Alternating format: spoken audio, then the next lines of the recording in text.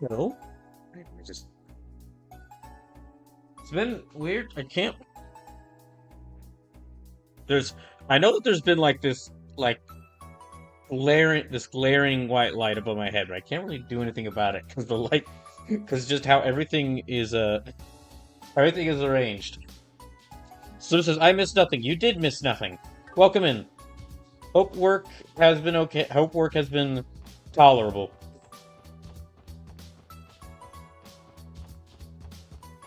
I got okay. Let me just remember what I was doing. A stamina steak. That means there's very feeling not so much to stir fry for. That's right. Okay, we got to go back and get the. On like the third day, we have to go back and get the. On like day 3 of this, we have to go back and check out the inn at at the hospital. Then also there's okay, got to go to the mains village. We also got to go to the restaurants at Tangram, and Mains in order to check their food. And there's that monster there. So basically, everything I need to do is kind of centered around the eastern side of the map. Oh, speaking of which, I mentioned this to the Discord like right before the stream, but I found this cool thing called or like, well, not. I didn't find it. Let me be honest. I didn't find it. I saw people in some of the other Discords I'm a part of talking about this. It's called wplace.live, and it's this really cool like world map that you could draw pixel art on. Now, I haven't been able to actually view the map because I just did. I think a lot because I think it's really gotten popular. I think it's gotten really popular, and it's kind of hit like it's kind of hit the maximum amount of like it's hit its server limit. It's hit its server limit. But if it does ever get to the point where I could get on it, I kind of would love to just. I mean, I would love to. I probably will just make some pixel art on my spare time, or even just like look at it. But I also wouldn't mind if I could ever get the chance to like stream just drawing some pixel art or checking to see what people have made on there.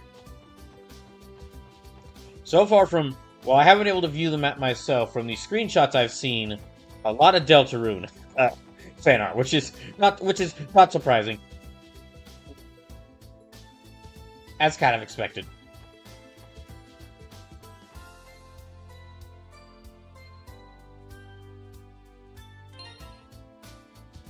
Now,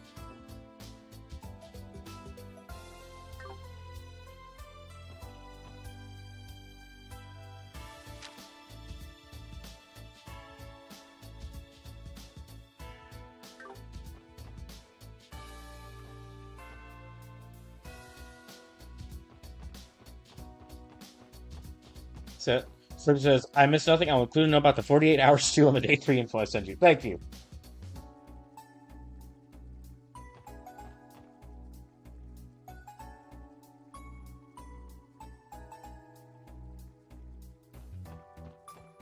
Okay, sorry, just checking some things. But yeah, let me just. I guess I'll go ahead and start by going to. I'll go by Armorica Village. Okay, it wasn't Main's Village, it was Armorica Village.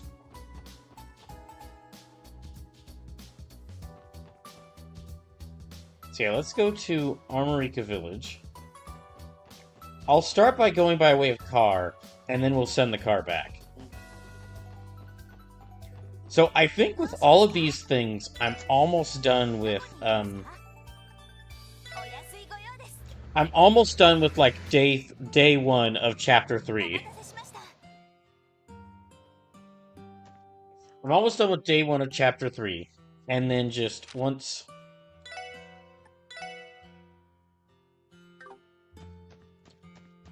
So I should definitely beat day 1 of Chapter 3, and then I can start day 2 of Chapter 3. Today.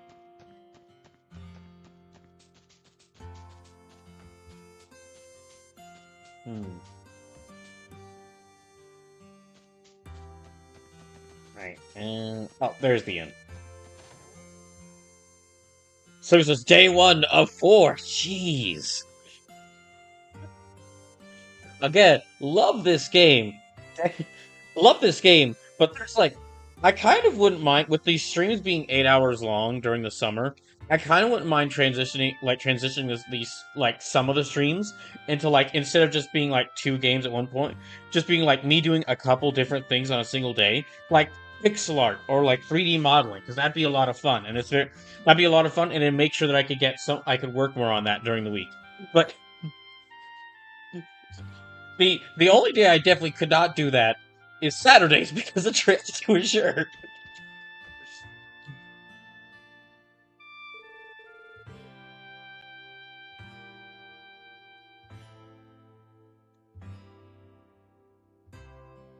Hello, Special Report Inspection. Welcome back to the Inn.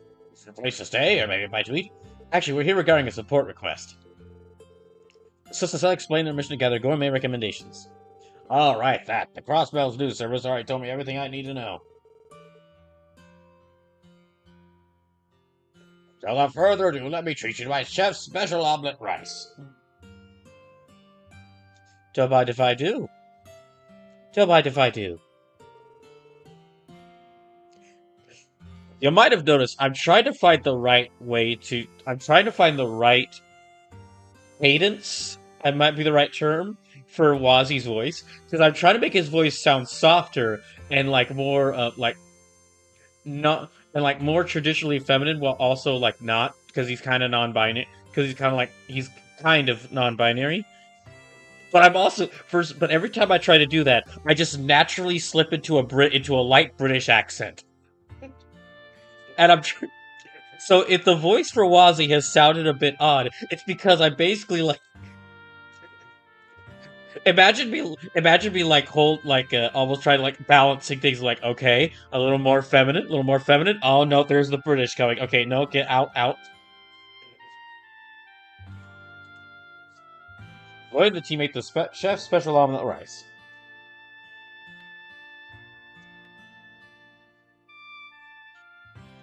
My, this is delicious. Agreed. Superb. The flavors of the rice, chicken, ketchup, and egg are simple, but together they make something amazing. Now this time I prepared for these whole restaurant visits. I ate a much bigger than it should have been lunch before the stream. So I wouldn't say Wazzy is in B, but more pants, as he doesn't really care what the person has under their belt. That's fair. It's just that was really going off of like some comments he made earlier, where someone was like, "Are you a guy or a girl?" He's like, "You could call me whatever you want."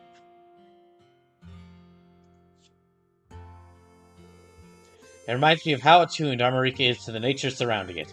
Nobody could truly say they visited this village until they have some of this. Oh, this high praise is about to get me red in the face. Sounds like you're pretty fond of this dish, huh, Lloyd?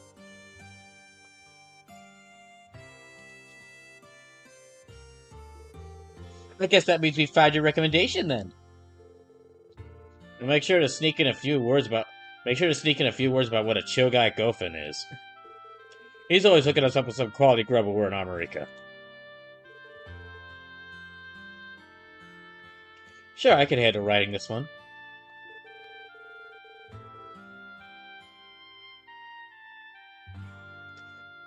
Well, thanks much. I'd appreciate if you guys could write something that drums up more business for us.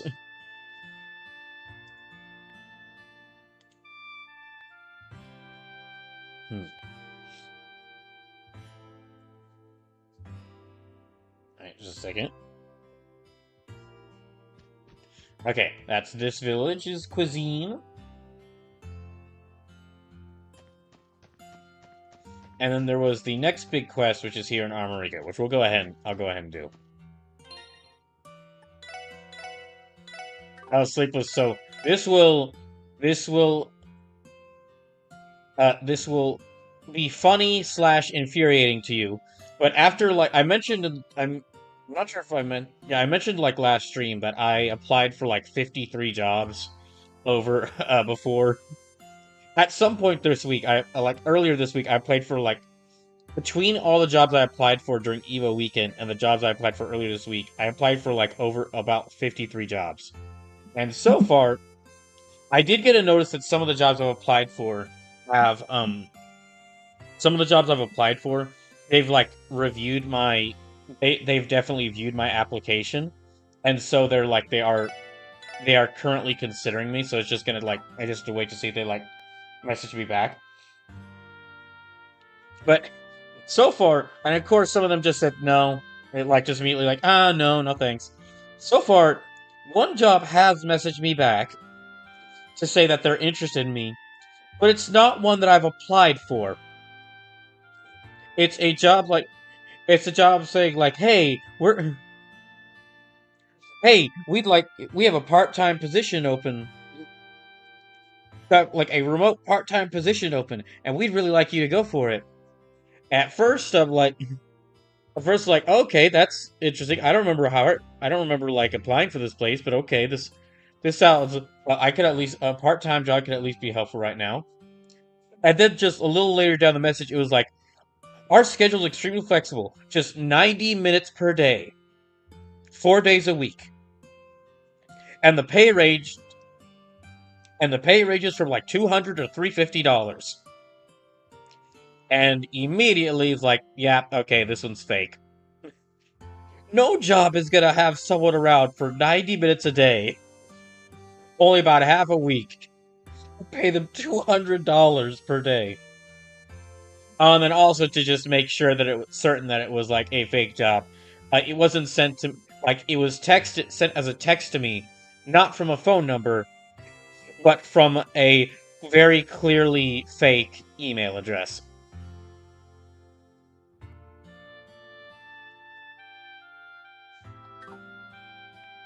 So yeah, I saw that one coming through a few times too. It's 100% fake. Oh, absolutely.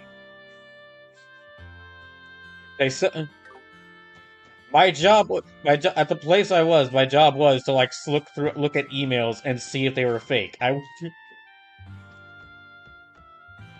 This Gauchi says either that job is fake or really shady.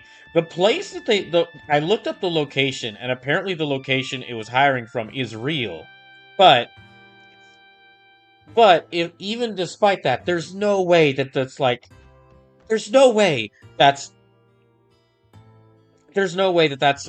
real. Like 90 minute, $200 to work 90 minutes a day, unless that 90 minutes is me being sent to like an underground coliseum to clean up the arena, to clean up the blood from the arena, and I gotta be out there, and I only have an hour and a half to clean up the arena before the next match starts. Which honestly, honestly, working at this point, working as the staff at an underground coliseum would be very risky. Underground battle coliseum would be very risky, but at this point, I'd take it. Also, hi, just got you. Welcome in. Sleep says, DM, I'd argue my job sounds shady as fuck. I don't know, Sleepless. You're always saying that you're like really hot and really tired, so it seems like it's really sunny.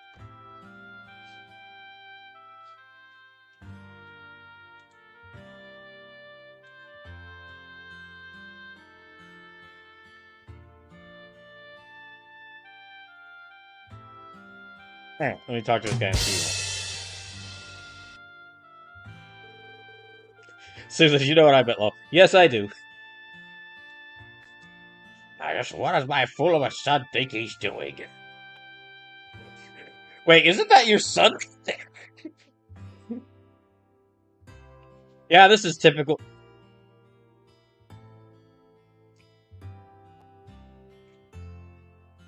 No, this is on. Yeah, this is definitely typical. This is definitely typical Southern United States parents' behavior. Just what the heck are they doing with their life? I'm right here, Dad. It's concerning, yes. I believe there's a possibility he's been. Oh no, it's Harold. Never mind. It's concerning, yes. I believe there's a possibility he's been. Hello, Chief Chota. You called for the specialist report inspection? Oh, Mr. Hayworth is here too? There you all are. I've been waiting. I take it you see the request. Thank you for coming. Sure thing. Why are you here, though, Mr. Hayworth? Sleepless. I'm 100% commission sales based selling AT&T internet and neighborhood law. Ah. Well, Sleepless, you're right. That is really shady.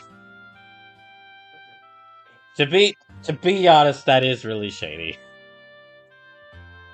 Also, gosh, commission sales for selling. I'm sorry, dude. And it so happens he has a stake in this particular problem as well. Is your son consorting with a vampire? After talking things over, Chief Cholta decided it would be prudent of us to consult with the Sessasa. Considering the circumstances, he thought the situation called for a professional investigation. If that's the case, this must be a serious issue. I recall the description mentioning that this had to do with your son, correct? Yes, it's a very complicated matter. I can brief you on all the details if you're ready to accept the request. Is now a good time? Yeah. We're ready to help, Chief Cholta. Tell us everything we need to know.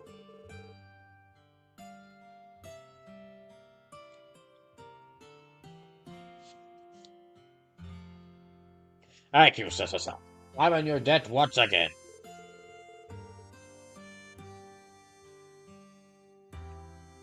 As for what's going on, my son, Derek, has been acting strangely lately.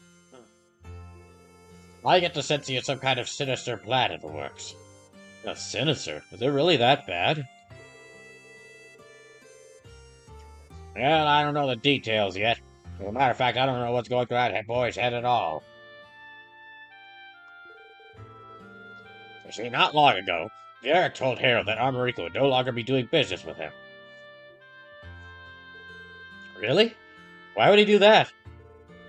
Haven't you always been on excellent terms with the village, Mr. Hayworth? Yes, I've done my best to be kind to the people here ever since we started doing business. I came to see Chief Toll today because I was afraid there had been some kind of misunderstanding. Oh, didn't realize my face was still up through that. Dang it. So he says, I made 4 sales this week and I'm walking out with $60.80 before taxes, which isn't a ton, but it's technically more than the 18 hours I was making previously. I don't think the 100,000 steps a week agrees with it being worth it, though. Ugh. That does sound really exhausting. And let me guess, the chief here was just out of the loop as you were. Am I right?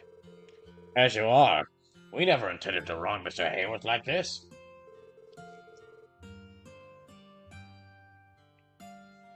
Losing a customer to him would have been a grave loss for our village. I'm sure my son is fully aware of that as well. This certainly is strange.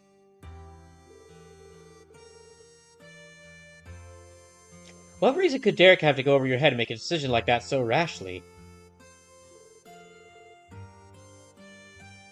That's exactly what Harold and I have been discussing. In doing so, a certain questionable individual came to mind. Derek has been meeting with a foreigner from out of state recently. Foreigner?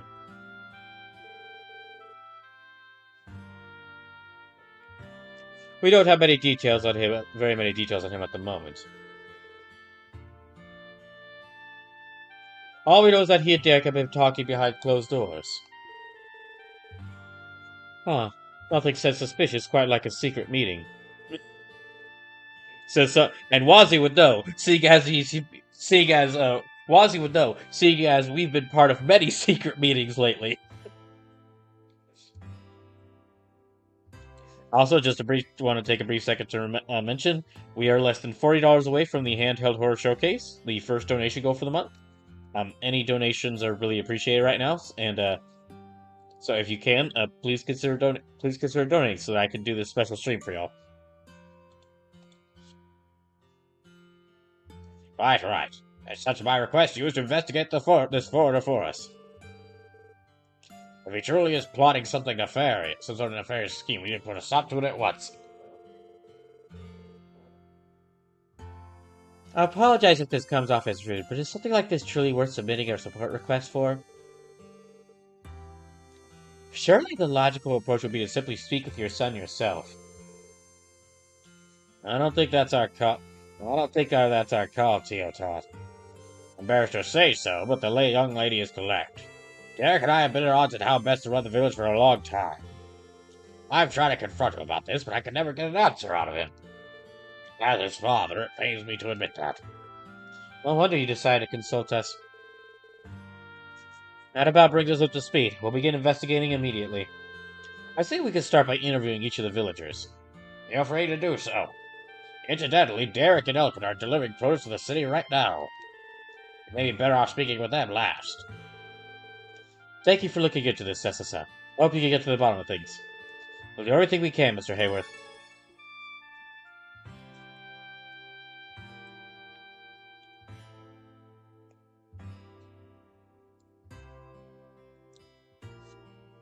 So I have the chapter 3 day 2 notes ready for you. Oh, thank you. We can wait a little bit until yeah, we can wait until I'm in the fighting that big monster for in chapter that big cryptid, which is gonna be the last thing I do.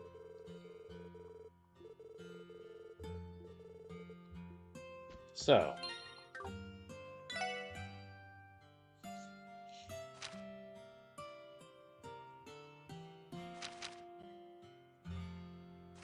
Okay, let's just try talking with everyone.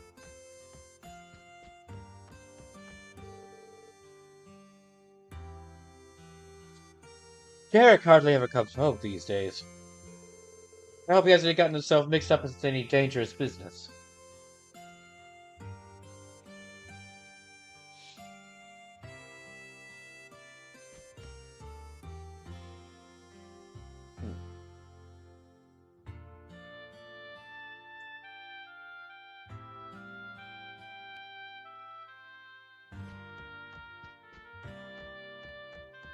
Well, let's go talk to everyone around the town.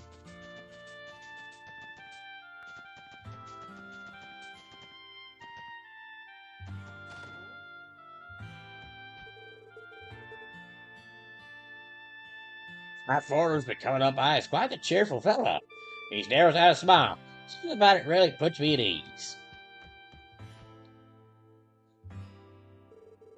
Excuse me, I have a few questions for you. Lloyd asked about the foreigner who's been visiting Armorica Village recently. Oh, him? Well, if I described the man, I might say considerate. Considerate? Can you elaborate?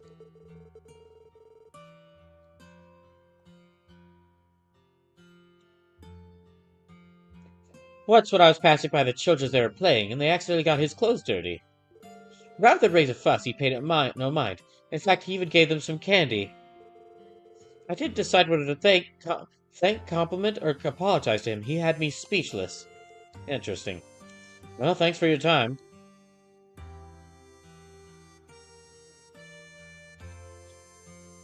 Okay. Oh, right, we got a couple more details about the upcoming season of Kamen Rider Zets. And basically, it's like a Dream World secret agent show. Like the main character thinks is just an ordinary guy. Is just like a normal schlub, but when he dreams that he's a secret agent, and he ends up becoming one because he's got to fight the nightmare monsters, the dream monsters that are appearing in people's dreams. So yeah, it seems like they're very leaning heavily into the whole dream world aspect of it. It's still a bit strange though. We don't know. Toei had their press release to talk about. Toei had their press release to talk about more information for the show, and yet I don't recall them saying where the show's going to be available outside of Japan. Where it's going to be, where you can watch it outside of Japan.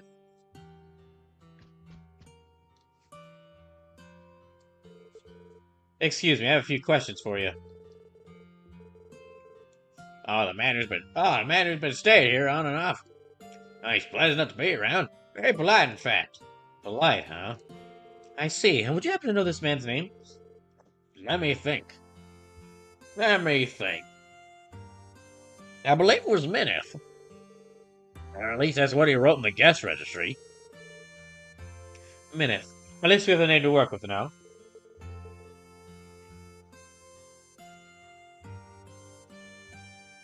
Is there anything else you could tell us about this individual?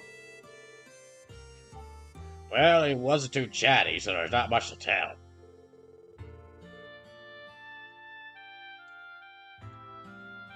He did call Derek up to his room a couple times to talk about something or another. That's pretty much all I know. Sounds like the secret meetings Chief Schultz has been worrying over. Yeah, not the most game-changing information, but it's something. Thank you for your help. No problem. I'm happy to be of service. If you want to thank me, why don't you order some food while you're here? So one of my coworkers had a far more lucrative week. He made something like 20 sales this week and met conditions from AT&T to get an additional $1,800 on top of all the commission money he got this week. Dang.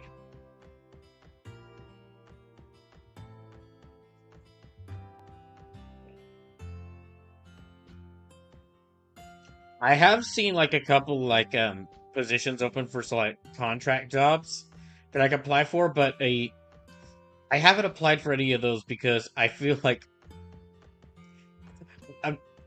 a lot of the contract jobs are like they're in some of the cities I want to move to. But even if I do get them, eventually, because it's a contract job, if I don't keep the position, then I'm going to be in the exact same position I'll be in. Yeah, if I do get that contract job and they decided not to keep me after the contract period's ended, then I'll basically be in the exact same position I'm in right now.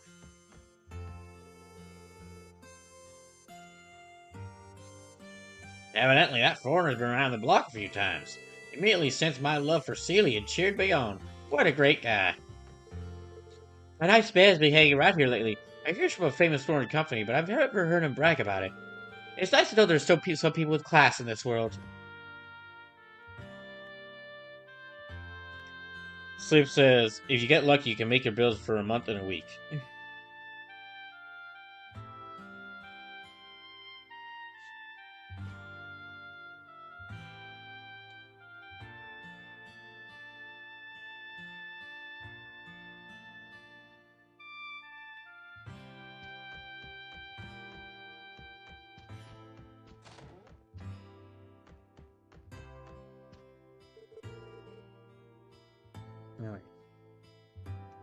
If that does it for the sheets. Before I had Stefan, I'd always wanted to be a maid at a hotel, and having out here at the end, I have to say it's enjoyable work.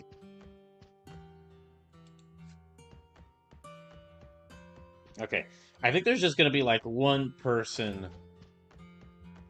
There's probably just gonna be like one person in each of the major buildings who we could talk to that'll give us more information. Let's try the item store. Sleep says, I hear you, I do, but you should apply for those contract jobs. If you get one, you'll at least be in the area, and other jobs may more seriously consider if you're already in their state, town, close enough to commute. Yeah, you're right. Yeah, you're probably right. And I am... At this point, I am getting desperate. At this point, I am getting a little desperate because I'm looking at if I don't have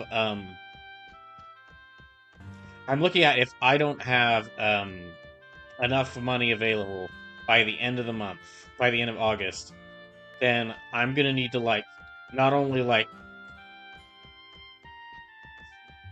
try to find either find a smaller job here, not only try to find a smaller job here, but also maybe sell some of the other consoles or some of the other things I have in order to keep up the amount of money, keep up enough money. Keep up enough money so that if I do find a good job to let me move out of here, I can move out of here. I can have the money to pay for rent. I can have the money to initially pay for rent before I can have the money to initially pay for rent before before I get my first paycheck.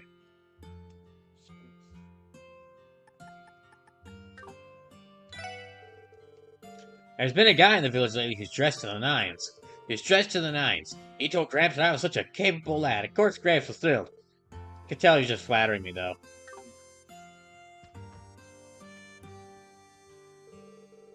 Excuse me, I have a few questions for you. Oh, him. He's got a keen eye, I can tell you that much. What do you mean by that? Well, the man's become infatuated with our honey. He's raving about it being a surefire hit that he would sell across the entire continent.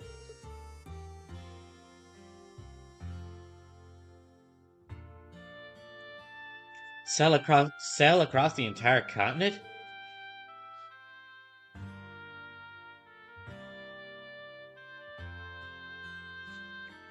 What is he like a trader or something? I've never heard him outright say it, but that seems likely.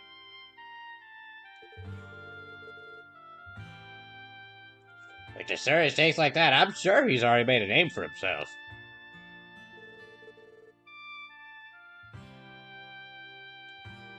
I'd be thrilled if my grandson were to follow his example.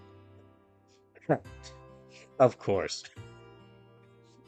He said he had a lot of big fancy words, and he said that he was successful across the entire continent. You can learn a lesson from him. He was dressed in a suit, so he must be a cop. So he was dressed in a suit, so he must be. He must be a. You must. He must be honest and trustworthy.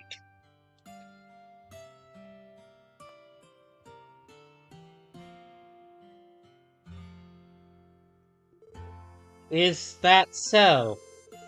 Well, now I know the dude is some kind of merchant. That's good information to have. Thank you for your help. Not a problem. Feel free to talk to me again anytime soon. After all I do is spend my time staring at the honey jars. Swift says, no, desperate as me hawking AT&T internet in random neighborhoods.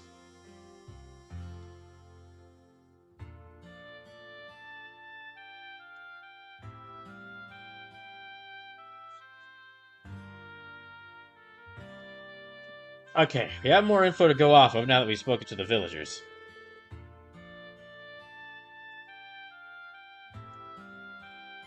This man is named Minith, and he's believed to be a foreign merchant. He's supposedly a kind man as well. The type that's courteous, patient, and caring with kids. On the other hand, we don't know why he's here in the first place, and that's suspicious in and of itself. You make a good point. Yes, we never did learn of a motive in any of those conversations. Now, the biggest thing that stands out is him talking with the village chief's son in secret. That doesn't pass the smell test. I'm inclined to agree.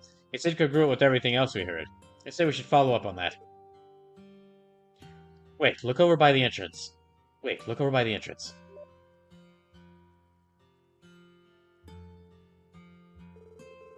That's Elkin, the one who went with Derek into the city.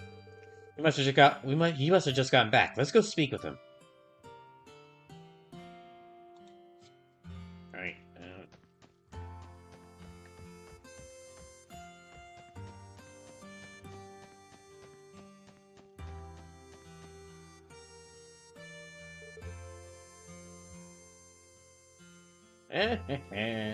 Excuse me, Elkin, right? We got a couple of things I'd like to ask you. We'd like to ask you. Oh yeah? Oh yeah, what can I do for you? Let me guess, you came... Let me guess, you came to ask about my shiny new orbital truck here? No, sorry to disappoint. Oh, really? But it's the Verge Company latest model. Minith gave it to me for real cheap. Minith.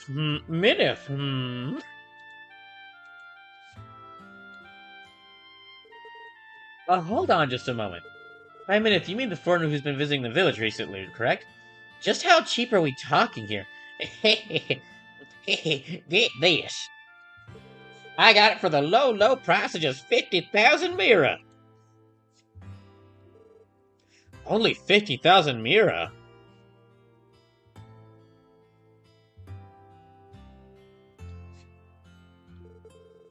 But I wouldn't give to be that lucky just once. Does the goddess have it in me for or something? Yeah, unfortunately, Noel, you joined the RPG party. You joined the RPG protagonist party, which means that yeah, every god just implicitly doesn't like you because they know that because they know if they start doing something, they start doing bad things, you're gonna kill them.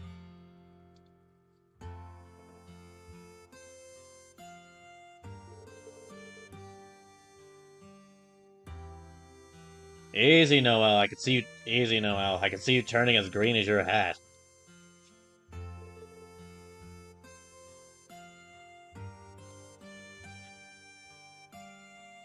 Sorry, force of habit. Moving, moving past Noel's mechanophilia. The average market value of a new truck should be nearly 500,000 Mira, which makes the amount you paid exorbitantly low.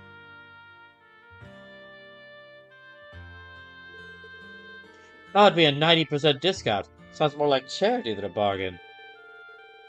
Well, he said the price cut was so we could make our work easier without breaking our budget.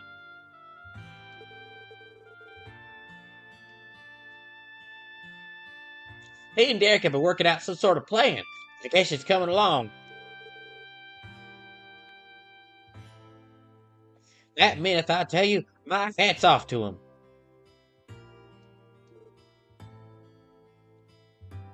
Plan? I thought, shoot, Derek said I'm not supposed to talk about it. Tell you didn't hear that. Now then, look, okay, I need y'all to act like cops normally do for a second and just pretend to ignore that I did something actually suspicious and should be worried about. Anyway, this Menace guy's the real deal. So you say.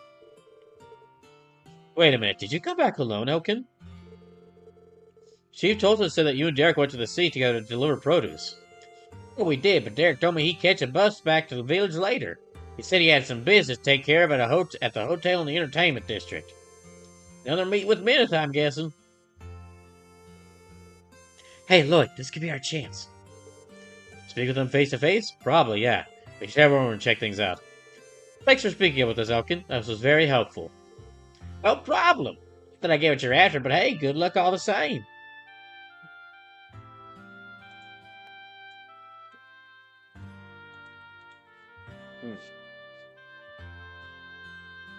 Alright. So, back to Crossbell we go.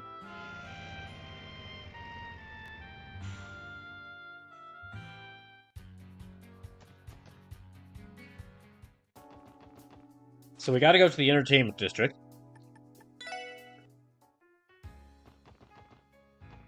Well, actually, just going back to Kamen Rider for a second.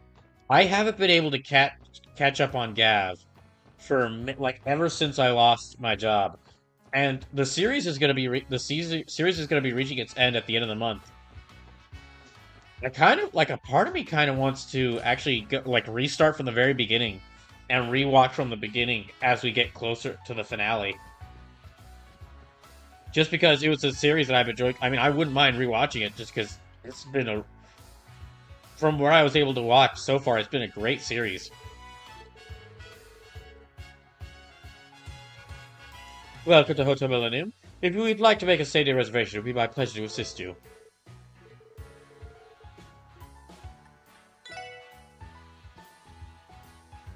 Alright. Let's go find them. Okay, not in here. Not in here. Not in here. It's not. Okay, no.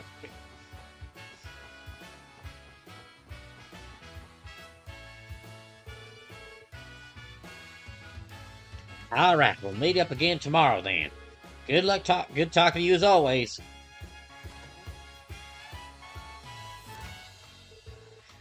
Hey, well, wait, aren't you? Pardon us. You're Derek from Armorica Village, correct?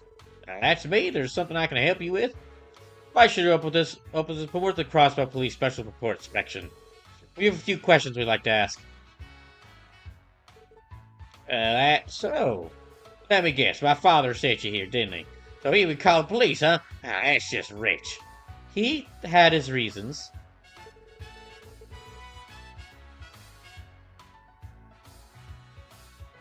I already know his game. He'd slip around to find out what I'm up to, right? Well, I got nothing to hide. Ask me anything you want. I'm definitely not doing anything suspicious in here. Not the recent reaction I was expecting.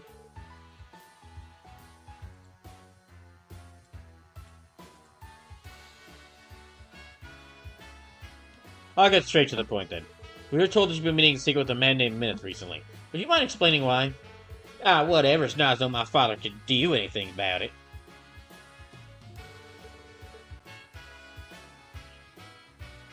Minith has been helping me out with a little project of sorts.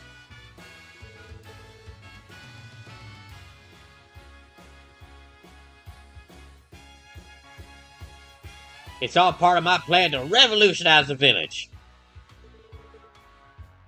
Revolutionize the village? Why would you keep something so important from your dad?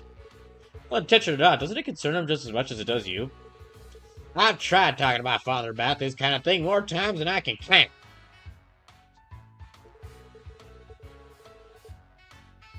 All he ever has to do is say that I've lost sight of my ideals and that making drastic changes won't solve anything.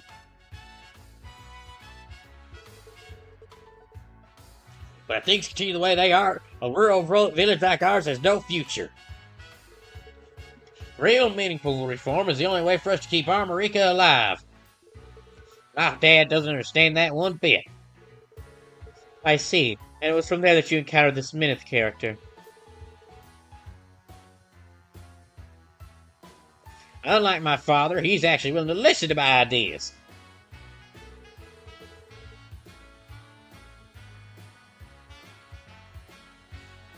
In fact, he helped me discover a huge opportunity for our village's apiary.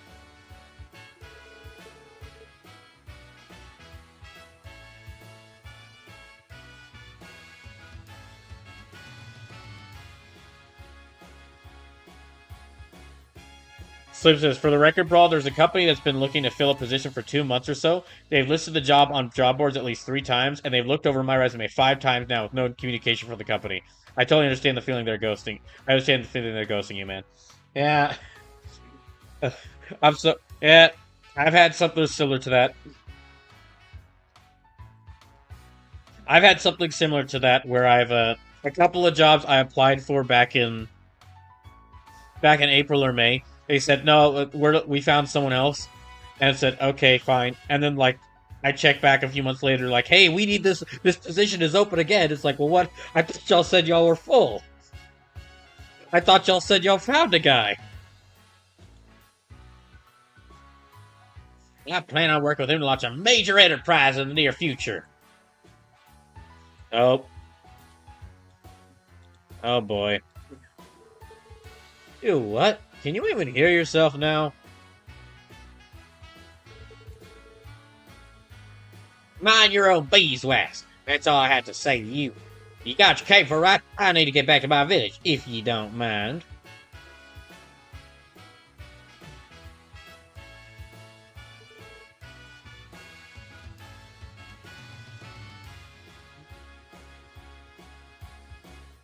That was rather cute.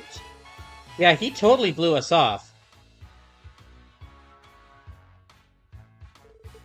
Hey, are any of you thinking what I'm thinking? We could try speaking with this Minith guy for ourselves. Good call. Maybe he'll give us a better idea what the Jamoke's all about. What do you say we show ourselves in?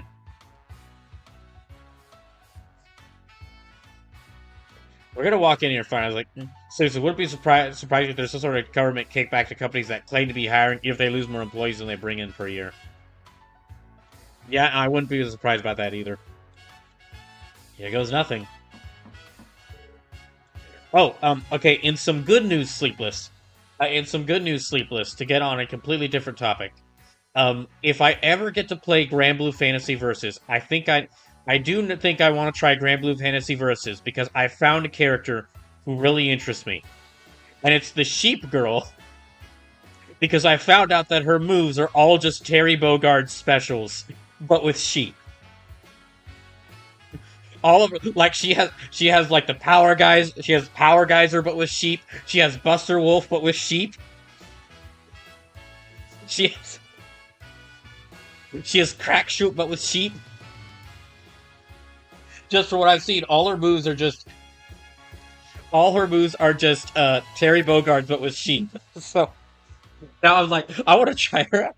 I want to try playing as her. Sleep says, I'll take it.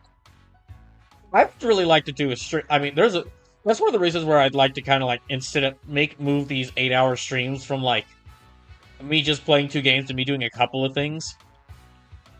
I'd like to have a stream where I just try out a bunch of fighting, where I just play a bunch of fighting games. But I did say I would play. But this got used as Baster Wolf. Yes.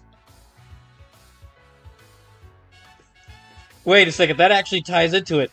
Terry Bogard is like the hungry wolf, and this sheep girl is sheep.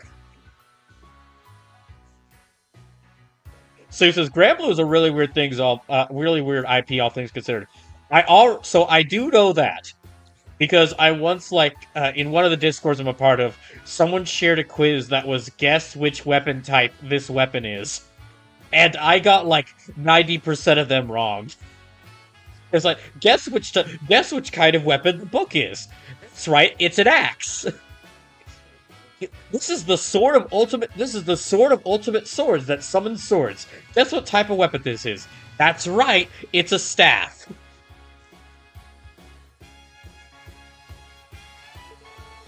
Oh, I didn't order any room service. Excuse me, we're looking for a Mr. Mineth? I apologize for bothering you, but with the Crossbell Police Special Support Inspection. We have a couple of questions to ask you. Oh dear, you're police officers?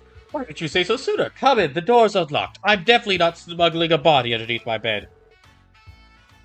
Yeah, this almost feels too easy. Maybe he's more of a wheeler-dealer than we think.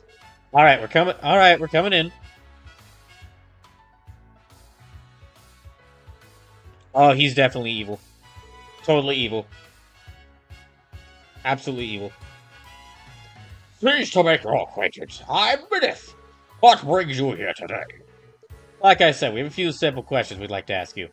Will that be alright? Of course! I'd be delighted to help an officer of the law. Was there some kind of trouble in the area, perhaps? Not exactly, no. This pertains to you specifically. We want to know more about you and what brought you to Armorica Village. Could you start by telling us about yourself? Well, this is a surprise. Once these are police officers, I suppose I have no reason not to cooperate. Hey. Where'd the music go? Oh, okay. To reiterate, my name is Mineth, and I'm a corporate executive. My responsibilities range from product development to sales and operations.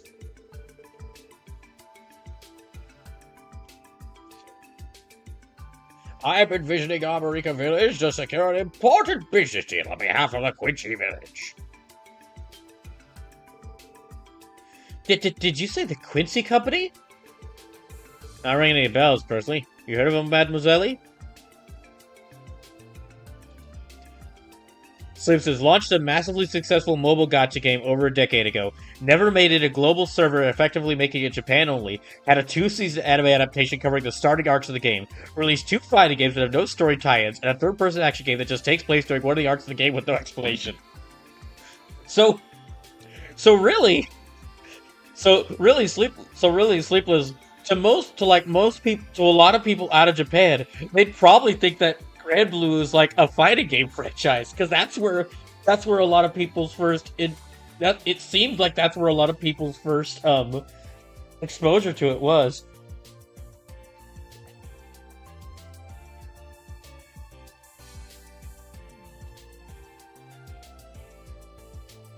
You know, that actually makes me wonder.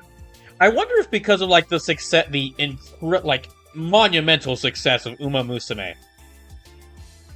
Because of the monumental success of Uma Musume, I wonder if we'll see, we'll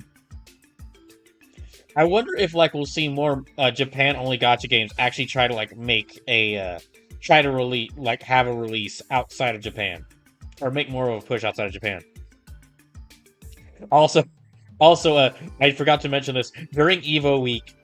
During Evo weekend, one of the people I follow said that they tried to they talked to someone who worked at Granblue. They talked to someone who worked on the Granblue fighting game, and they tried to tell them oh, you should throw Gold Ship from Uma Musume in there. She'd be perfect, because Cygames, I believe, owns both Granblue and Uma Musume.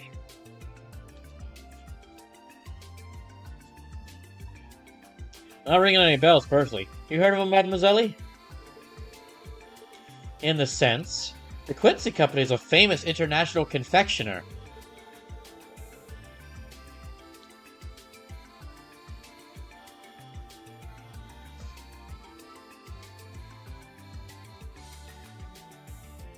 They're one of the most prominent names in their field. You can even get their products here in Crossbell.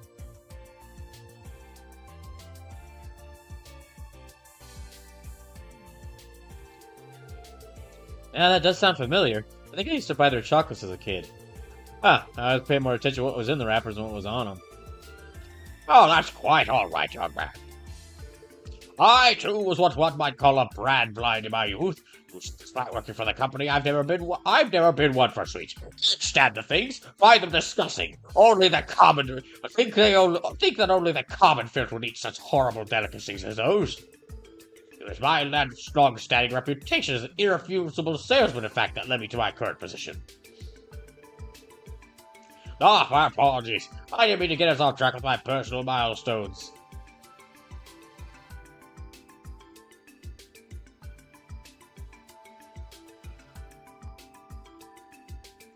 It's fine. We're the ones who asked.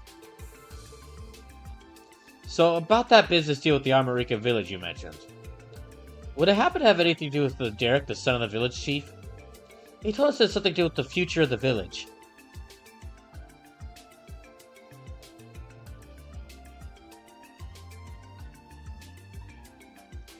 Oh, did he now? In that case, I suppose there's no detail in keeping those details under wraps. That's a confectionery joke. My boy. Yes, Derek and I have indeed built a strong working relationship over these past several days. We are aware of that much. Could you elaborate?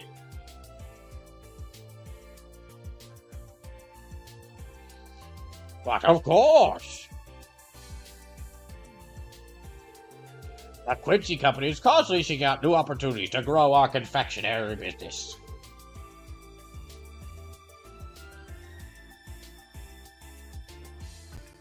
Slim says, we see a lot more global servers now. Games just have to not die in Japan to be from a popular enough IP, but I think it's worth trying to bring it elsewhere.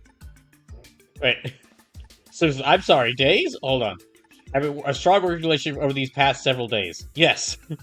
Yes, days.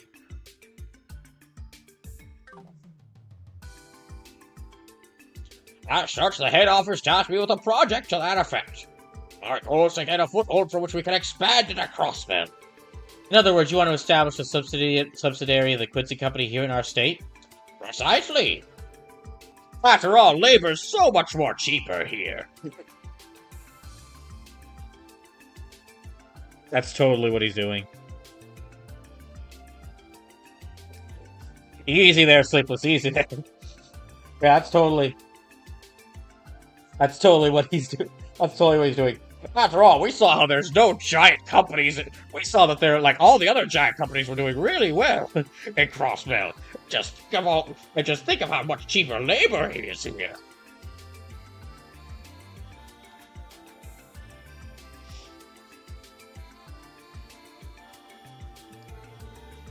Oh. Just think, good emote there, Discount here. He's being friendly so far, but this is I feel like, I mean, the whole point of this mission is that he's suspicious, so we know there's gotta be something to him. I began my inquiry by paying a visit to the department store in the city. There I found it. A luxurious high-grade honey produced in a Armorica village. That honey is made from the lotus flowers for the village fields.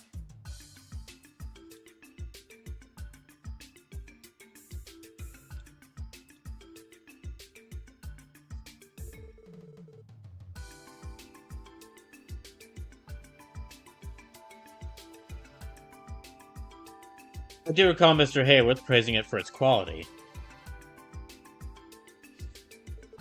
And he should. That honey is the product of nature's bounty, and passed down through the ages for generations. Seeing those fields was like the goddess herself showing me the way to a brand new confectionery venture.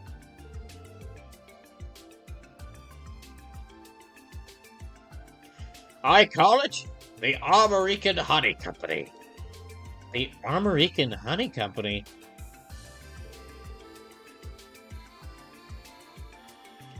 Not exactly pushing the envelope, but I won't deny it's pretty catchy. We plan on selling candies made primarily from Armorica Village's delectable honey.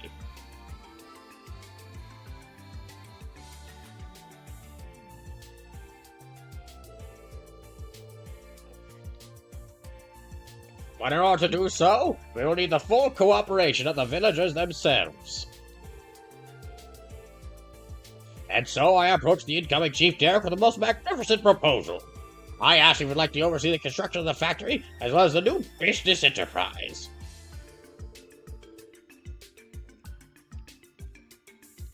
You offered to make Derek the manager of a Quincy Company subsidiary?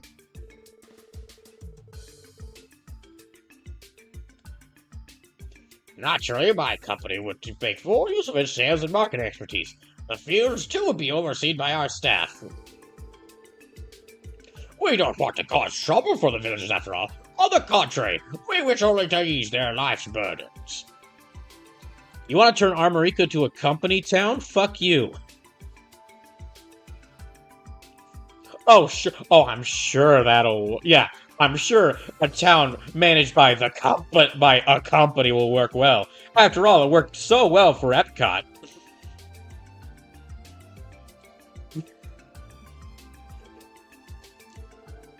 Where do you intend on building a factory, though?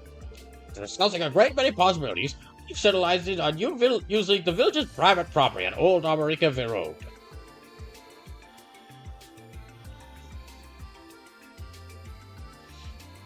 Since it's only ever been used for storage, Derek was ready and willing to agree to the agreement.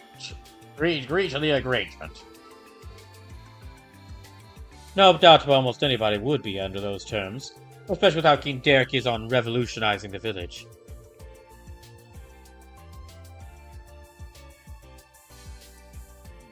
Everyone comes out a winner, isn't that just swell?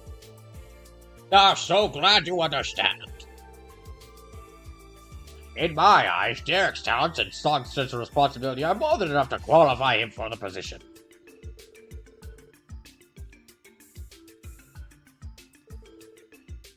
It does. Thank you for your cooperation.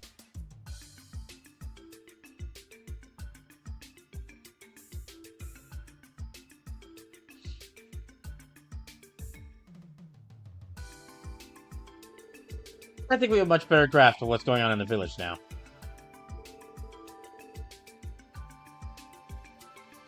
Is there anything in particular that you would like to discuss further? Not at the moment, no. Sorry to take up your time. Get going now. No problem at all, officers. Come again any time. Please take care.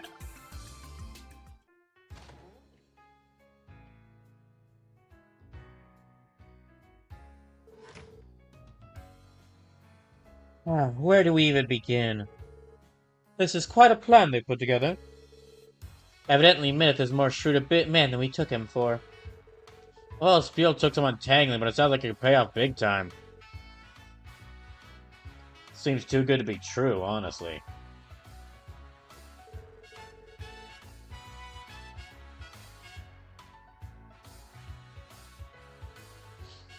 At any rate, I think we've got all the answers we're looking for.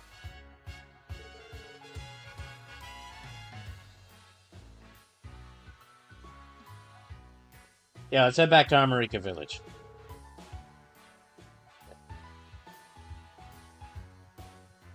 Chief Toll is going to want to hear about this. I don't believe this. Myth is with the Quincy Company? I don't believe this, Mister. There's this whole Armorican Honey Company business.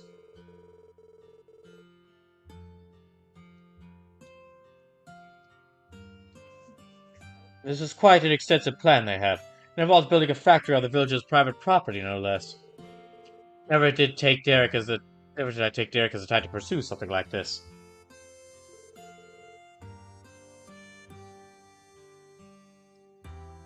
Has Derek returned to the village yet, by the way?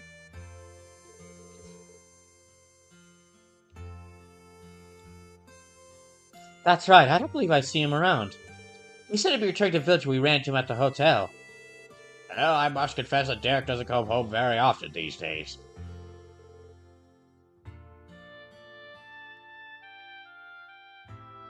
Instead, he's been renting a room for himself at the Ash Tree Inn.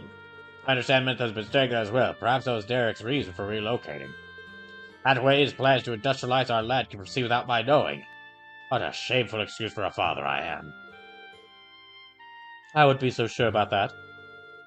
But if moving to the Ash Tree was actually Minut's idea rather than Derek's, it is him who's trying to keep you from catching wind of what's going on.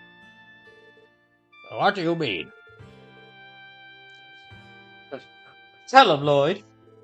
Ignoring that first part, I'll do my best to explain. There's something more to this than we realize, Lloyd. Keep in mind that I'm only speculating. And my suspicions about this Minute character. What do you mean? The plan he laid out for us will supposedly benefit everyone involved. America gains a new industry, while the Quincy Company gains a subsidiary in a market they want to expand in.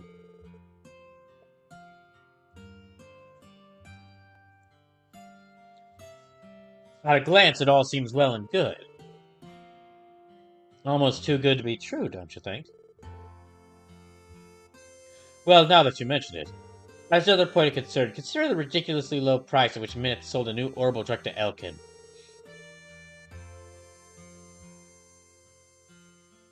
In this context, we could think of it as an upfront investment. An orbital truck isn't something you give to someone at random, not the prices they go for.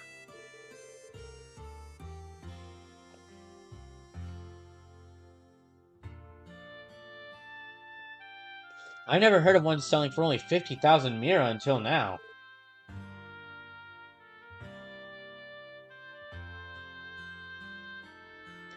What you two are getting at is that he knows he's going to make that Mira back, doesn't he? That is very strange indeed. A company as large as Quincy wouldn't normally invest this much capital into an unproven startup. They wouldn't, would they? I don't like where this is headed. It leads me to believe that Minute has an ulterior motive, one that's guaranteed to make him a profit. This is all just conjecture, of course, but I would still suggest you keep what we're saying in mind.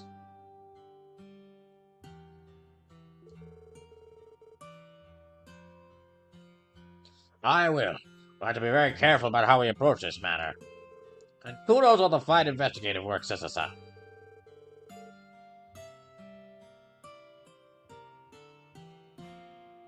I feel as though I finally understand what's going on here. Thank you for the help.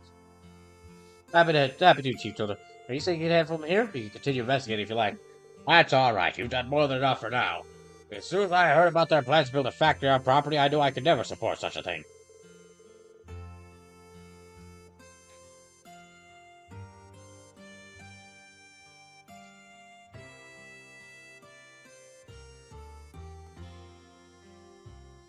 I'll have to speak with Derek later and try to persuade him. Not just as his father, but as a chief. Perhaps that would be for the best. We'll be excusing ourselves then. Don't hesitate to follow up with us if there's anything else we could do. Of course, I'll be sure to call on you again if the need arises.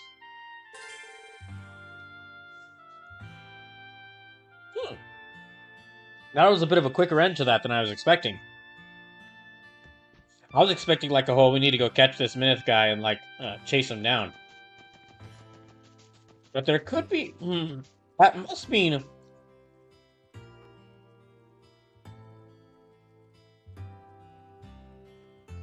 It's gotta mean that there's, like, going to be, like, a second part or a continuation of this later in the game. Anyway. Alright. There's 2 things left to do in this day. So let's rush outing. Let's go to Tangram.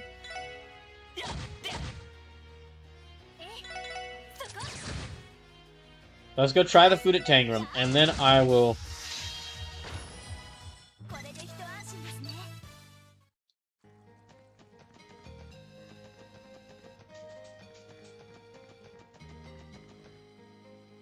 So if there wasn't a definite conclusion, it's safe to bet that it'll come back either later in this game or later in the franchise. Yeah, it'd feel weird if they let something like that hang.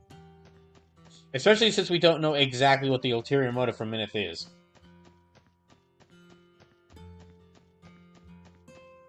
Hmm.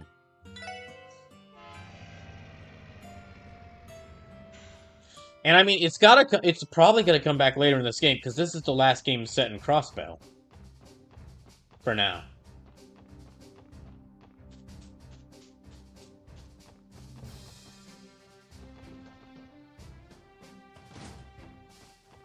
Alright, let's try the food here.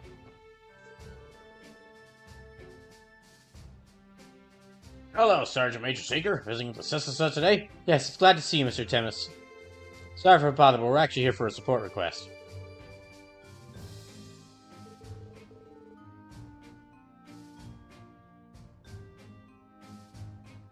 Ah, yes, I do remember hearing about that from the news service. Our specialty here at Tango Gate is the Tide of Plenty Hot Pot. You get to eat it as a group. So you serve a mean seafood hot pot here? Eh? Slip says you are half right. Technically speaking, Trails into Reverie is also set in Crossbell, kinda. Oh, okay, so there are 2.5 games set in Crossbell. We'd love to try it. Sure thing. Sit tight while I go whip up a pot.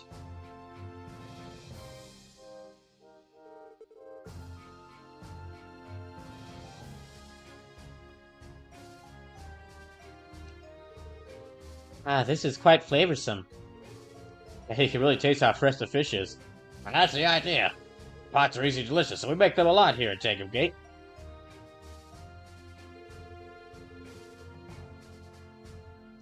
Eating around a table together always puts the guardsmen in a fun, lively mood, too. Now that I think about it, I've never had a meal like this with the Testaments before. Maybe I'll bring them here next time I get the chance. For real? You want to take your downtown gang to a border gate? For real? You want to take your downtown gang to a border gate to eat hot pot? I think I know who liked this dish the best. Perhaps we should let Hot Wazzy handle the review for it then. I was hoping to weasel my way out of doing well, but I guess I don't mind too much.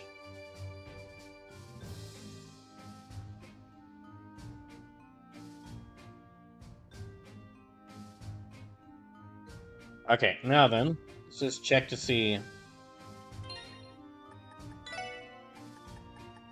We still have a bunch of items, so now let's go handle. Let's go handle that big monster. I think that monster I think they said was around the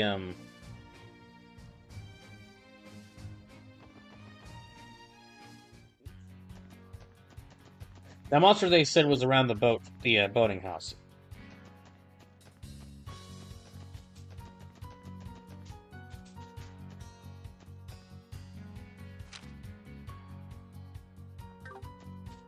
Just gotta find the right... No, not in that direction. Well, Trails into Reverie is also set in Crossbow, but that means I'm definitely gonna have to get to Trails into Reverie at some point. Ah, here it is. So this should be the last thing for this day in the game.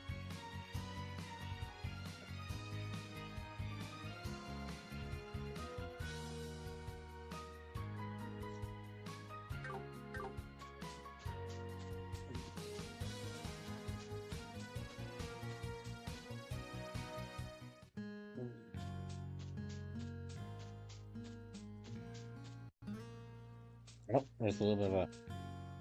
So this is Reverie is somehow Cold Steel 5 and Trails to Zero / Azure 3 at the same time. Huh.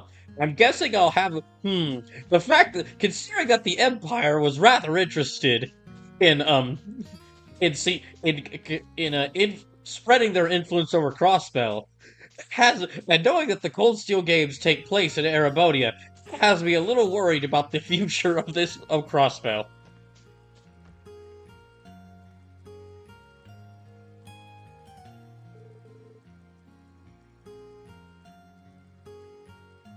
Chase, that's one creepy monster. If you take closer to the boathouse, we're totally screwed. We'll have to evacuate the second that happens. Now we better wait for the SIGIF to come out here. Well, now, is that you, Lloyd?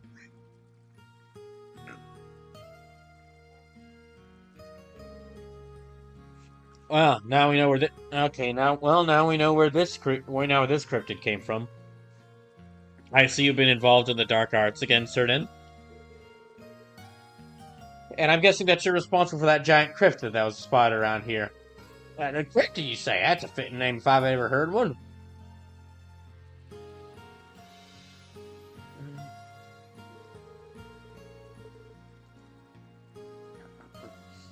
Oh yes, that cryptid, or whatever it is, suddenly appeared from deep in the marsh yesterday evening. And we definitely didn't summon it through occultist rituals.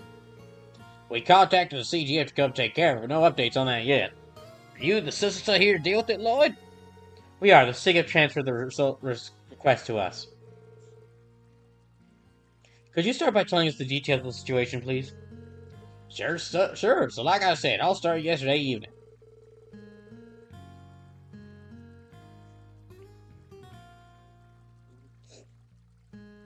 We were just suddenly going about our business when suddenly we got spooked by the strangest animal cry we'd ever heard.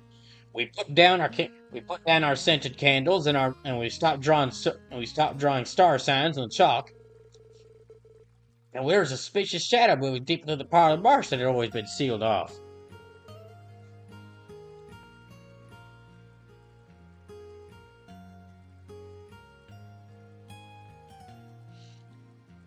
So we decided to go check it out. That's when we spotted the cryptid.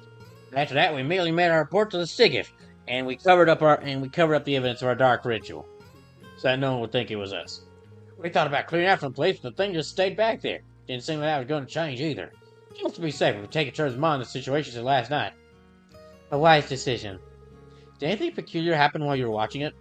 Not that I know of.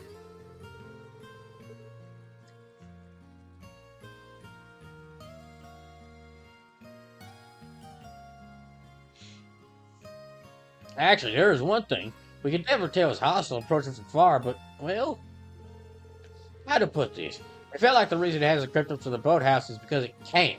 Like it's immobile.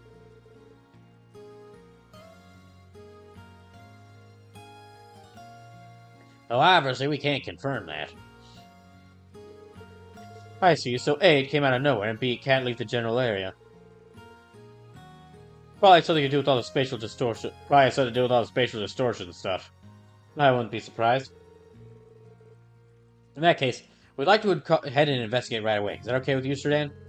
If by investigate you really mean exterminate, then go ahead, be my guest. Just make sure to don't tell anyone about our dark rituals, okay? Unlock the gate. It's alright, you're good to go. It's all up to you now. Thanks, we'll take care of this.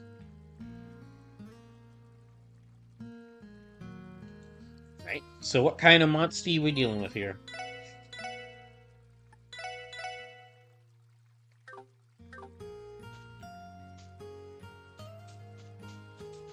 I think I'm prepared enough, so let me just head in and see what this... Oh, it's that thing. Okay, then. Ah, there it is.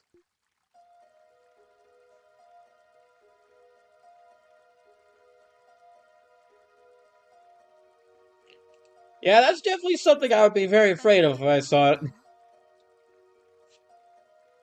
Shio, can you sense the spatial distortion now?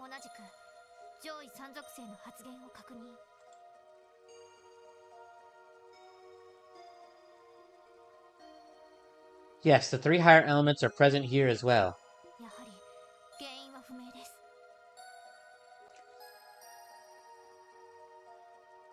But just as before, I'm still not able to determine the cause of it.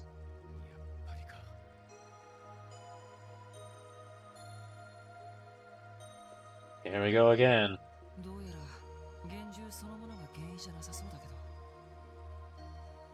Judging by last time, the cryptid itself is at the source. Lloyd, should we prepare to engage in combat? Yeah, proceed with caution.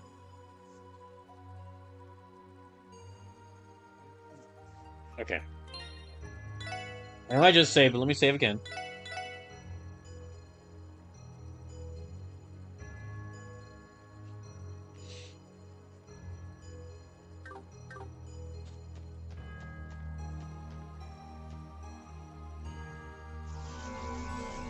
Oh, jeez. Yeah, that's even worse than I thought.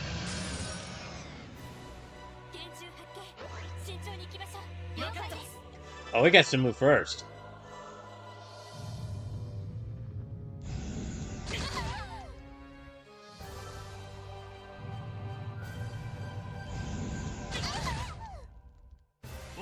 Hmm.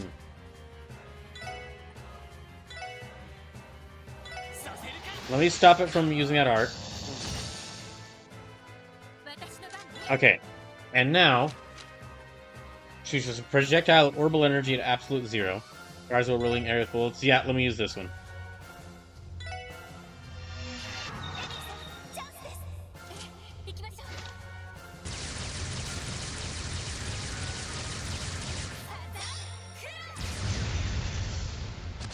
So he says, bro, it's a giant plane. How'd it move faster than you? Plant, magic.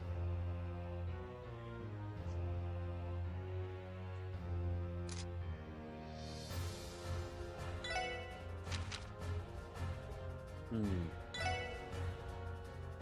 Yeah, let's go and use this.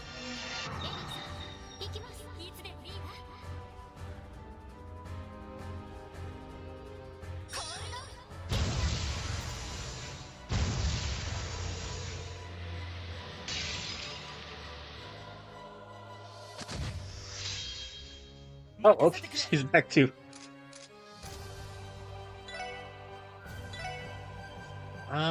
Let me try Raging Skin. No. That was a mistake.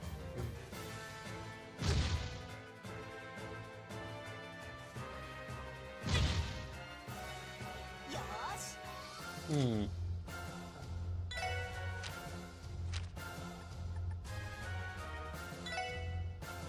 Let me see if maybe I can put them to sleep.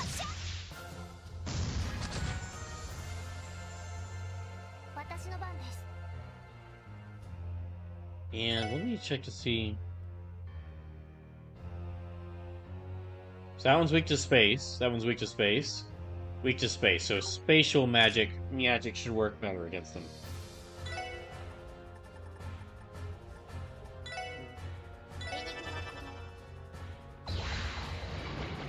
Uh-oh.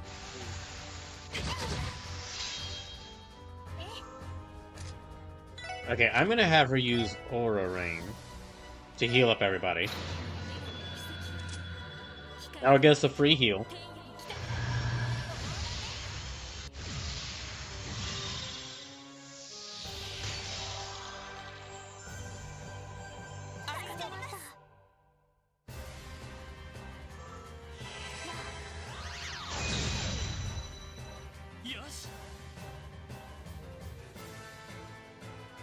So there's a sensible course of action.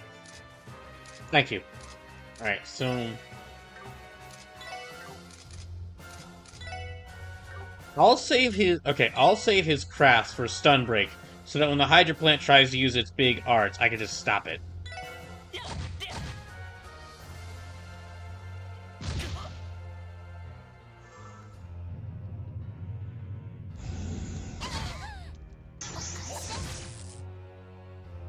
We've already almost destroyed this tentacle, so...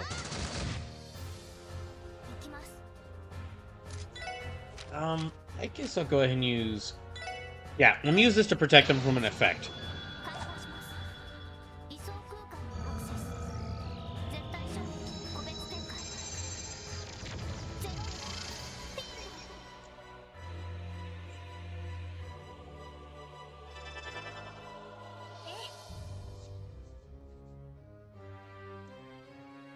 Okay, and...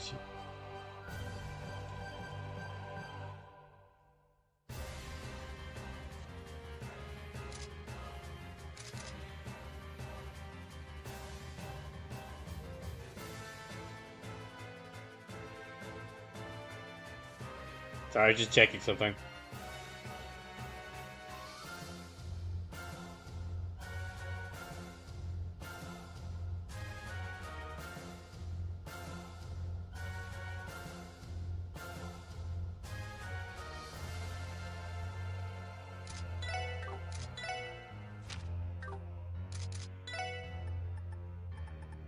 Hmm.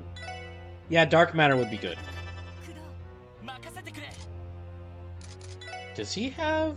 Okay, he's got photon shot. Well, I'll just have him... Oh, that's right. This thing's about to cast an art, so let me stop that.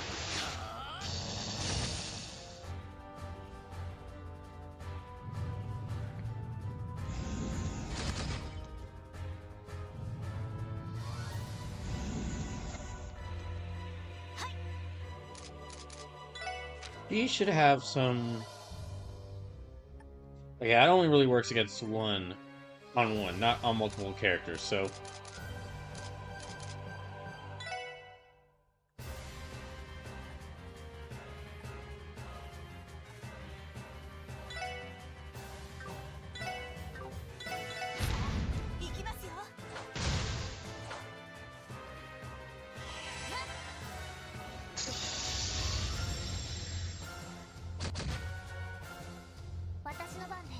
Hmm.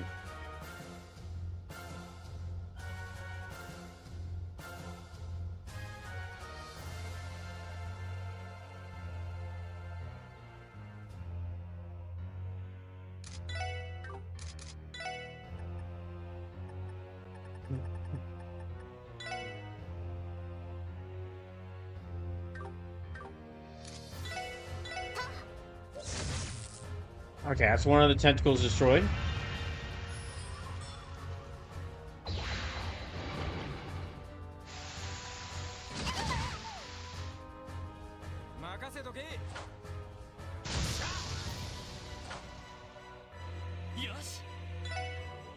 I'll just keep him attacking it.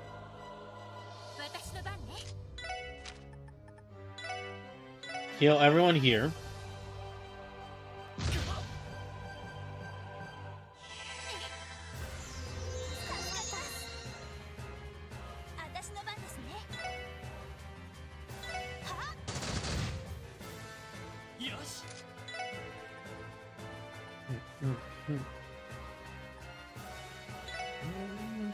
Not Raging Spin yet. Now I'll just have Lloyd heal himself up.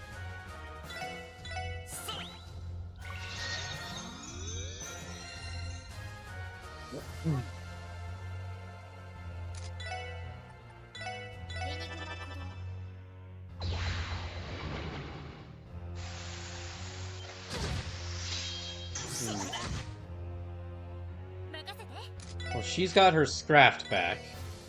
Yeah, okay, I'll go ahead and use it.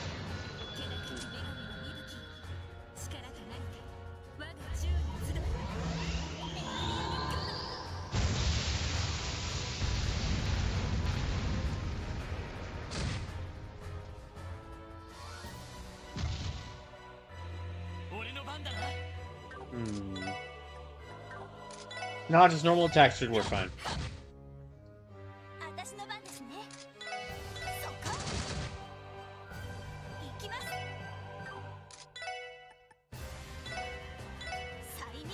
Let me try again to put them to sleep.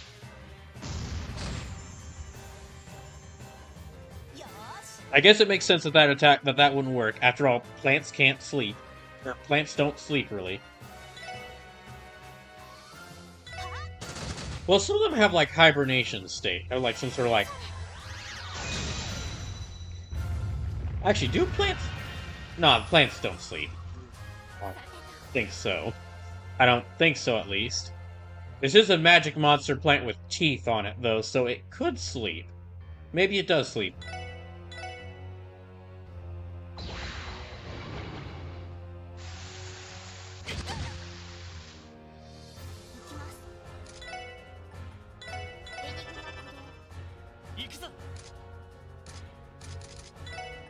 Okay, he's got Photon Shot, so I'll have him use that. Photon Shot. And Dark Matter. Just full space magic.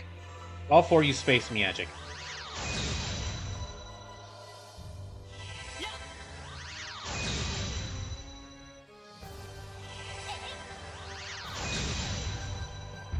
And it's dead.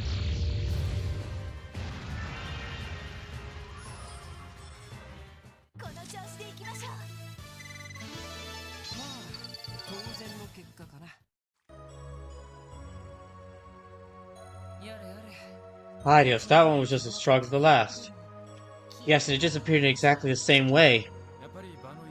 Let me guess, the special distortion isn't letting up either. You guessed correctly.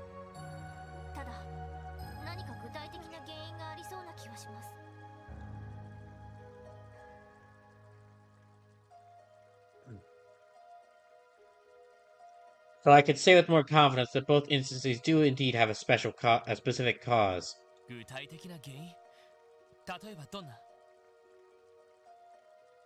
A specific cause. Do you have any idea what it could be? Unfortunately, my senses have been affected by the distortion, so I haven't been able to put my finger on it.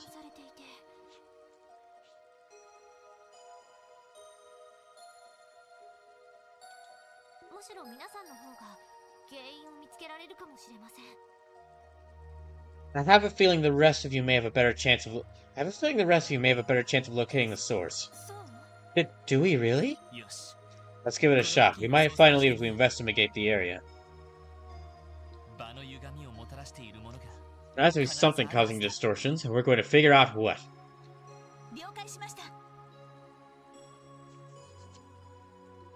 Roger that. Alright, let's bust out those fine-tooth combs and get to searching. Well, there's one of these plants right here. The same one that was in that area. The same one that was in the big turtles area. Look at all this flowering grass. I believe we saw the same kind blooming where we fought the cryptid on the sandbar. Yep, these are identical, no doubt about it. They're absolutely beautiful. Nothing I recognize it though. I wonder what they're called.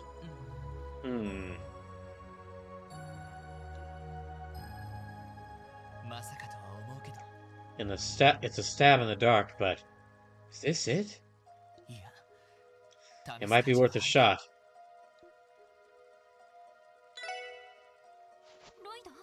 Lloyd? Stuck with the Southerners for flower picking, are we? Well, usually I don't want to disturb them like this, but... The hell? How?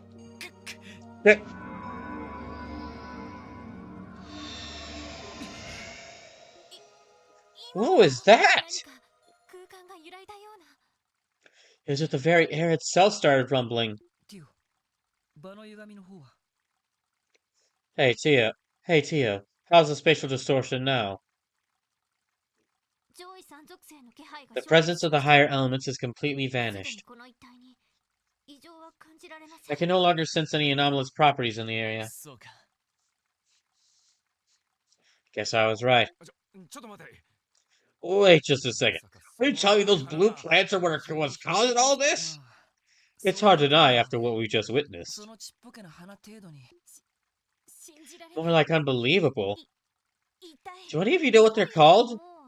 I don't, and I also don't detect anything out of the ordinary about them anywhere. Perhaps we should have an expert in the field look at them.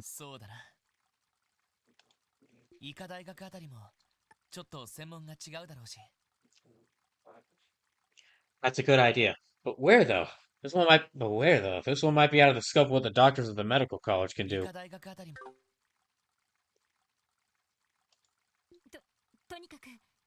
For now, we should safely store them away so that we don't lose them. That way we can have them ready to be inspected in case we find someone qualified. Yeah, let's do that.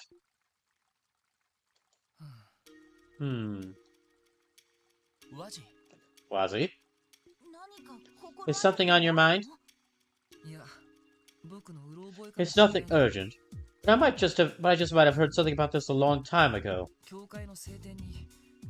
Vaguely recall there being mention of a mysterious Azure flora in the church's testaments. Really? Wait, are you serious?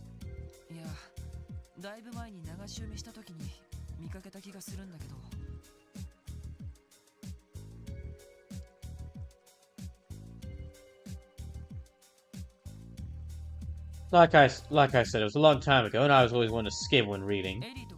Who'd been to Arteria, Ellie? Does it sound familiar to you? Well, I wouldn't call myself an expert when it comes to the testaments. But now that you mention it, I do recall reading something along those lines. There's a legend about an Azure flora imbued with inexplicable powers. Doesn't that sound exactly like what we just witnessed?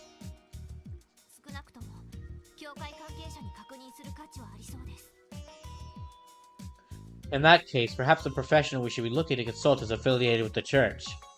Maybe even someone who... It'd be particularly helpful if they were like if they were maybe a party member for one of the previous Trails games, and they just so happened to be at the church. I was thinking the same.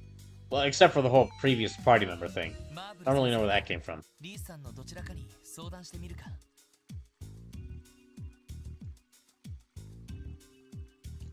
Let's try asking Sister Marble or Sister Rias about it. That should work. I'm sure either of them will be sufficiently knowledgeable. And we're all set. Next stop, Crossbow Cathedral.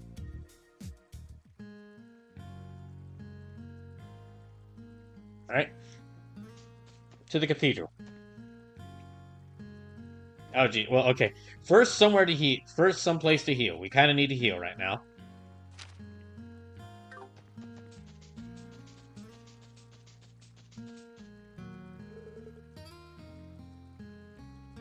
Oh, Lloyd, were you able to take down the Cryptid? Yeah, we managed. You can still be careful, but I doubt it's coming back anytime soon. Really? Well, that's a relief. And now we can devote ourselves to our dark rituals of the fishing rod again. Yeah, we owe you one. No, one more thing, Lloyd. I'm not sure if you heard, but we're going to be having a series of angler's duels with the Imperial Fishing Club. Angler's duels? I see, so you're competing against 5 members of the Imperial Fishing Club. If you win, you get back your building in the fishing holes they've been keeping for themselves. But if you lose, you'll be at their mercy. That's the gist of it. We're planning on taking them down in our upcoming matches one way or another. So don't worry if you're too busy to help. We know how your police work. We know how your police work can get. Of course, I'll keep it in mind. By the by, Port Lloyd, I've something for you. Think of it as a token of our appreciation. Received Viking Rod.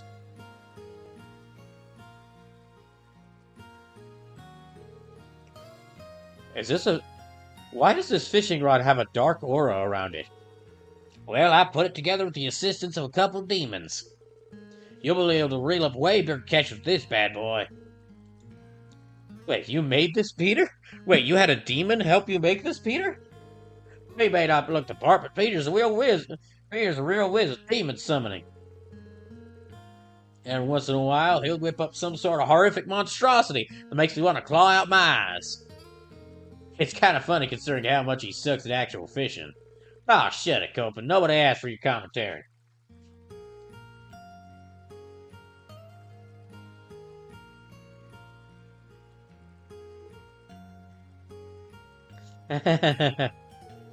So, it was a really nice piece of equipment. Thanks for letting me have it.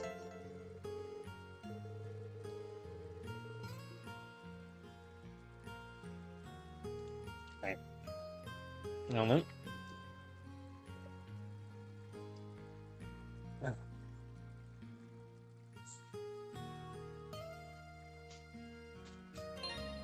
Let me save again.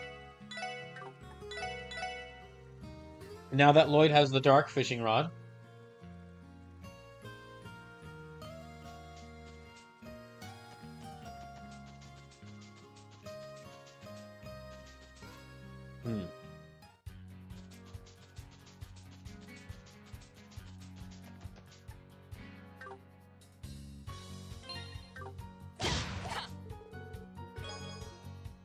So, now let's head back to... Sue says the fishing rod of darkness. Yes, let's head... That was Joachim's real goal, to make a dark fishing rod empowered by demons so he could catch even stronger fish. So he could catch even more fish. Alright, let's head back to town. So technically speaking, Joachim's secret journals could be... You could be collecting this game. Do color in what exactly the grass and what he was using it for. Oh, okay.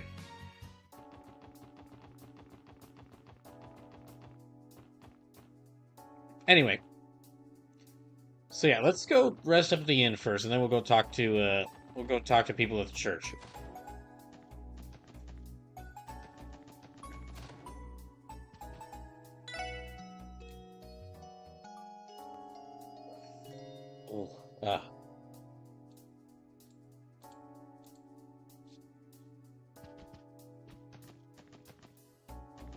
Oh, just a little reminder though, whilst I'm where the cargo.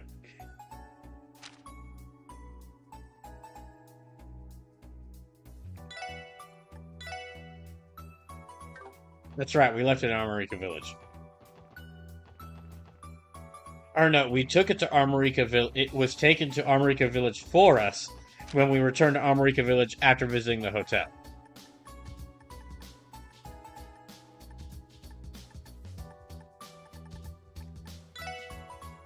That's the wrong road. That's the wrong road.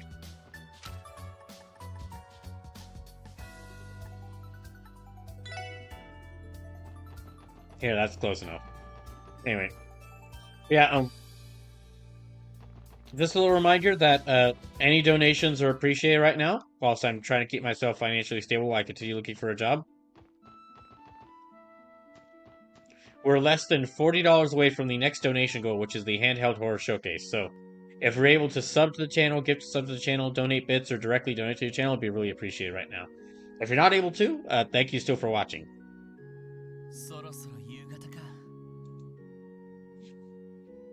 The evening really crept up on us today.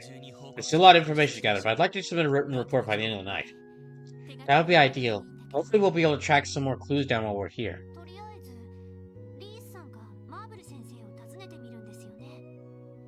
Our best leads at the moment are Reese and Sister Marvel. Shall we go and consult them?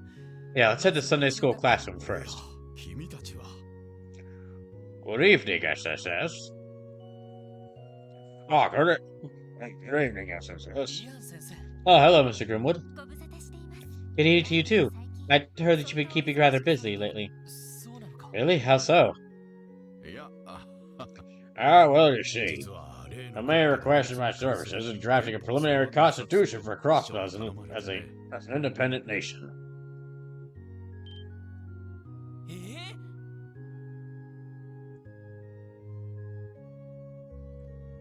What? What? The Constitution? As it's separate for our autonomous state law from our autonomous state law? Constitutions are basic outlines of fundamental principles used to provide a legal basis for the country for the creation of a political entity.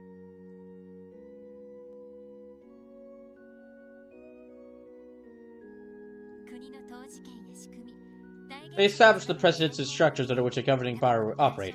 That includes sovereignty free from external interference.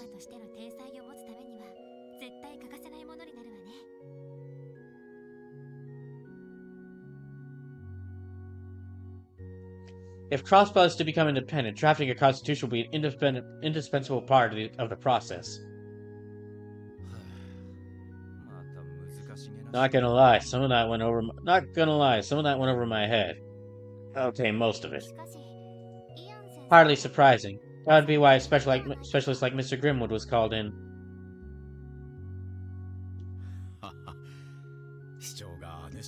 The mayor solicited me with such enthusiasm I couldn't bring myself to turn him down.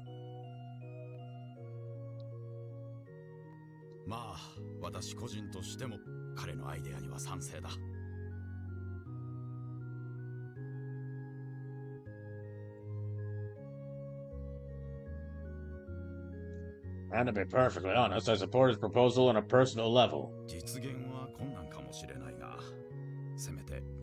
Bringing it to reality will be no simple task, but I'd like to assist in whatever way I can. Wow, I never knew you felt so strongly. I assume that means you're here to petition Idios for an extra bit of divine favor. Nothing like that. I'm in passing my work, so I thought changing to going off for a prayer would be a nice change of pace.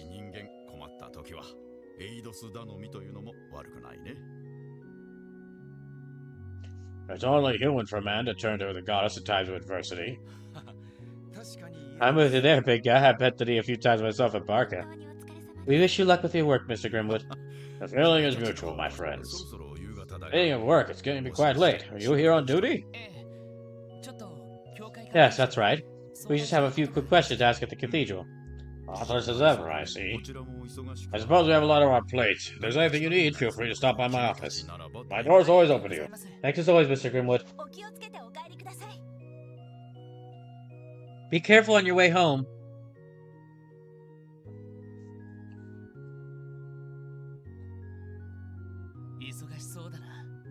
He seems overworked. It says a man who is also overworked. Indeed, drafting a constitution likely takes more effort than we can even imagine. Crossbow's future hinges on the word he writes. The Empire and the public will scour for even the most trivial detail to declare it invalid. Yikes.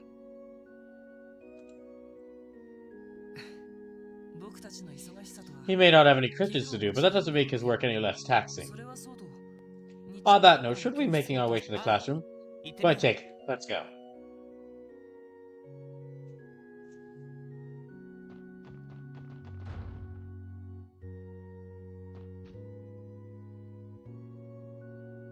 Alright, let's find them. Looking for Sister Marble and Sister Rias. I think they said the Sunday school, so...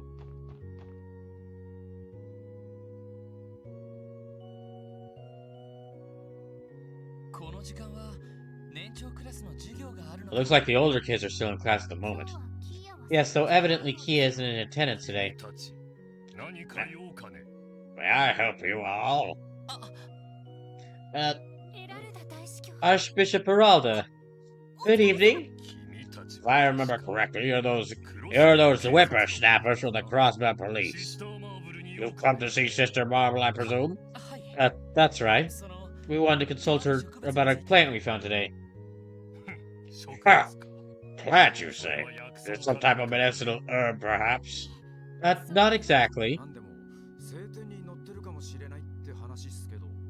We think it might have been referenced in the Testaments. If that's so, in that case, I'd be willing to offer you my expertise in her stead. Believe it or not, I'm rather well versed on herbalism as well as general botany. Oh, I never would have guessed. I'll leave the decision to you. Come to my office and speak with me about this further.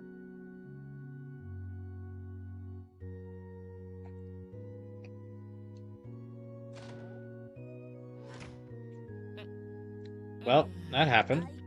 It's hard not to hold my breath every time he's around. Well, he did offer. Why not take him up on it? Wazzy's a little... Wazzy seems a little suspicious of him.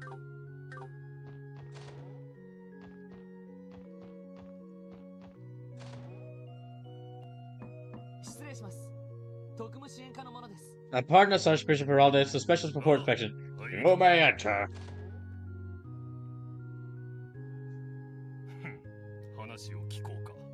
Now state your business. You claim to discover a plant spoken of in the Testaments? Well, we haven't actually been able to confirm anything just yet. Maybe it'd be best if you start from the beginning.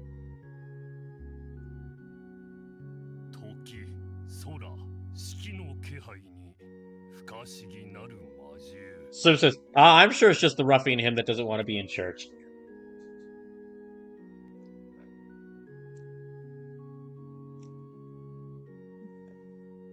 Sleepless, you forget who you're talking. Sleepless, you forget who you're talking to.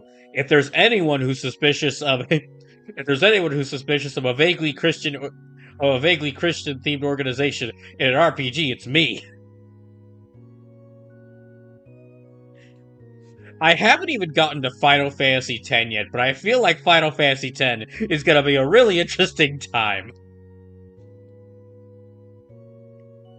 So, just for clarification, I know barely anything about Final Fantasy X's plot, except that the church is evil. But that's basically it. That's really all I know.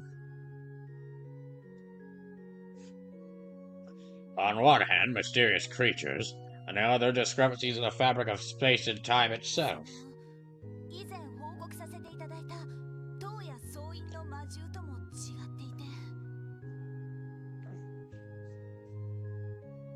Sleep says FF10 is definitely one of my favorites. FF10 is one of the games I'm looking the most forward to in this whole Final Fantasy series play. It's one of the games I'm looking forward to the most in First Fantasy. That's kind of actually why I had to like space it out after like getting through the first. That's kind of why I had to space it out and like wait to play it until after I got through a couple of the Final Fantasies that like some of the other ones that I and other people aren't as enthusiastic about, because I felt like I mean I've said this before, but yeah, if I just played only like the really amazing Final Fantasies at the start, then the majority of this whole First Fantasy would kind of probably be like a slog to get through, and it might end up being a slog to get through. I don't know. Most of the Final Fantasies could end up being good, or some of them could be really bad. Yeah, basically, if I do the greatest ones from the series for immediately, then it could be like getting through the less good ones could feel like it's a slog. Yes, and those creatures are different from the ones that have previously appeared in Stargazer's Tower and the Moon Temple. Oh, right, I almost forgot.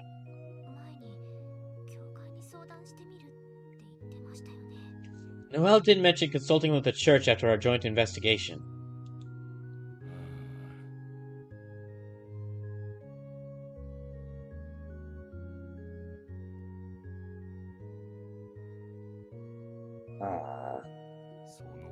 It's flowery grass. Do you happen to have a sample with you right now?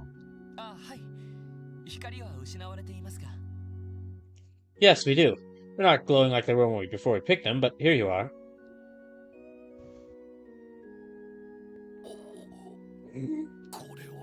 It can't be. Does that mean what I think it does? You know what they are after all?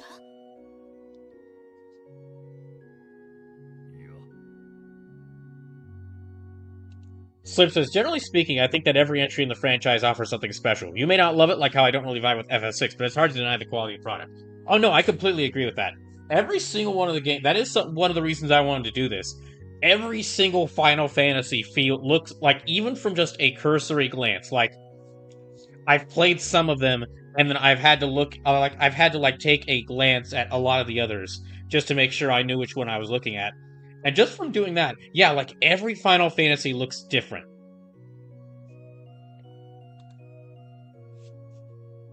No. No. You know what they are after all? No. I'm sorry to tell you this, but I haven't the slightest idea. I've never seen this grass before in my life. Not a clue. What even is it? Is this even grass? It could be much more like a weed. What? Hell? Oh, the hell? Stop holding down on us. Reaction just now tells us otherwise. I like that they're also being like, hey, wait a minute. We investigate criminals. Sir, we investigate criminals for a living. We know a suspicious reaction when we see one.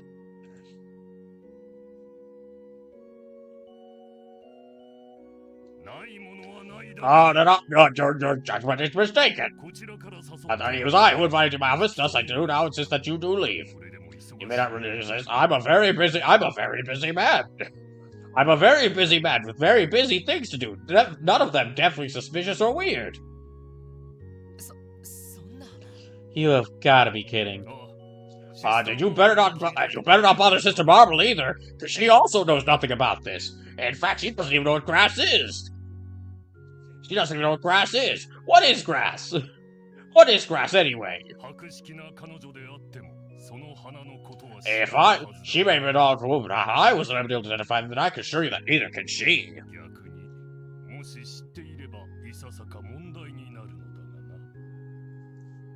And if she were familiar with them, that would present a problem in and of itself. You're just digging your grave deeper. You're just digging the hole deeper here, mister. Hold on a second. The way you're talking definitely implies that you definitely know what they are. I told you before, I don't even know what grass is. What is grass? I don't even know what grass is. Grass isn't real. You can't prove it to me that grass is real. It's all just a big conspiracy. It's just a big conspiracy by plants. What even are plants? You could send Commander Bells to my door if you so please. It wouldn't change a thing. We should go, Lloyd. I don't think we're going to get any more out of it. Yeah, he's definitely being sus, but should talk to someone who actually will willing to talk to us. You're right. Thank you for your time, Archbishop. I pray.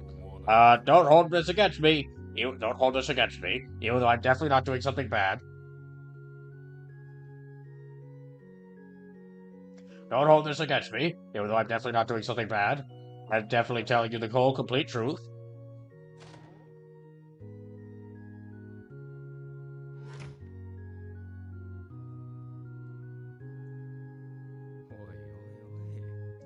Oh, it's his problem. Oh man, should I sound like we were covered in fleas? He didn't even try to help us.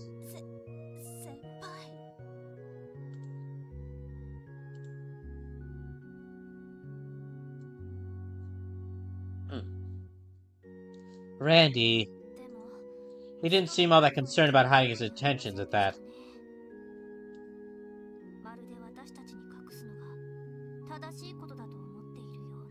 It almost seemed as though he thought he was doing us a favor somehow. It might be something the church considers taboo. So much so that even Sister Marble wouldn't know anything about it. But does all this talk of secrecy just make you want to know that much more? It's not as if they can stop us from reading the Testament front to back ourselves. I suppose it's not out of the question, but who knows how long that could take.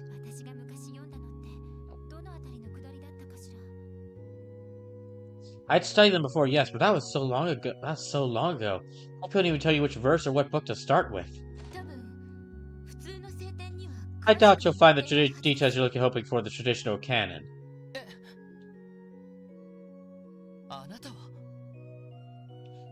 You're... Reese? Keep your voices down. Well, meet me in front of the parsonage. Try not to arouse any suspicion leaving the cathedral.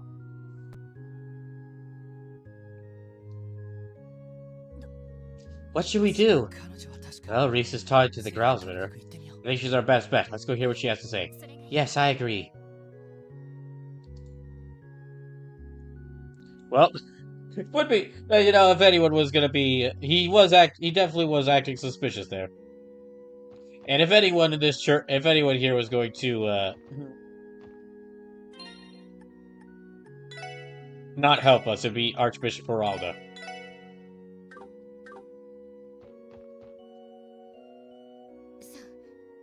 Follow me, please.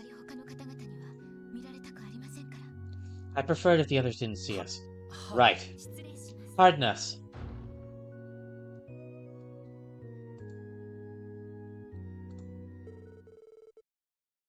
Afterward, Lloyd and the others were shown to Reese's room. They then outlined what they knew about the blue flowers and recounted the conversation they'd had with Archbishop Geralda.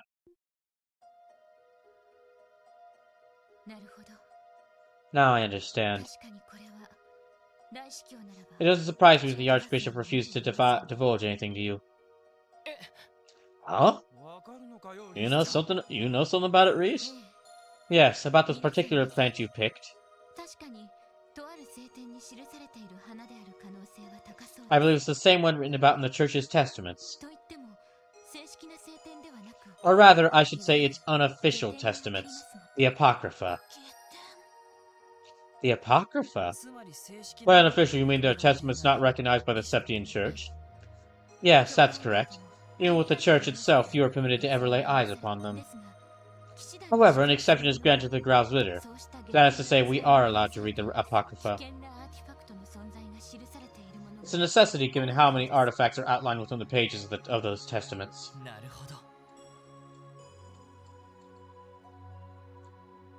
Now I get it. And you're saying this blue plant is also written about in the Apocrypha? Yes. A particular blue azure flower is mentioned in the Book of Ladder.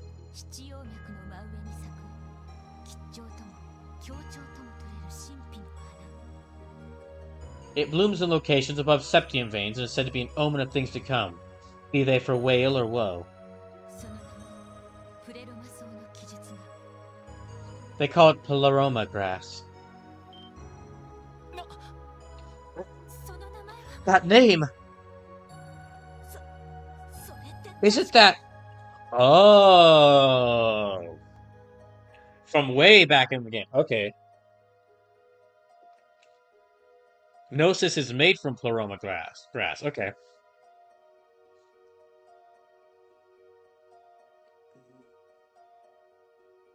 Oh, wait, that means if someone was interested in making more Gnosis, that means that more of the stuff is appearing. Also, gosh, what the heck is it? Jeez, what is in this grass? What is in this grass? If you pick the stuff, you can use it for a drug that turns people into demons. If you don't pick the stuff, kaiju appear around it.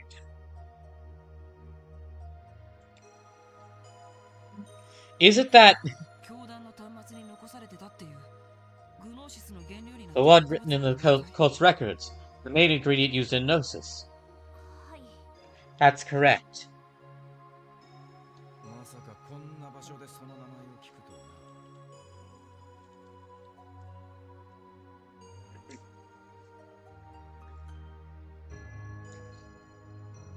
Because when we heard the last of that stuff, it's all coming full circle.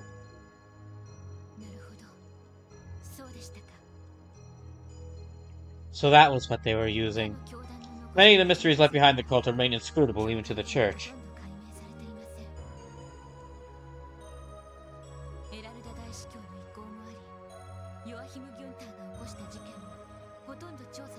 There's also Archbishop Oral to contend with.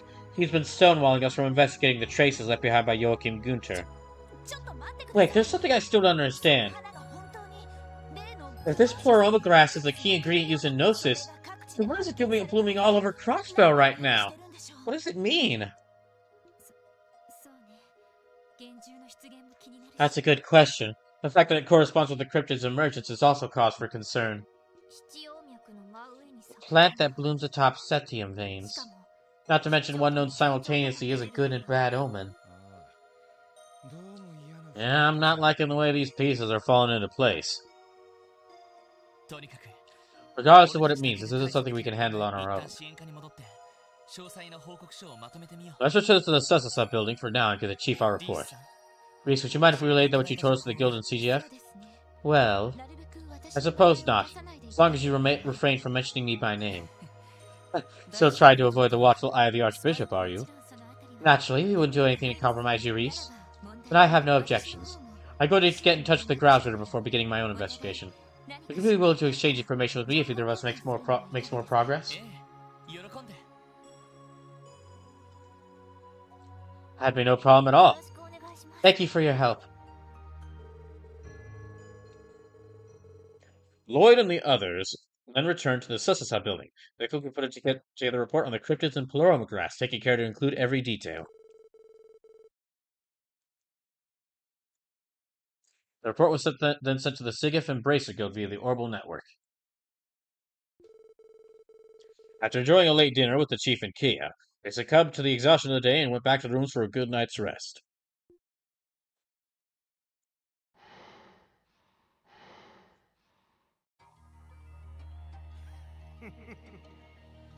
Huh?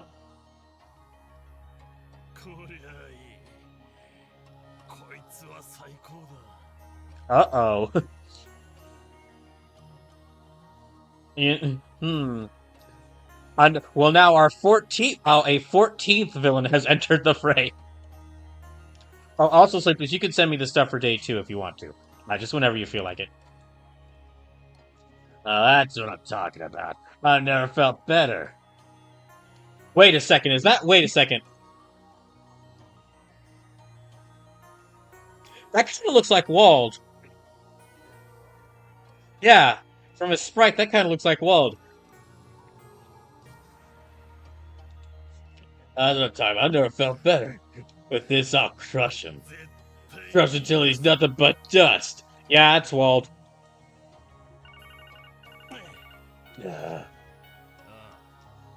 Oh, what took you, huh? Yeah. No worries, I can go anytime you want. Jeez! Oh, shit! I knew we should have freaking hauled Wald off to jail. I knew he was a problem. Everyone was like, "Oh, come on! He doesn't mean no harm. He just leads a gang, and he just leads a gang that's always causing trouble in the downtown district." And he just makes he makes weird, awful comments about women the first time we meet him. We could just leave him alone. He's not harm. No, but I told them they should have kept an eye on him. Gosh dang fucking Wald. That's one condition. We handle things my way. Got it.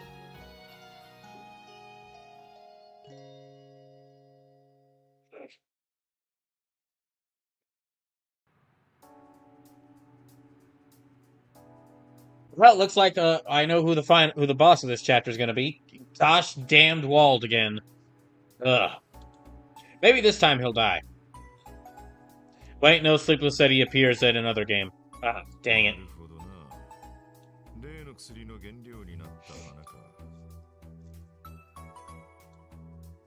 Darn it. Was hoping that maybe we could finally kill him.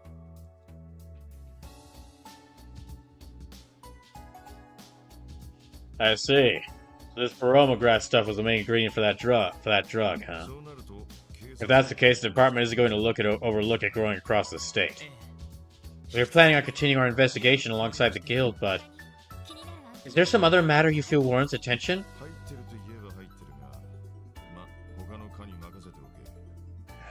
You can put it like that, but I think it's a job best left to the other divisions.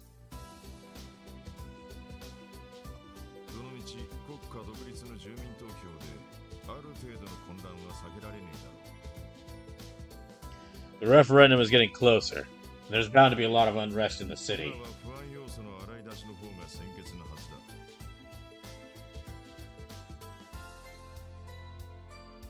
Put your focus there. The priority right now is to quell their anxieties before things get out of hand. That's a very good point. So in other words, crisis management.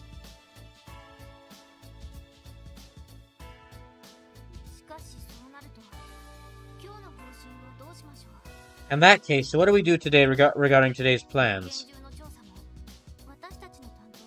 We already finished our part of the Cryptid search yesterday. Well, if we got the time, we could always go give the bracers a hand anyway.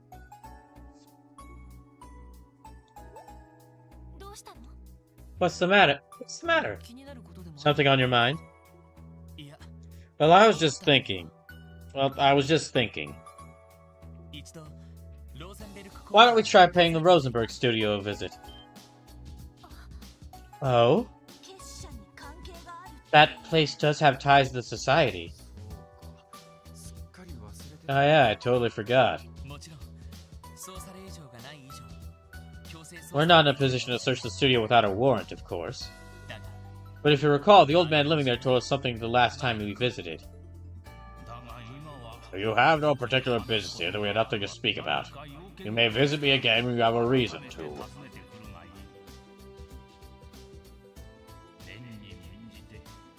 I'll at least hear what you have to say, if only out of respect for Ren. It may be worth stopping by to see him. Though doing so does come with its fair share of risks. Maybe so, but I for one would like to move some insight on that mysterious boy's objectives. For all we know, he could be taking shelter at that very studio.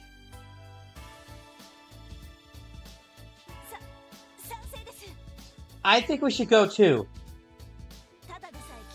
We have to consider the circumstances. There's no telling what the major powers might do at a moment's notice. We can't afford to leave some shady criminal organization to its own devices on top of it all. That's a fair assessment. Should we make the studio our first priority then? Yeah, let's get a feel for the situation. Depending on where things go, we may end up needing a search warrant after all. Guess we'll just have to see.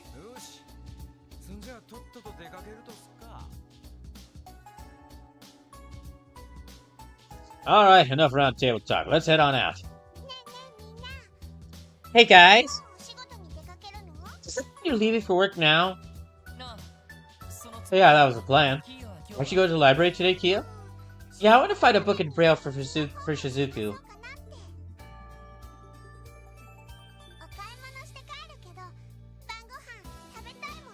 I'm gonna buy groceries on my way home. Is there anything you need for dinner?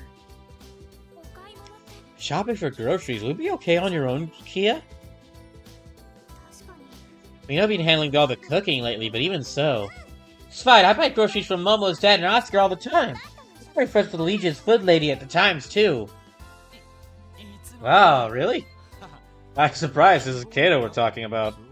Well, in that case, why don't we go for some hot pot today? Can't think of a better cure for this chilly weather. Ooh, that's a good idea. It'd be like a team-building exercise, but with food. Hot pot, huh? I suppose that means we'll be eating Easter style tonight. Did you head to that, Kia? I think I could manage. I want to make the broth from scratch, so I'm gonna go to the stalls on East Street. Oh, look at our little head chef here. We've yet to even leave, and already I look forward to coming home. Thanks, Kia. We'll try our hardest to make it back on time. Got it!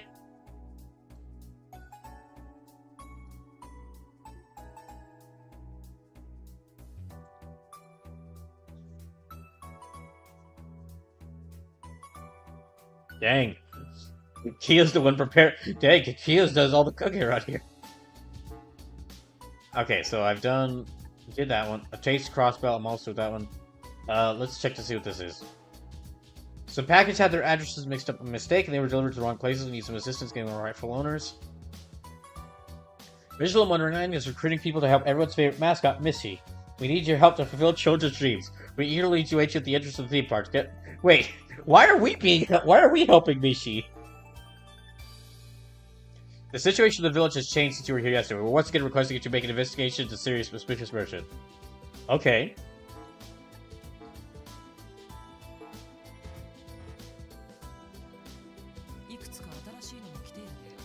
Looks like we have a few new ones. What's the plan? Work our way through them after we're done at the doll studio? I'm not so sure that's a good idea. We don't know what might happen when we get there. I think we should take care of many of these requests as we can beforehand. You're right, that visit could end up with us conducting a search and seizure for all we know. Yes, let's make our way up the mountains path after we take care of these requests. But we better find time to respond to Michelin's Wonderlands, or so help me. Well, of course Tio has interest in the Michelin's Wonderland quest. Okay.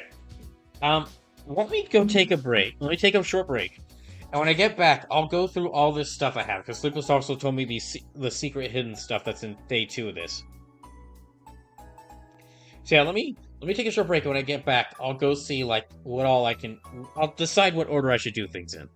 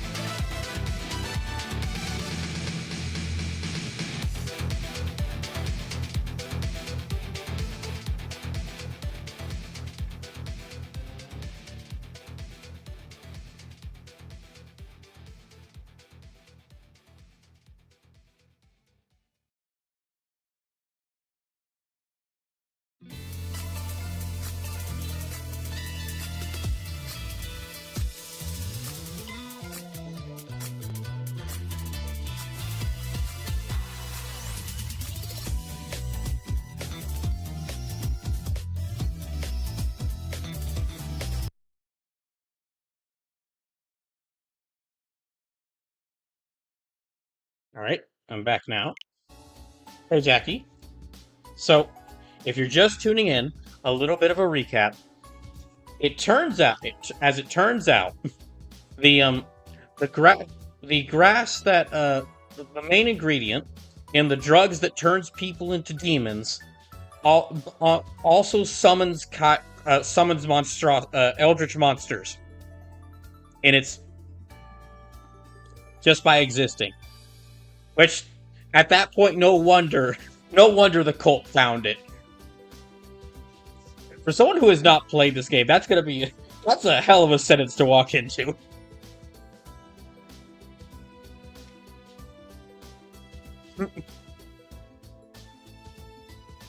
Alright.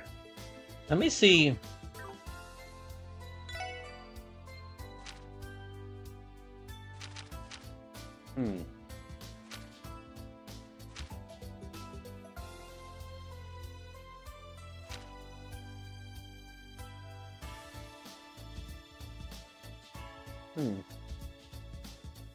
Let me check to see. Okay.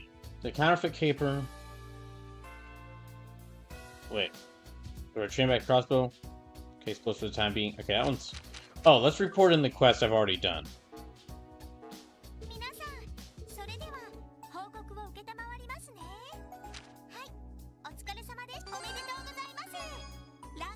Yay! I got 1,500 Mira. I got 2,000 Mira. 3,000 Mira. 1,500.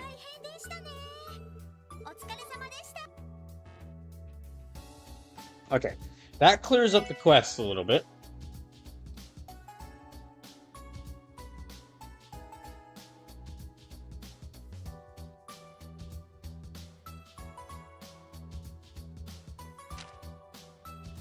Yeah, okay, so... Crossbell Airport. That's at Michelin Wonderland. Okay, that's... Oh, I gotta wait until the third day.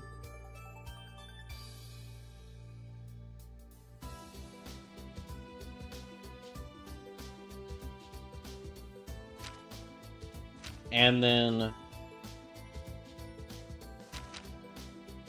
Okay, then there's all the extra stuff. Okay. Oh, and then there's also... the mayor. The, Oh, wait, where is it? Okay, it's down here. Okay, there's a couple more down here. Make an investigation of the spurious merchant. And then... Dangerous monster has been sighted West Crossbow Highway. Okay, because we were doing this... Because I did this mission at the previous mission at the start of this stream...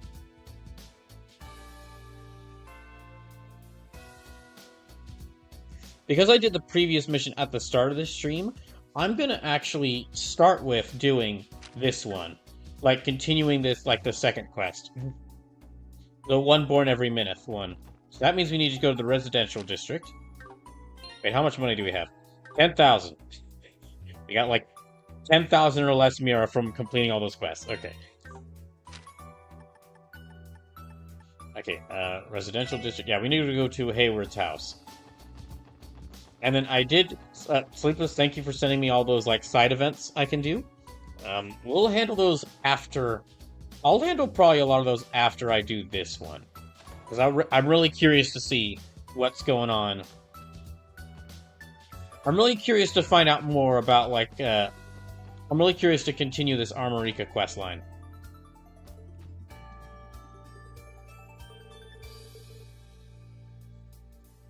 Excuse us, you put in a request for the special report inspection, right? Ah, hello there, SSS. I can't tell you how glad I am you're here to help with this again.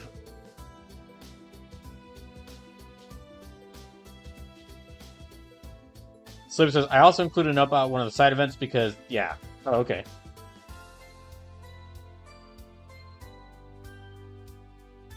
Yeah, okay, thank you for putting that note in there. I will indeed skip that event. I will indeed skip that event. I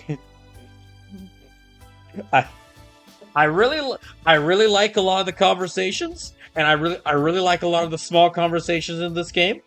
They add a lot to this game, and they flesh out the characters quite a bit. However, I don't need a small conversation that's like, man, I really want to date. I don't need to see like another conversation like, man, I really want to date this child. Just don't. Not it. I heard you the first 3 times, and that was enough. Yes, thank you very much for coming. Can you tell us what's happened since yesterday, Chief Tolta? I understand there was a new development in the case? Yes, that's correct.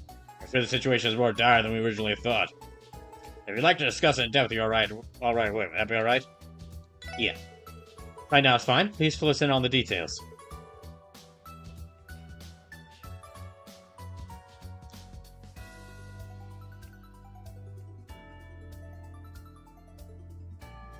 You mentioned the situation has changed since yesterday?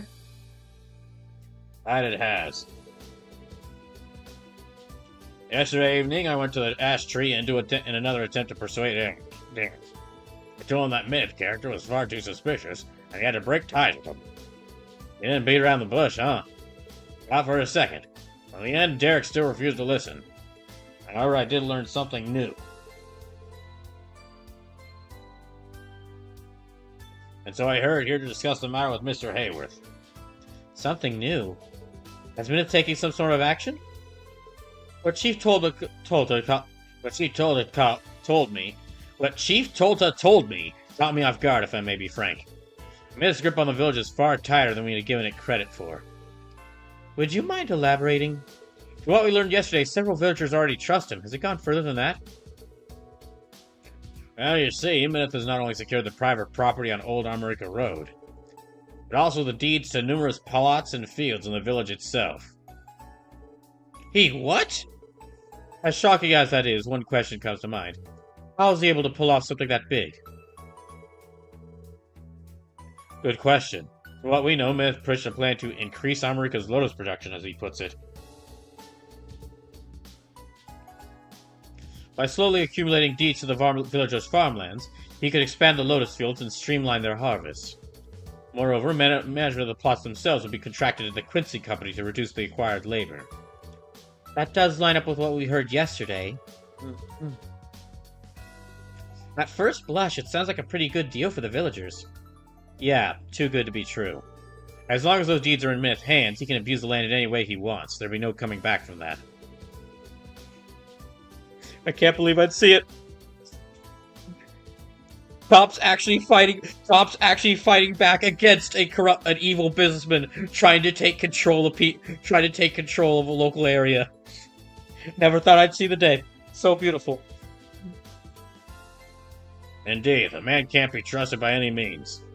Had he solely focused on that private property of ours, even the worst case scenario wouldn't be too terrible. But now that he's using plots of land within the village, the results could be catastrophic. You guys might be shit out of luck when it comes to breaking that contract, though. That's where you come in. If you can expose them, then perhaps the contract can be voided. Now, there's nothing criminal happened on the surface here, but even still, can we guys get a look into this? Well, the SSS has never actually been all that beholden to the CPD protocol. Our job is to support the citizens when they request it. Unlike the CPD, our job is to actually help people instead of look the other way when high businessmen want to do something. You've given us enough reason to find Minute suspicious, so we'll gladly help. Thanks, Detective Bannings. I have been our village's guardian angels. Where should we begin the investigation? I'm a bit of a loss on that myself. Me too. It's not as if we have any smoking guns to look into. True. In that case, why not ask Ian for assistance? Do you mean Mr. Grimwood? Yes, granted we're only working off our suspicions at the moment, but if you explain the situation to Ian, you might be able to find a trace of something illicit in Minute's actions. That sounds like a good idea. Even a shred of evidence against Minute would be a good starting point for the investigation. Should warn you, though, Ian's been incredibly busy ever since the mayor advocated for our independence. There's no guarantee he'll have the time to see you. Only one way to find out. Off to the Grimwood law office. Maybe we'll catch him, maybe we won't. We'll cross that bridge when we come to it. Yeah, let's go pay him a visit. We'll leave it to you, then. I'll ask my business associates if they heard any rumors about Minute through the Quincy Company. We would appreciate that. Thank you, everyone. You're the only ones I can count on. I'm so powerless in all this, it's just pathetic of me. Don't worry, Chief Toto, we'll handle it from here. You just sit tight and relax. Maybe pray to the goddess for good luck while you're at it. Very well, I'll be waiting for you. Okay. So that's that. In the meantime, while we're on our way to, I might go ahead and tackle some of these big events here.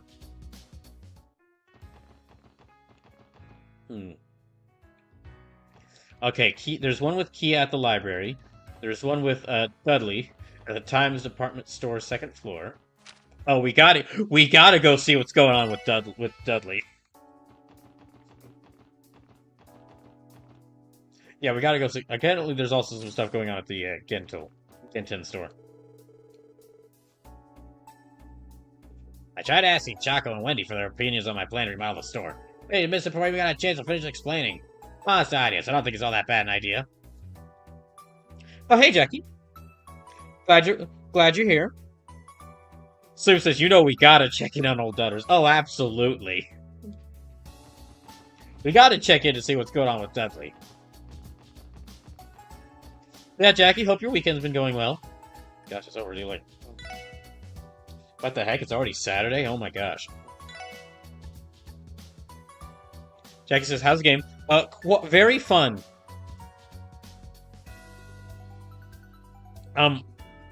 Very fun. We found out that the drug introduced in the first game that turns people into demons. If you don't, the main ingredient for it is a plant that its mere presence summons kaiju. Or like, well, I guess not kaiju. They're not like taller than a building, but they are pretty tall. Summons giant monsters into an area. So whatever Ideos got the idea to make this grass, they really just wanted to screw this whole planet over. I guess Ideos was just feeling kind of cheap, just kind of trolly one day, and said, "You know what? I'm gonna make some grass. I'm just gonna make some grass that if you don't harvest it and you just leave it in an area, it summons dangerous monsters that warp the space, that distort space and time around them.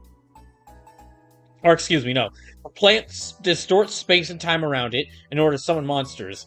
And if you do pick it, you can actually use it to make a drug that turns you into demons."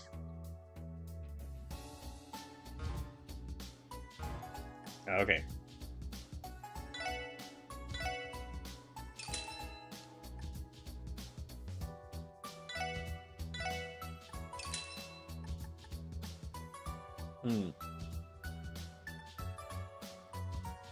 Jackie says, that's some dank grass. Seriously. We really don't have a lot of money here, so...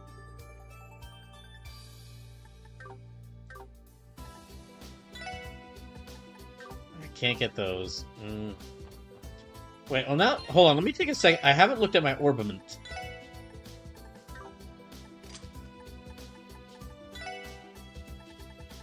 Yeah, let me see if I got... Okay, Speed Breaker. Cancels enemy arts and crafts with 60% success rate.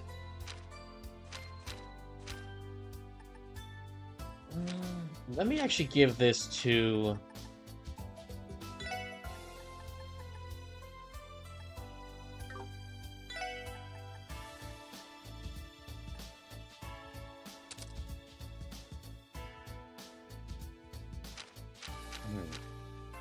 Yeah, that works. Oh, I might have gotten enough Sepith to upgrade stuff, so let me check to see. I was also mentioning this earlier, but if I can... I also mentioned this earlier in the stream for those who aren't here, but... Depending on... Because I have no idea how long I'm going to be doing 8-hour long streams, because it's really just going to depend on, like, how quickly I can find a new job. And, so it's all up in the air. But if I can get past the current, 4 games I'm playing, because I'm about to play, I'm about to start Trials of Mana, and, 5 games. I'm about to start Trials of Mana and Ratchet and Clank Rift Apart. I'm pretty close to beating Superstar Saga. I've still got a lot left in Pokemon Legends Arceus 1 for Brawl, and still a lot left in this game. If I can get through most of those games in enough time, and I'm still doing 8-hour streams by that point, I'd kind of like to set these 8-hour streams to be like me doing a couple different things at once. Like, I'd love to be working on, like, pixel art or 3D or, like, do some pixel art or 3D modeling during some of these streams. Because it'd be a nice way for me to keep doing pixel art and 3D modeling. For those who are in the Discord, I finally posted something from the video game I'm working on. I actually posted, like, a model I made for, like, an early model that I made for the video game I'm working on. Because I was finally able to get some 3D modeling done yesterday, and it felt really good to do so. Also, there's like a couple of things, like there's a couple of like pixel art challenges that I missed out on doing just because I had to apply for jobs, and even though I really wanted to do them. And there's something I found, or something I saw some friends talking about yesterday, which is like it's called wplace.live.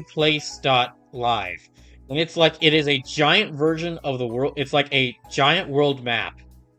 It's a giant map of the world that you can actually, like, draw pixel art from. You can draw pixel art on top of the map.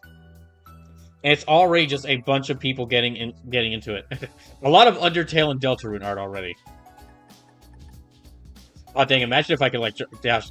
Yeah, but I'm just thinking, like, if I can play through quite a few of the games I'm playing right now, it'd be really nice to use these big streams to, like, work on a couple of different, like, making more art. Because I'd really like to do that more often. Okay, let me see if I can upgrade these.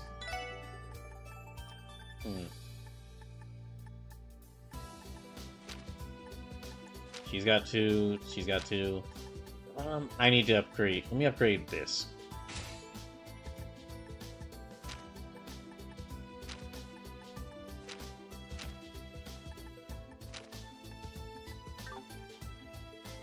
And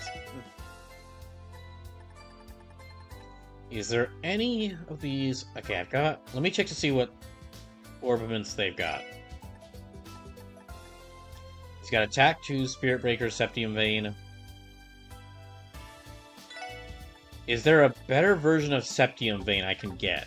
Because that'd be really helpful, because I need more Septium. Doesn't look like it.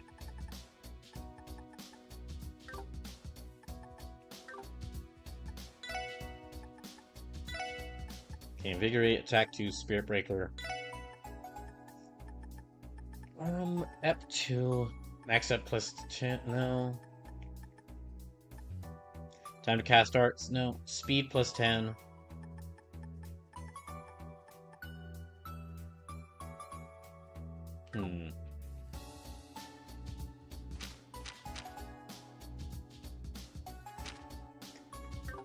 Let me check to see. What if I give him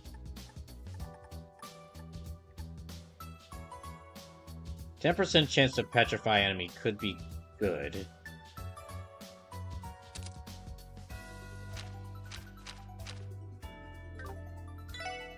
But that gives him 4, that gives him 2. Okay, no, let me give him back this one. HP 2.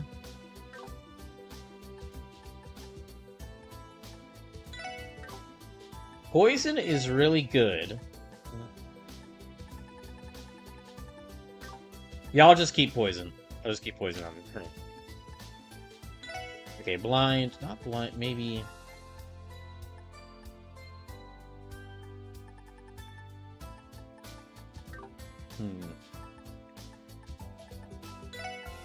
I might give her hair.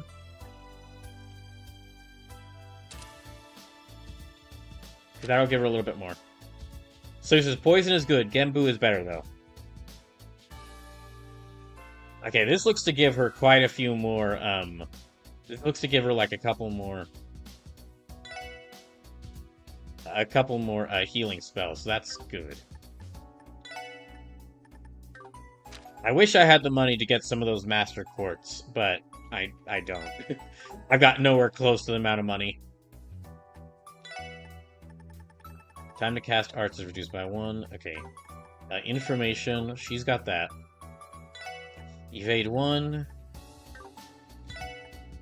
Yeah, I'll actually give her even move 2 instead. So she can move a little bit more. Range, shield breaker. Lowering enemy defense is really great, but... yeah, okay, that's good. That one's good. Range. Sleep says, make a poison and petrify quartz and talk to Jingo in the trade shop, if I remember correctly. Oh, that's right, the trade shop. I haven't even visited the trade shop. I probably should. Well, I visited there as, like, part of, like, 1 or 2 main quests, but I haven't really visited there to actually, like, use the trade shop. Let's see, Prankster, Seal, Impede, Max HP. Okay, he's good with what he's got.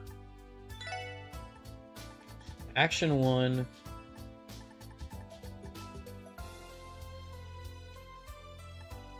Let me give him Speed Breaker. So it says, only go to the trade shop if you want OP things. I mean, I do...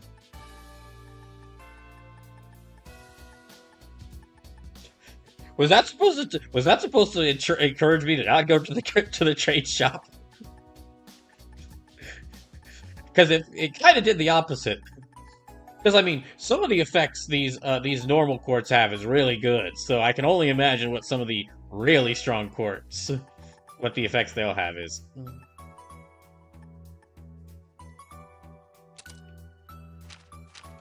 Okay. Then, yeah, let's go to the trade shop. And see if we can get anything.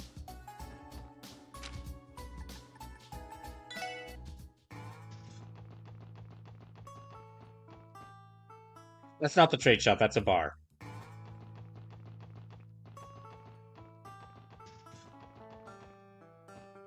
There's a trade shop.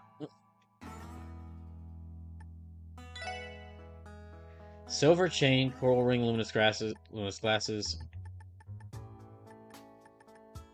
Oh, they've got the evergreen. Yeah, they've got the evergreen as well.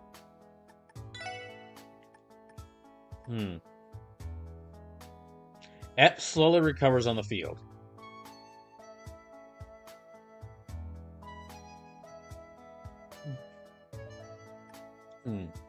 So I need a poison and a fighter.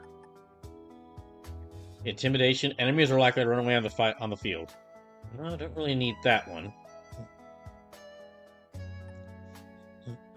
HP slowly recovers on the field. That'd be really helpful. That'd be really great.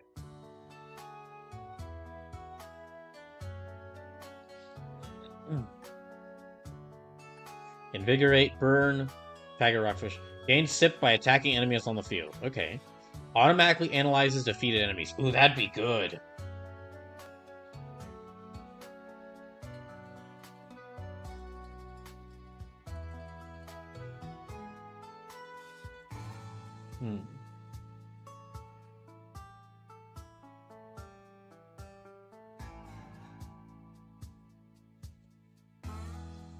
I don't think I could get any of these. See, Salem, yeah, don't have that. Scent, enemies more likely to notice you on the field. Oh no, don't want that. Shackle, enemies attacked on the field are slowed. Eagle Eye, Leaping Frog, Coin Gluttonous Splat. Okay, range. I think I've got Eagle Eye, so... Heaven's Eye combines the effects of Eagle's Eye and Information. That'd be really good. Apparently I need more fish in order to get this. Enemies less likely to notice you on the field. Okay, this is worth getting just because of how much benefits it gets. That is 4 Mirage. 4 Mirage and 3 of everything else. Oh my goodness. So it says you actually do want Scent, so it'll help you fix your Sepith. Fix your Sepith issue. Oh, okay. Okay, so I need to get like an adamant turtle. Am I gonna have to get into the fishing in order to get these really strong? If I want, was the game secretly pushing me toward? Is the fishing secretly how you get the really strong quartz. You need to trade fish in for quartz.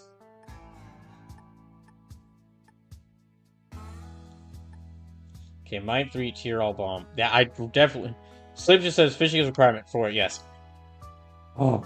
All right. I guess we're gonna have to do more fishing.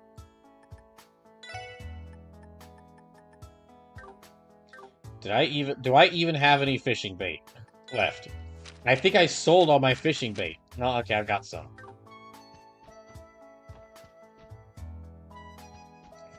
Huh. Wait. So it says plus fish will cough up Sepith too. Okay, so I guess I do have to get into the fishing. All right. You boys talking about that Enigma on display? Watch this. Hold it to your ear. Voila! You've got an orbital phone. Oh, holy crap! You're right. Oh yeah, don't the bracers and police use those things? And Wazzy too, I think. Mind we ask how much these normally sell for, Ashley? They're all made to order, so on the up and up, about 100K minimum. But if you're one of our knockoff models, that could be a little more flexible. So, you guys want one or not? Did you say 100? It'd be like buying 100,000 one beer and chocolates all at once. You two sound like someone just read you your rights. Oh boy, okay. I guess we're gonna have to do more fishing, chat.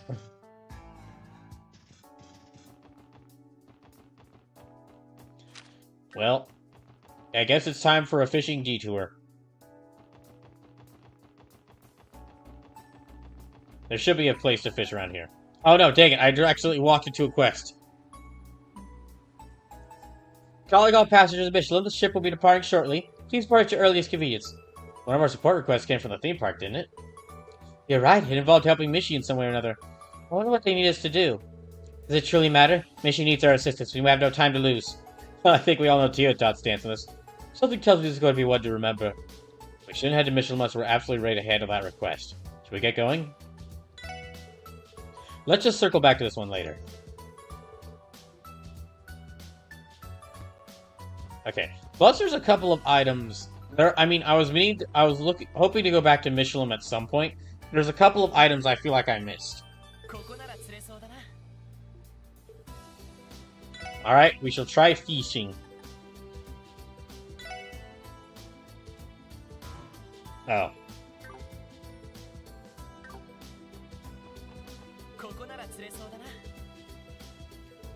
I guess I'm gonna have to go buy fish. I guess I'm gonna have to go buy fishing bait. Joy.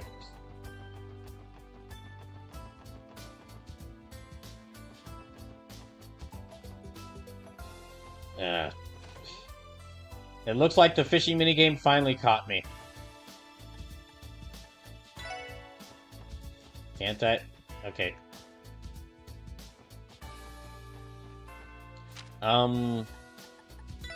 Where can I get fishing bait then? I thought it would be like the Fisher's Guild, but no.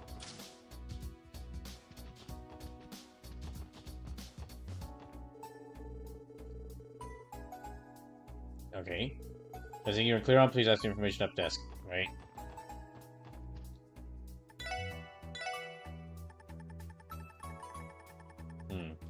Nope. Oh.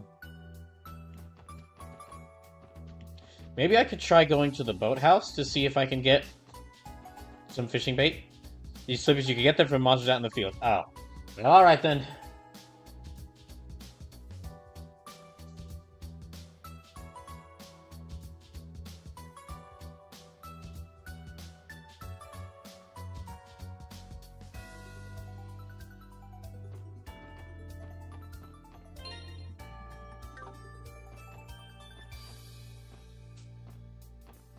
Okay, so first, Jackie says maybe the fish is the magic all beings put into items. Is the magical beings being put into items? Yeah, maybe you have a point. You might have a point there. There is it. We should consult Mr. Grimwood. Okay, we'll go to Mr. Grimwood first. We'll continue with this quest, and I guess I'm gonna have to look more into the fishing.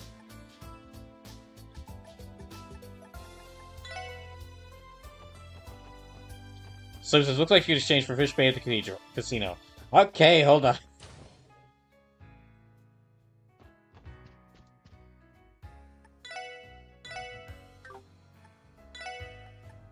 Oh, here we go.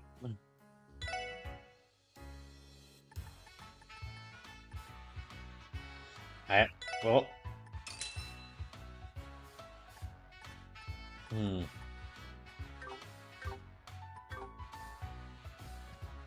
Okay. Well, let's go talk to Grimwood first. All right. We've still got about like 5 hours left in the stream. However, yeah, that's right. 3 hours have already passed in this stream. Playing this game flies by fast. Or excuse me, well, playing this game flies by fast. The game itself is incredibly long.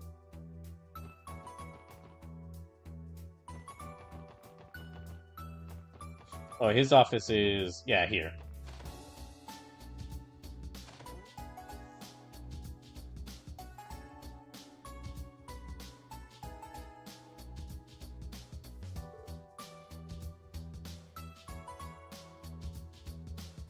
Oh,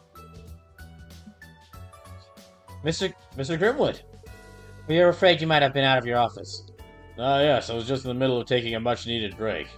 But I've seen you're in desperate need of my counsel. Is it really that obvious?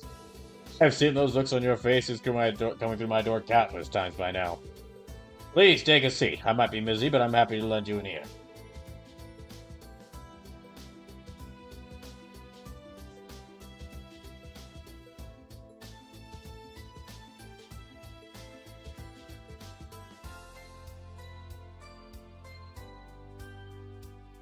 Our apologies, and thank you. Lloyd and the Sisasa explained what they learned about Miminith and his actions throughout the past 24 hours. They also mentioned that Minith had been collecting deeds to plots of land in Armorica Village. Oh, I see. It is quite a predicament the village has found itself in. A case such as this would typically be a top priority for me. Well, as you know, I've been busy this past week drafting up a preliminary constitution for the mayor. I apologize, but I don't have the time to handle this case personally. That's unfortunate, but we understand. We suspected that would be the case. Still, even just a consultation would be helpful. Very well. I'll give you any advice I can while you're here. We appreciate it, Mr. Grimwood. So, do you have any insight on this? At this point, there's no evidence of Minith engaging in any unlawful activity, at least as far as we can tell. Is there something we're missing? I do have one idea.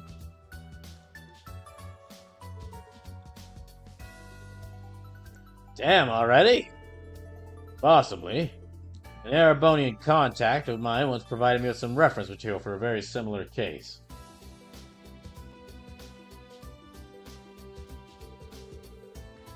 Now, I can't say the circumstances are an exact match.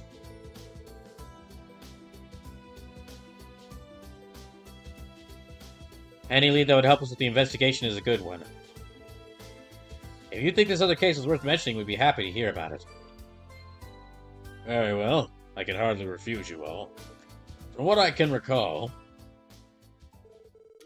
several years ago, a man visited the estate of an Erebonian baron. He introduced himself as Rittner, an enterprising businessman working for a famous brewing company. Rittner presented the Baron with an opportunity to become rich beyond his wildest dreams, and quickly at that. He proposed that the Baron's barley fields, which have been passed down the family for generations, be used to establish a brewery.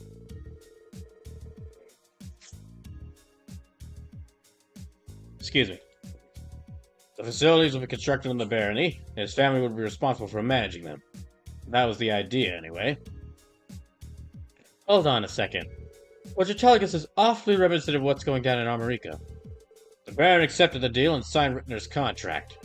Then, under the pretense of constructing the brewery, the fields and a portion of the Baron's land were temporarily transferred to Rittner.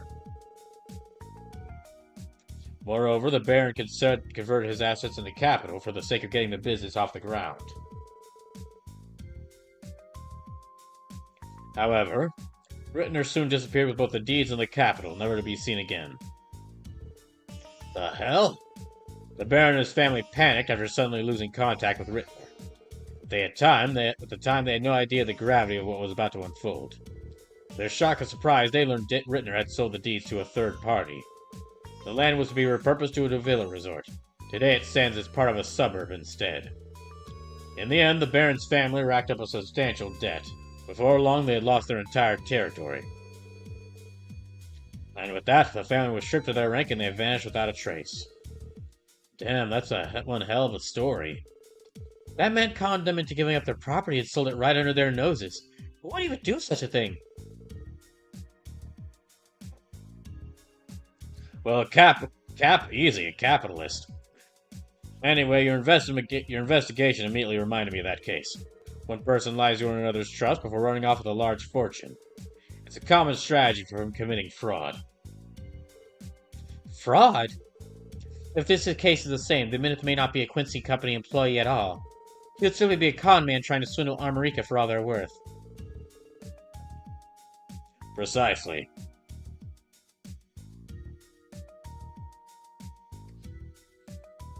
I can't say for certain that's the case here, but I'm concerned it might be.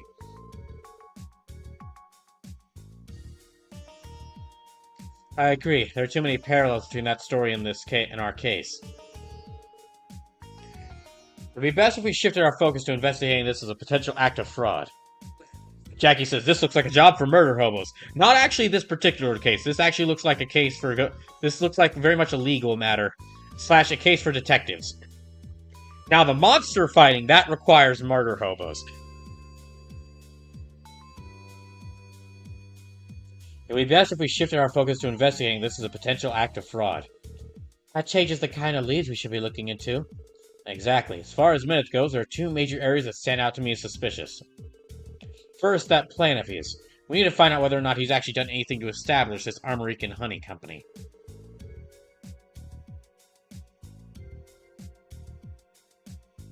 We should probably figure that one out by following the mirror trail. You'd have to apply for a bank loan to open up a business in Crossvale. If it's all a sham, then we'll find the evidence we need at the IBIC. Another point of concern is whether Minute's actually an employee of the Quincy Company.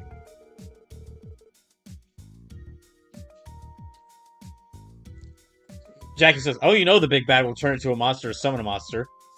Maybe not in this case. He could try to pull out a gun and try to shoot us. That actually something we did deal with a con woman earlier, or no, not a con woman. We dealt with like a con woman earlier in this game, and instead of actually fighting us, she like yelled at some terrorists until they fought us for her.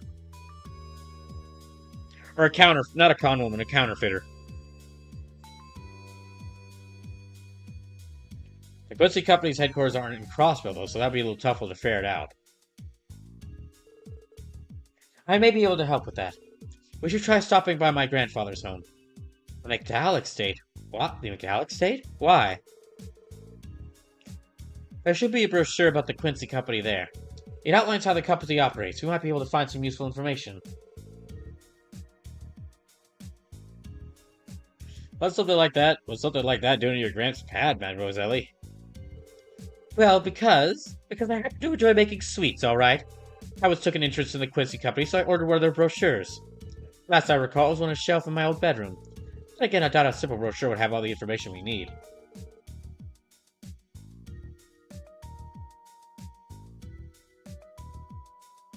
I wouldn't be so quick to discount the possibility. It's official Quincy Company material. We might be able to find something that conflicts with what Min has said. Never hurts to cover all your bases. Agreed. Let's drop by the McDowell Estate too and see how it pans out. Thanks for all the invaluable advice, Mr. Grimwood. Because of you, we finally have some leads to chase down. Always happy to be of service. Just to confirm, you said you're using the Hayworth residence as a base of operations, yes? Yeah, we are. Very well then. I'll lend you my help with this case for as long as time permits me. Though unfortunately, I can't make any promises given my other responsibilities. That's not a problem at all. You've helped us out immensely. It's nice having a professional in the neighborhood we could lean on. I'll try to meet with you at the Haywards later. Good luck with your investigation till then. Thanks, Mr. Grimwood. Okay, let's get this investigation underway. To start, we'll need to go to the IBIC and look at the Minute's plan regarding the Armorican Honey Company. It would be a good idea to swing by the McDowell Estate for that brochure, too. Something that might contradict Minute's words. That gives us a total of 2 leads to follow up on. Roger, we won't rest until we find that evidence. It is cool, like how I mean, this is a turn-based RPG where you fight a bunch of monsters. You fight monsters by manipulating space. By manipulating space, time, illusions, fire, water, earth, and air. But it's also cool just how many side quests of this are like investigating criminal activity or potentially criminal activity. Okay, we need to go by the McDowell estate. We'll stop by there first.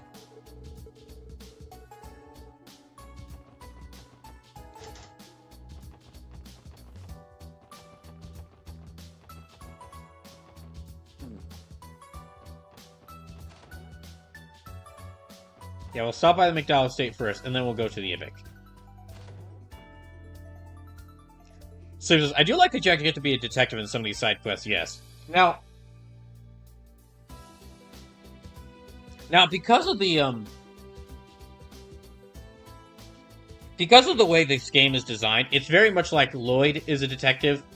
Lloyd does most of the detective work, but he lets you just kind of like answer.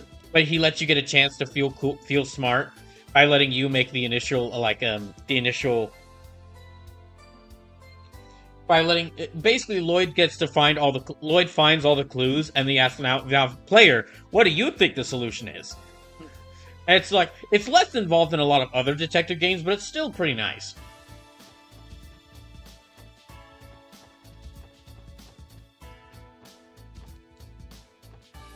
So, and also the game rewards you for figuring out the correct answers before Lloyd says them themselves. That is true. Okay, I'm guessing this is not Ellie's room, so let's go searching around.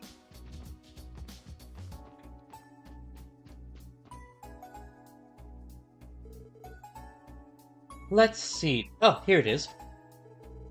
This is the Quincy Company brochure I mentioned earlier. Dang, they even had this sucker bound. Can't say they didn't put any effort into the thing. They have ample resources to do so, considering the size of the company. Whatever is written inside should be sufficiently credible. Then it's a good thing we stopped by for it.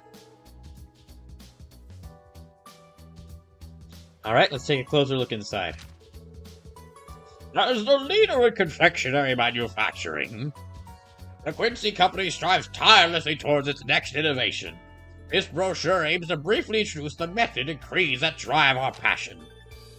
We believe the key aspect of any confectionery is taste. Otherwise, how could anyone enjoy it? With this belief as a core tenet, the Quincy Company refuses to compromise on the quality of its products. Our factories are fitted with the latest equipment and operate with the utmost attention to hygiene. Here at the Quincy Company, we are particularly not about the quality of our ingredients, but where they are sourced as well. Our product development pipeline, too, is run with the strictest of standards.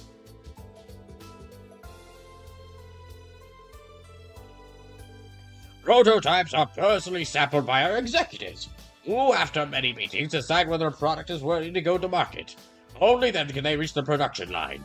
This has been a Quincy Company tradition since its founding, such that we may deliver our valuable customers nothing less than the finest confectionery to enjoy. It is this commitment to excellence that has made the Quincy Company the exceptional confectioner it is today. I'm not sure what you're expecting. This is all just your typical corporate double talk. Did anybody manage to find a contradiction between this and something Minutes has said?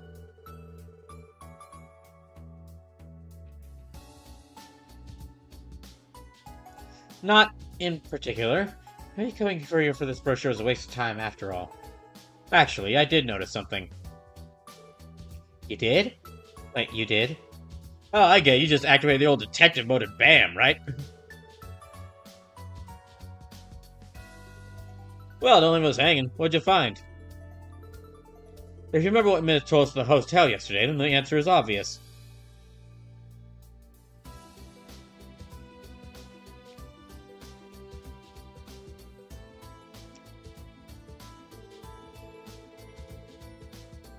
It was only a passive remark, but it still comes into major conflict with what's written in this brochure. Enough to prove that he isn't, in fact, an employee of the Quincy Company to begin with. You got that much out of this one little pamphlet? That's right. You see, if Minith... Sorry to cut you off, but where's the fun in spoiling it all now? What are you talking about? Well, if I'm being honest, it's annoying that you're the only one who's figured it out. So why not give the rest of us a chance and save it for when we interrogate Minith? Wazzy, this is an investigation, not some game.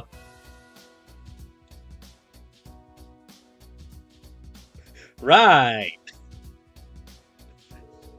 I agree with Wazzy, actually. Your hypothesis might not be accurate after all. As a precaution, we shouldn't let ourselves be swayed by a mere hunch.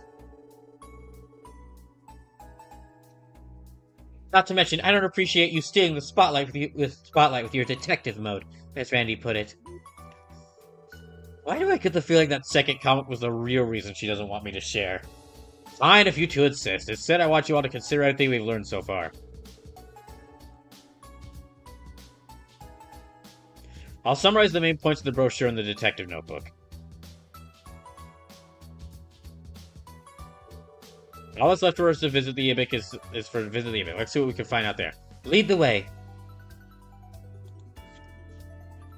Lloyd does feel very different from a lot of other RPG protagonists, because I mean he is very much a detective. A detective with a cool jacket. And these... I never really... I still don't know what these things hanging from Lloyd's waist are. They're not... He doesn't have two chain wallets.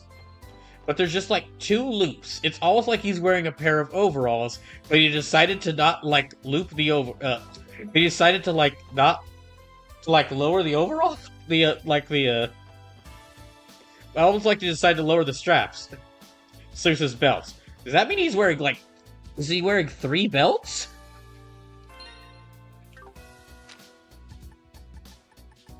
Careful, Lloyd. You're getting into Tetsuya Nomura character design there a little bit.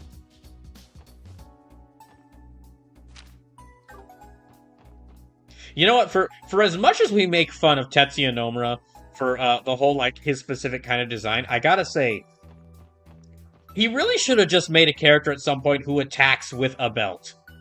Their main weapon is a belt. They summon belts. A lot of their techniques use belts. So he says there's actually one belt around his jacket, but it's not pulled tight. But since it's not pulled tight, it's loose down around the sides. Oh.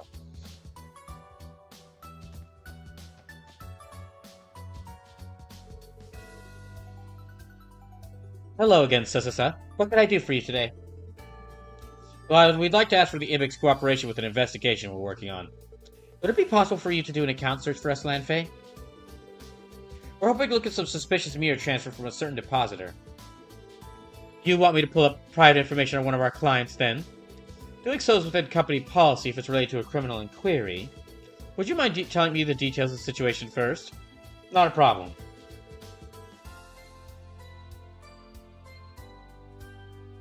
Lloyd provided all the information they had on the suspected fraud case. I see. I believe I understand the circumstances now.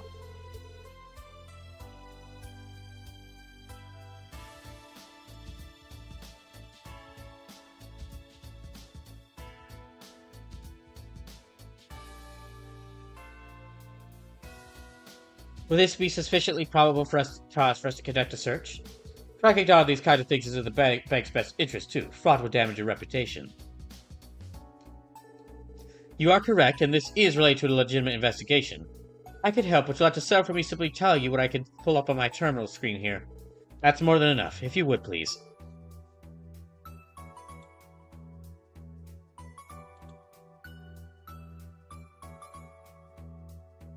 Sleeper says, sent a full-size art of Lloyd to help. Full-size art of Lloyd to you, so you can see what I mean. That actually looks like a very different Lloyd. Yeah, because these... I'll say why in just a second. Very well. First, let me search for an account registered under the name Minith. Click, clack, clack, click, clack, clack, click, clack. American Honey Company, subsidiary of the Quincy Company. Click, clack, click, clack, click, clack. There we are. We do indeed have an account open under that name. Hold on. What happened? Did you find something incriminating? Well, I don't have the authority to tell you the exact balance on record.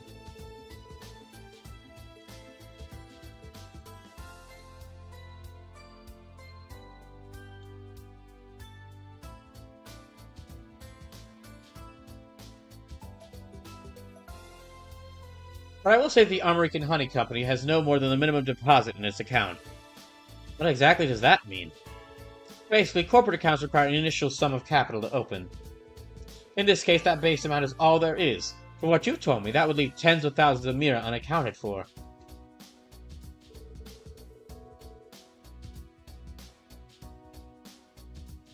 Minutes has the construction of the factory, management of the fields, and more to cover.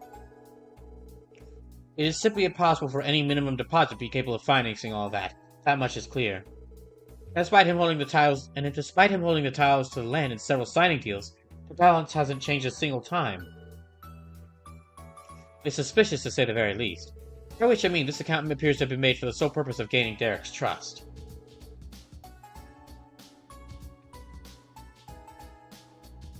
Things clearly aren't adding up here in more ways than one.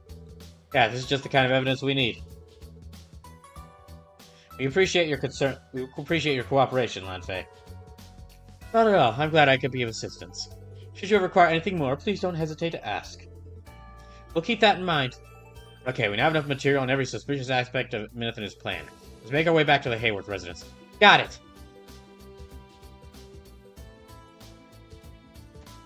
So looking at this art, so it's actually a little different than what you were saying, Sleepless. So, this is from the art you sent me is from a different design for Lloyd's. I'm guessing in like Trails to Reverie. That's where I assume, because he's wearing a different shirt in that art compared to this. And in this game, his sprite actually has the belt around his jacket closed. But there's these two. You also described these two things as belts. Those aren't on. Those two waist belt. These two waist belts aren't on his outfit in the art you sent me.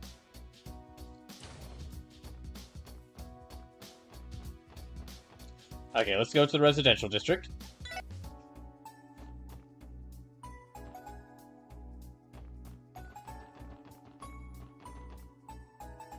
I'm gonna...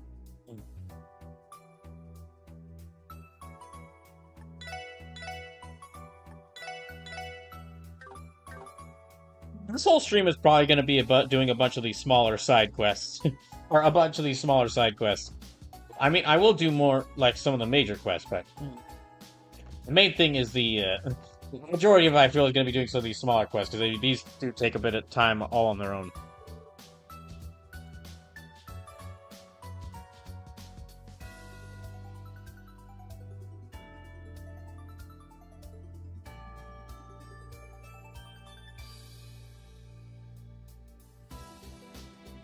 Ah, sir.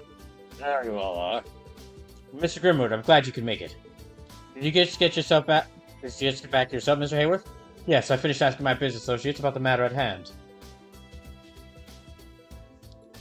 How did things go on your end? We were able to round up a few leads thanks to Mr. Grimwood.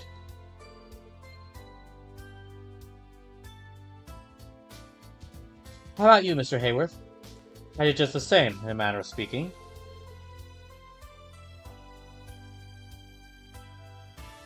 You see, I'm not quite sure what to make of it all. Well, you went through the trouble of digging up that info, so you may as well share with the rest of the class.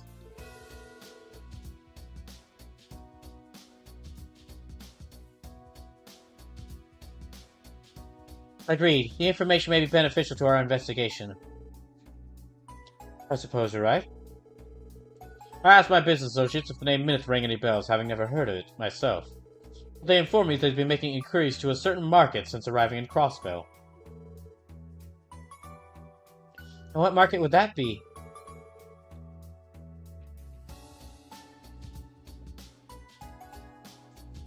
Land prices in various locations throughout Crossbell.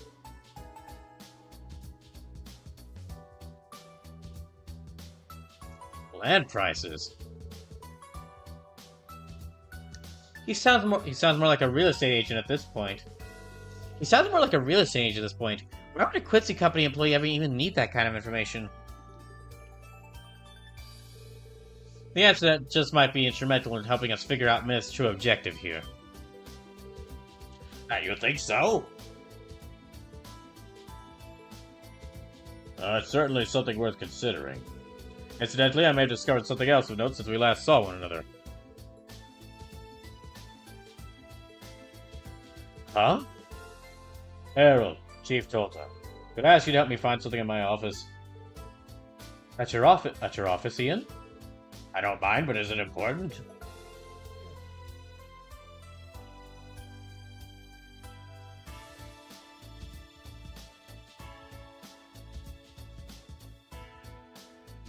Well, it isn't substantial enough to prove anything in and of itself. But we may be able to use it as a final nail in the coffin once you pin Mineth down.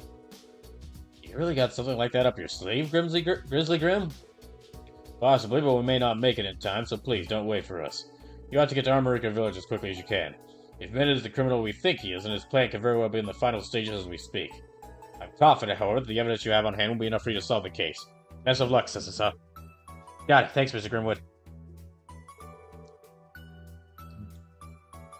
Okay, guys, off to Armorica Village. It's time to reveal Mineth's true colors and stop his phony deals dead in their tracks. Right. Okay, well, we're going to do a couple of things on the way there. Let's go visit Dudley. Jackie says, how's the level grind in this? You will not be... You really don't need a level grind at all. In both the first game and... Okay, in both Trails from Zero and this game, the gameplay is perfectly paced, to the point where I did not need to level grind at all. Now, something I will say is if you are interested in playing this game, Trails to Azure, you really need to play the previous game, Trails from Zero. This game does not... If you do not play Trails from Zero before this, then this game spoils, like... This game, Trails to Azure, spoils, like, a lot of the major developments in Trails from Zero and a lot of the major story beats in, like, the first 5 seconds. Like, this game picks up almost immediately after where the previous one ended. So, there's no level grind. When I was playing Trails from Zero, I did not need to level grind at all in the 100 hours I played it. However, I did play that game for about 100 hours. And that was just going through that was because I wanted to go through as much of the story stuff as I could.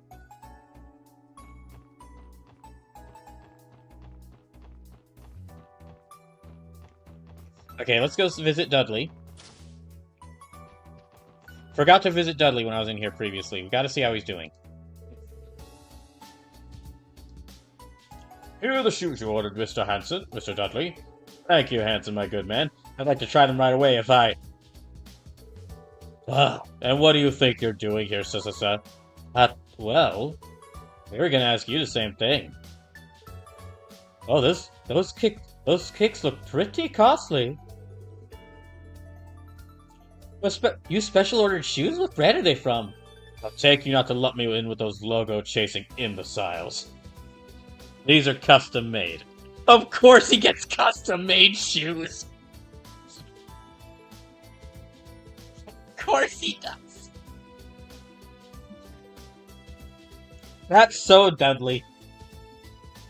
Dudley is... You know, I was thinking this earlier, but I wasn't sure. I was thinking this a little bit earlier, but I wasn't sure about it. But now after seeing Dudley again, I am. This game kind of feels... This game, in some ways, at least with, like, the investigations, kind of reminds me of, like, Phoenix Wright. Dudley is basically Edgeworth. Dudley is basically Edgeworth if he put some of his, like, if he took out his D&D character sheet and put a couple points into strength. Put a lot of points into strength, really. And if unlike Edgeworth, if Edgeworth decided to carry out a Desert Eagle.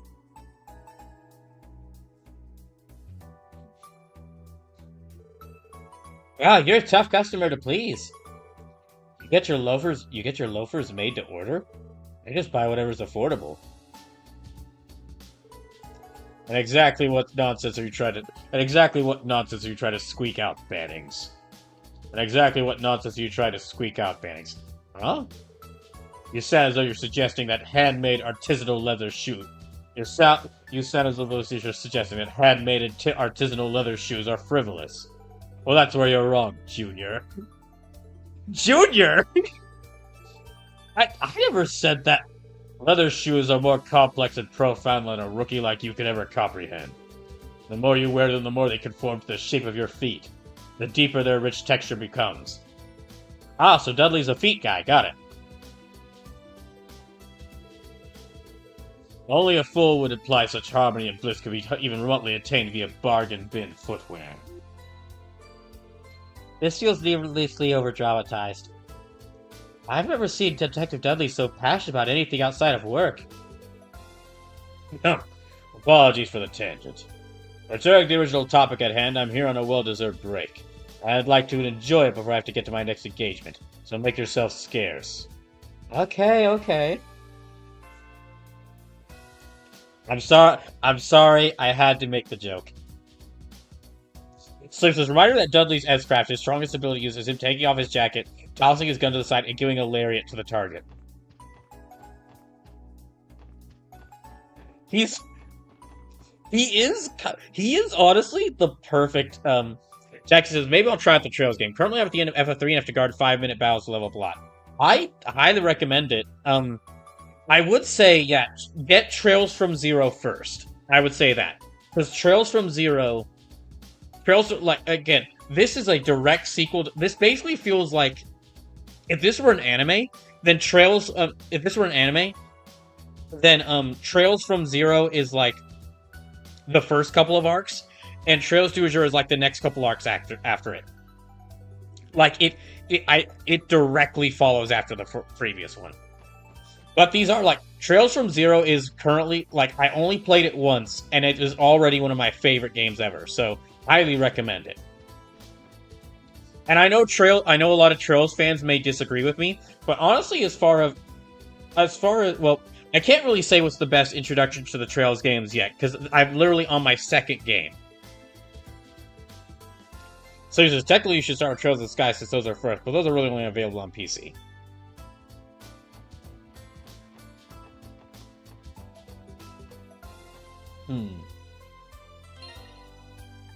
Alright,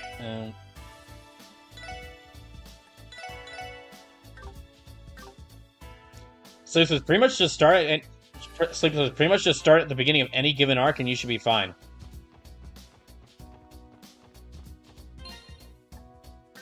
Alright, okay, I just visited Dudley. Let's go visit, Kia in the library. So yeah, just a sign of, like, how good this game's world building is. That thing I did with Dudley, that is a completely missable, just small, minor cutscene. The only reason I could do that was just to go, like, I just happened to be in the, that building. That's just something I could go there and just find. Which is one of these games' really big strengths, is that there's a lot of character. They have, like, a really big cast of characters, but a lot of times those characters are just doing their own things. It very much feels like we're a couple of characters. It very much feels like I am a group of characters solving problems for people, not like the heroes that the entire world is dependent on to kill God.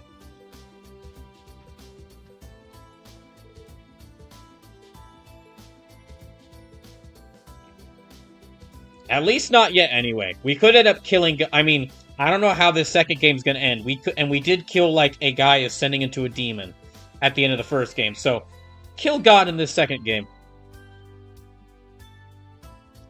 Oh, hey, guys. Doing some reading, Kia? Sure am. I'm looking for something to cheer Suzuki up with on my next visit.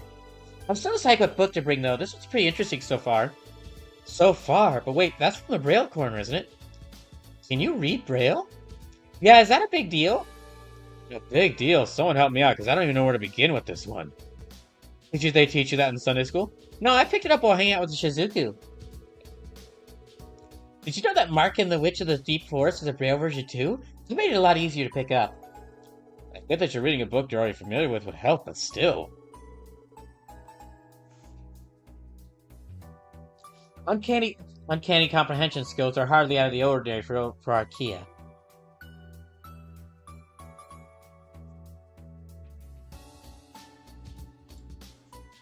Right. So, that's, yeah, done talking to Kia. Oh, there's a couple of car parts I got that I should add to the car. Hold on. There's a couple of car parts I got added to the car. What are you doing there? Hold on, we're gonna see. Why is this kid hanging out near our car?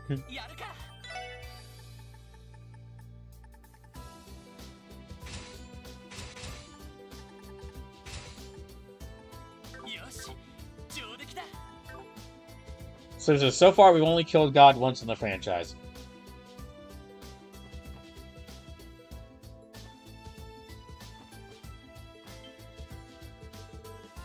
Oh, it's just you guys.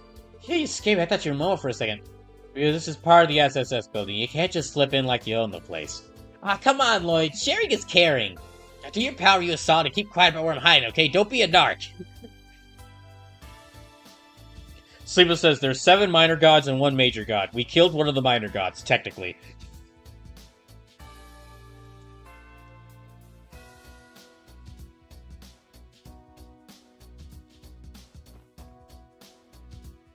Alright. And then, okay. Let's go ahead and head to Armorica Village, because I'm curious to see... I'm curious to see where this mission goes from here.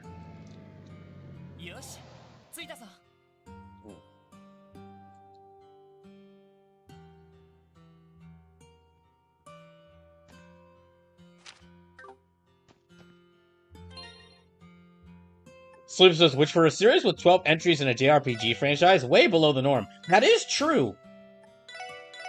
That is true. Only 1 god killed in a series. This game has 12 entries, but there's only 1 god killed. Although I guess because it's all set, all these games are set in the same world. It's like it'd be really difficult to kill. Like they'd run out of. If they did keep to the usual god killing traditions, it'd be. They'd run out of gods at that point.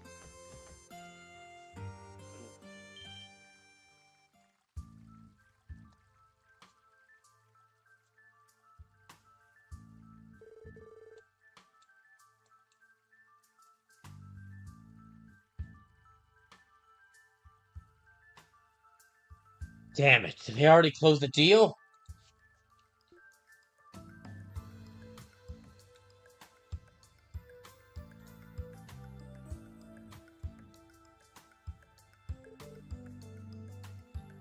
Oh, it's you 6 again. Oh, the Special Support Section. Derek, give me a minute. We have a few things we'd like to ask. What kind of agreements were you hoping to conduct today?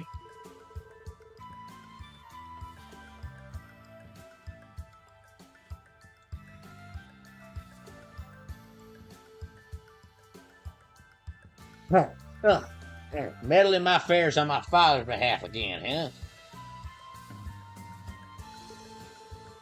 Oh, please, Derek, there's no harm in asking their questions. After all, our plan has already been set into motion. And what do you mean by that?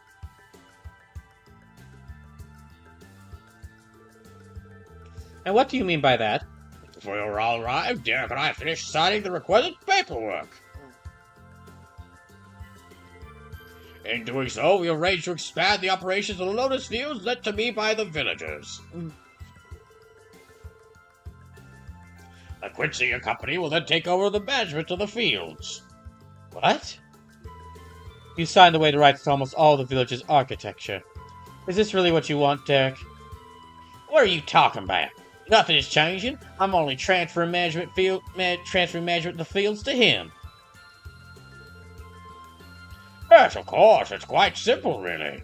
With my company harvesting the honey, we'll be able to streamline production of the candy. Temporary transfer of the land rights to my company is a necessary first step to facilitate the process. Slave says, even if you killed one at the end of every arc, we'd be at 4. And realistically speaking, you see why I'm talking about this game as just Zero Part 2, where you really can't judge this game fully without the knowledge and experience of Zero. Yeah. Yeah, absolutely. Jackie says, spoilers, Sleepless. Just kidding, I don't care about spoilers. I was gonna say, Jackie, you, you can't be, this game is just all spoilers for a lot of stuff in the previous games. Because, I mean, in addition to, like, this game falling directly after the previous game, protagonists of previous, like, arcs, or, like, previous sub-series, do show up. They do show up in yeah, they do show up in other games. Like, the protagonists from the first, sub-series, they showed up in this one. A temporary transfer of land rights to my company is a necessary first step to facilitate the process. What a crafty bastard. His scheme has reached its final phase. So, I mean, I'm talking about stuff we'll see for at least 5 years. You might forget this entire conversation by that point. His scheme has reached its final phase.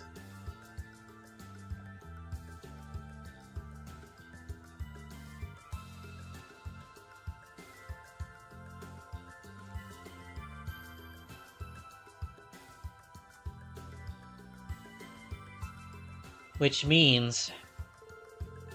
Now then, Derek, I'll be delivering this contract to our main office.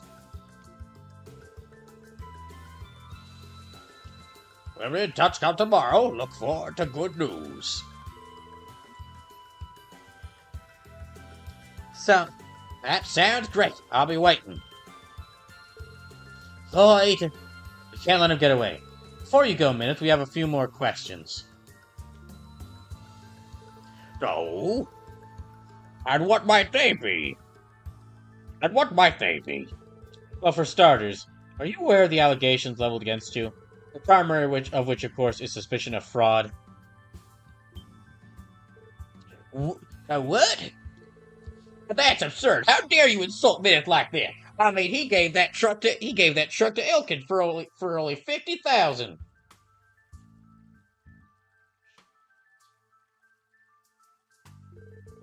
No, Derek, please calm yourself. A minute? A special purport inspection, was it? What could possibly make you suspect me of being a common criminal? Show you some matter of proof to your claim? That we do. Intriguing. Why don't you tell me all about it, then? But first, let me remind you that I am an Imperial citizen. No, you can't... No, you can't do anything against me. I'm from the Empire. You can't do anything against me.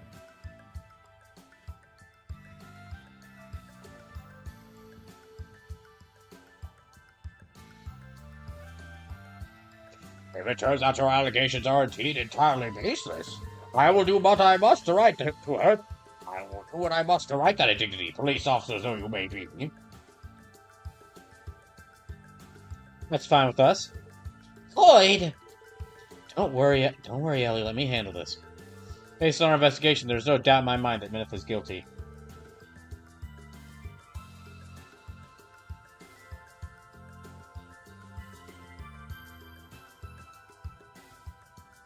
I'm going to expose him as the fraud he is and show Derek the truth. How very glib. If that's how you want to play this, go right ahead. I'll answer anything you like.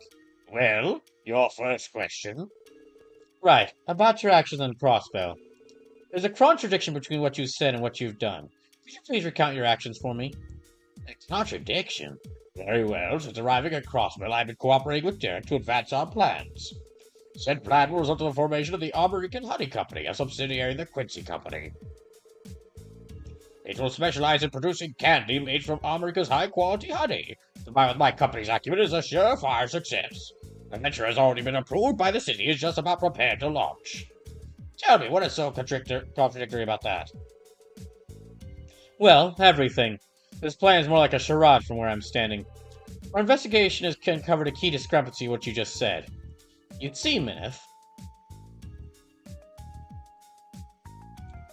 Where is the contradiction in his plan? His confectionery acumen, if the plan is underway, the potential profitability.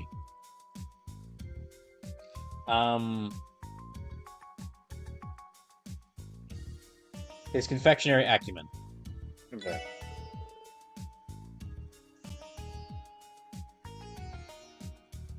This plan is your brainchild, but in reality, you don't know a single thing about making candy, do you? No, that's an interesting angle. Do you have any proof of that claim? Well. Shoot, even if he's clearly suspicious, I think about this more carefully. I may be able. Oh, looks like the player chose the wrong answer. I'll cover for him. I may be able to explain. We noticed an inconsistency when we investigated the IBIC. Yeah, absolutely. The player didn't choose the wrong answer.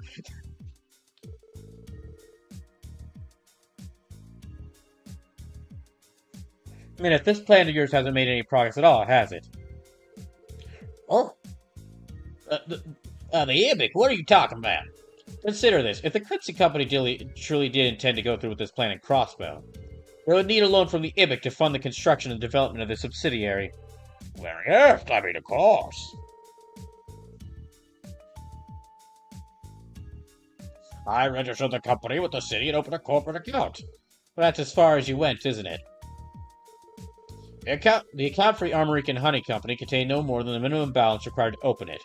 While we weren't told the exact amount, I would speculate it's only in the tens of thousands of Mira. Just how are you planning to build a factory and run a business with so little starting capital? You looked into my IBIC account? This can't be true, can it, Beth? But you're wearing a monocle. Everybody that wears a monocle has got to be forthwith and honest. Jeez, how dumb is this guy? Very, apparently. Wait there. Please don't misunderstand, Jack. I never said there was any credence to their claims. Here, let me put a second monocle over my first monocle. Oh, now I believe you. I'm merely commenting on the audacity it takes to do something so invasive. Forget that. Explain why there's hardly any Mira in that account. Being an executive of the company, I must be especially judicious with moving money around. Wait, why isn't the second monocle working on you two? I investigate my daily life is investigating conmen and corrupt business people. But what if I put on a third monocle? No. As such, I can't take out a loan on behalf of the Quincy Company. Of course, I'll be securing one for the IBIC once I've received permission from the main office.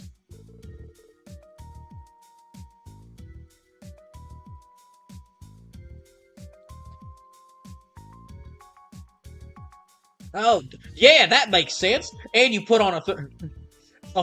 he put on a third monocle, so that makes sense. Deft evasion. Don't count outside just yet. I can tell Minith is getting frustrated. If we continue to press him and pile the evidence, we might get him to crack.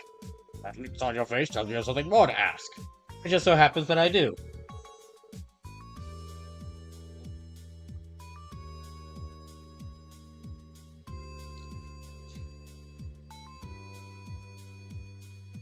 That was far from our only point of contention about you, Minith. You're still not satisfied? But he's wearing 3 monocles! That's not just 1 monocle, it's 3! Don't let them rattle you, Derek. This will be a good opportunity for me to clear your mind of any and all doubt. Next, I'd like to ask about you, Minith. You say you're an executive of the Quincy Company, but is that really true? Wait, what are you implying? Trying to say that Minith isn't associated with the Quincy Company at all? But he said he was! Jeez, Derek, gosh. I'm worried for the future of this village. That's what our evidence points to. No! Oh, goodness me, I didn't expect you to say something so outlandish. How about I show you my business card and employee ID? Those articles can easily be forged. Regardless, we have evidence that would supersede either of those. And we found it in a Quincy Company informational brochure. A brochure? What's that? But are you sure you can trust the brochure? Was it wearing a monocle? Oh yeah, the one in Mademoiselle's room. We recorded the main points of the detective notebook. The brochure comes directly from the Quincy Company's main office, so there's no doubt as to its authenticity. What's more, there's a clear discrepancy between its contents and what you told us yesterday. What I told you? That's right. Something you mentioned made it clear to us that you aren't the executive you claim to be.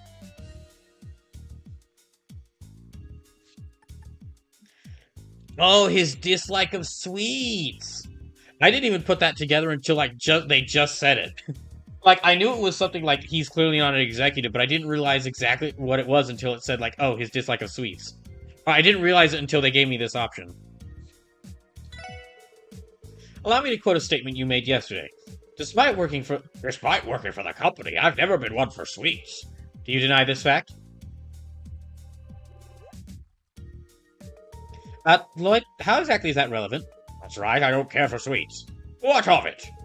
Are you trying to say that someone who dislikes sweets couldn't possibly work for a confectionery company? A confectionery company in general, maybe, but not this one in particular. What are you on about? Who do you work for? Who do you work for? You're not wearing a monocle. How do we know we can trust you?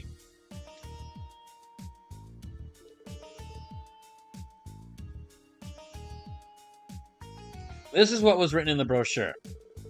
Prototypes are personally handled by our executives, who, after many meetings, decide whether a product is worthy to go to market. Wasn't that curious? I don't understand those fancy words. What does that mean? Wait a minute! It doesn't make sense that somebody like Minith, who dislikes sleeps, would be hired by a company like Quincy. Not with a tradition like that. Wouldn't you agree? Wouldn't you agree? On a note, that absolutely does sound like a company that's like, oh, that actually does sound like the company, like something like a real rule a company would have. That's like, oh, you fit all of our prerequisites, but you don't like sweets? Only people who like sweets can be executives at this company. But I have 15 years, I have more experience in business than all the rest of you combined. No, but you don't like sweets. Wouldn't you agree? No, I mean, I never said I hated sweets. Allow me to put, and while I say this, let me subtly put on my fourth monocle. That's not going to work on us. Not even the fourth monocle? No, again, no. You admitted to not liking them in this very conversation. How stupid do you think we are? No. So that raises the question. Why would you lie about being an executive of the Quincy Company? It's simple. You intended to gain Derek's trust before ripping him off. This is the only deduction I can make based on the evidence. As for the confectioner's state seeking to make use of America's honey,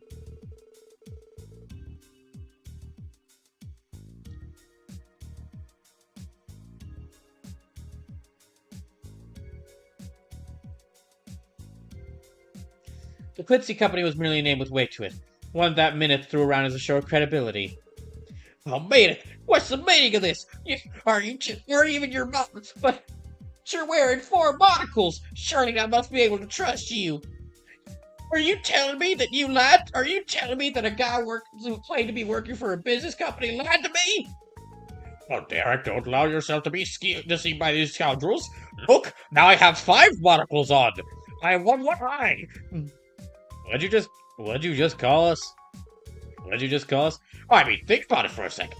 Let's say, for argument's sake, that I did come to Agarico Village for the purpose of founding a fraudulent honey company. If, that being the case, I had an ulterior motive in deceiving my very good new friend Derek, who will definitely believe me. What was it? Why would I go to such ridiculous lengths? If you have no proof to back your claims, then you've no right to call me a fraud. You can arrest yourself for slander. We do bear the burden of proof, as well as providing a viable motive. As far as the motive goes, I think I have a pretty good idea. What? Are you sure, Lloyd? I barely even started untangling everything that's going on here. Don't worry, I got this. The person who pointed us in the right direction today also went to retrieve the final piece of evidence we need. The last piece of the puzzle that I'll submit it once and for all. I'll quote with the mumbling. If you have something to say, then out with it. Pleasure. You went to all these lengths to deceive this village with one goal in mind.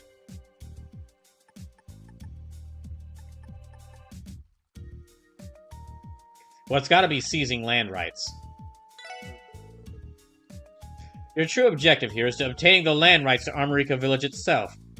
What? A trader we know named Harold Hayworth gave us some information about you. Immediately after arriving in Crossbell, you, Minutes, started looking into land prices throughout the state.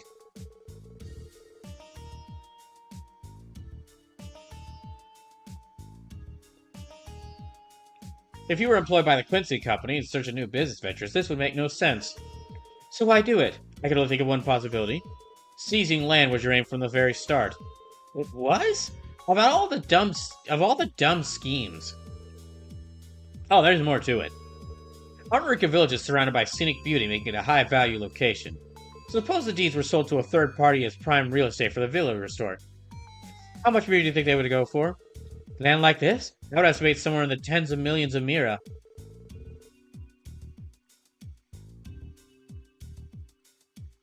That said, I don't think the villagers would ever agree to such an arrangement. Exactly. That's what made this whole fraudulent ruse painstaking. It was a necessity. Now, if we assume your motive was to obtain the land itself, your actions become that much more clear. First, you obtain the rights to the lotus fields, the farmlands, and the village's private property. Then, under the pretext of returning to your company's main office, you vanish from Crossbell entirely. Finally, you sell the deeds on the black market and pocket the hefty sum of money they're worth. That minute has been your plan the entire time.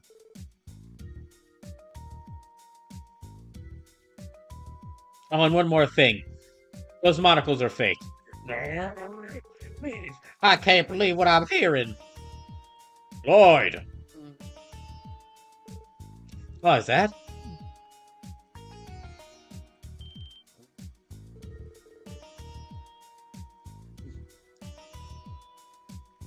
Jackie says, what would you call this animal? What would you call this animal? Oh, thank goodness. Looks like we made it in time.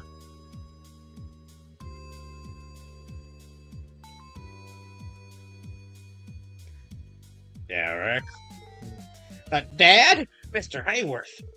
Aren't you from Mr. Grimwood's office? I'm his assistant, Pete. He would have come himself, but he had to get back to drafting the Constitution. Did you come with evidence? Jackie says, would you call this anime Scooby-Doo? No, this is... This is Phoenix Wright the RPG. This is... At some points. At some points. When it comes to the investigations, it's Phoenix Wright the RPG. Because the villains are, like, as clearly evil... are clearly evil in, as in Phoenix Wright. And you have your own eclectic cast of characters. I mean, I have an entire party. I got like 6 people. I got 6 people here, all to investigate this one guy. And these 6 people, they can summon spires of rock. They can throw around fireballs. They can stop time. And this is just normal magical powers. So yeah, this is Phoenix Wright the JRPG. As far as the investigation sequences go, that we did. Ian said this would prove to be useful insurance. You're going to want to take a look at this. He produced a photograph for everyone to see. It was a man who looked like a merchant with the same face as Minutes. The man in the picture is... why? Why do you have this? A reporter Mr. Grimwood knew in the Empire gave this to him a long time ago. However, the name on this photo isn't Minith, it's Rittner. Rittner? I feel like we heard that name recently. Oh, so it's not just a similar case to something another guy did, it's the exact same guy. Okay. I actually did not expect that.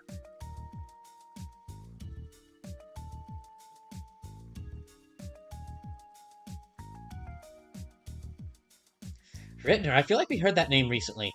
Oh, I remember. It's the name of the man who stole that Erebonian Baron's land, the one Mr. Grimwood told us about. Oh yeah, that dude. That's right, I asked Ian about it again. He said there's no mistaking it. Well, this is a plot twist I wasn't expecting. like last time I played this, Wazzy. This is why stuff like this, or like cases like this, are why Wazzy really joined the SSS. He's not here he's here just because he knows that the SSS is always getting involved in crazy things, and he wants to and he wanted to sit back and watch. Lloyd, why don't you do Minute the honors? Tell him the only thing this photo could mean. With pleasure.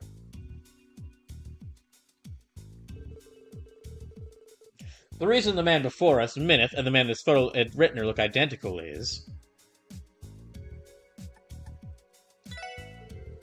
Minith and Rittner are one and the same. That's the only explanation. And it's because they're the exact same person that their MOs are such a close match. Mr. Grimwood came to the same conclusion. Man must have swindling down to an exact orbital science. You're a crook, Minith. As such, you'll be charged with attempted fraud. This is, of course, on top of the fraud you previously committed in Erebonia.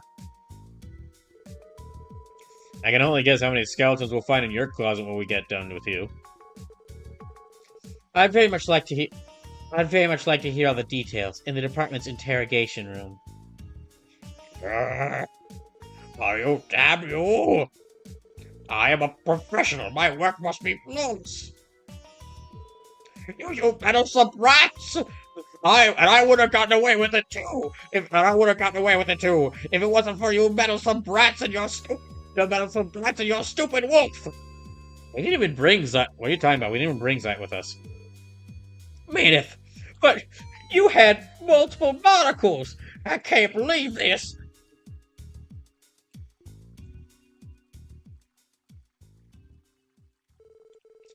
Don't get too full of yourself. Don't get too full of yourself just yet.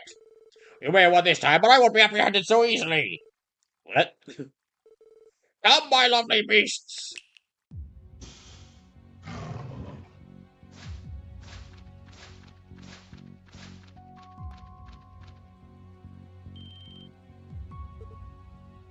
What?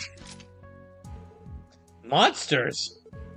They appear to be well trained, too. Oh, these cougars, don't frickin' tell me. No! Derek! You're in big trouble, young man! Come on! Come on, Dad!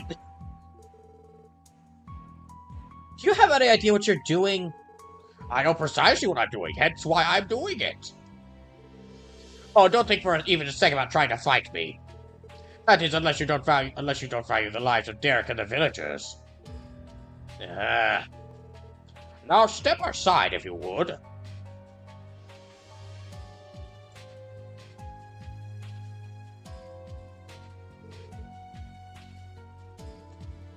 Fairly well. But we shall never meet again.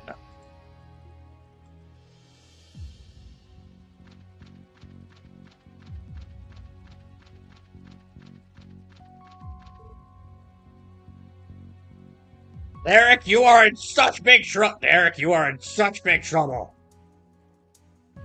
You are grounded for the rest of your life, young. You're grounded for the rest of your life. Damn it, we can't just let him escape. After him!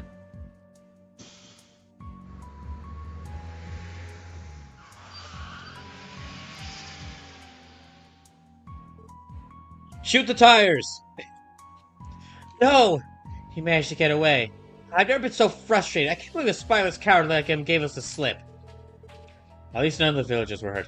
Let's look at the silver lining. What a mess. If we come across him again, he won't be so lucky. For now, let's regroup with Chief Charles and the villagers so we can report what's happened. Get in the car and chase after him! We brought the car! Yeah, we brought the car! Chase after him in it! Yeah, that's a good idea.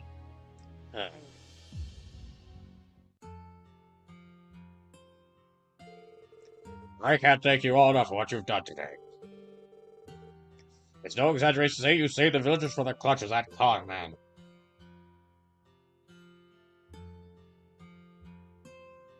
Oh, he still got away in the end. Aw, dang it! If only we had a police car that we could easily use to chase after him. Yes, but now the department knows to keep a lookout for him. It should only be a matter of time before he's caught. Derek? I can't believe he lied to me. Pinky promised. Pinky promised. Put everything through so much trouble just that he can fix it. I let that man rope me to his scheme and it nearly cost us all our livelihoods.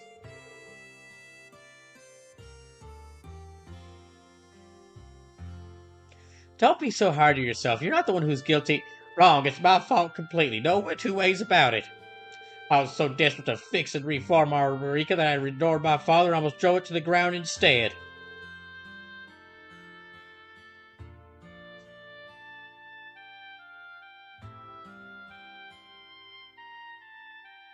I have no right to become the next village chief. That's where you're wrong. Dad? I've been so stuck on the old ways that I never tried to hear your proposals for what they were. I've known the village would go under if we maintain our current course, and yet I've done nothing. It's my inaction that drove you to do this. Thus, I must bear a large share of the responsibility for letting it happen. That's very admirable, Chief Tola. Thanks to this crisis, I finally realized where I went wrong. The welfare of this village can't hinge entirely on the ideology of a single stubborn old man. So instead, Derek, I would ask that you provide your input as well. We will each contribute our ideas and discuss them with the villagers. That's the only way we can ensure a future for America. You're right, I'm so sorry, Dad. From here on out, I'm going to dedicate myself to the betterment of the village. I'm happy the two of you were able to reconcile. Same. Makes almost losing your whole village to some crook worth it, wouldn't you say? Put a sock in it, Wazzy. Learn how to read a room. I'm really sorry about him, I swear, we've tried everything. Wow, okay, at any rate, we owe you all an enormous debt, so allow me to express my thanks once more. I also owe my gratitude to Mr. Grimwood. It's a shame he couldn't be here. I'll pass your thanks on to Mr. Grimwood and let him know what happened. Even if I only played a minor role, I'm glad I could be of assistance. I look forward to our continued partnership, Chief Tolta. Same to you, Harold. If you could, keep a lookout for Minutes just in case he returns. And of course, you could always contact us if you ever need our assistance.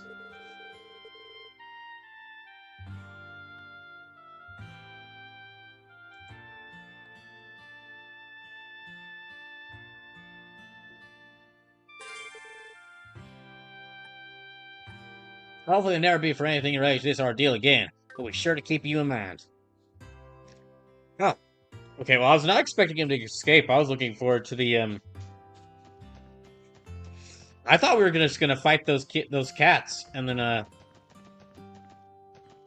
I thought we were gonna fight those cats and then, get, like, arrest him, but okay.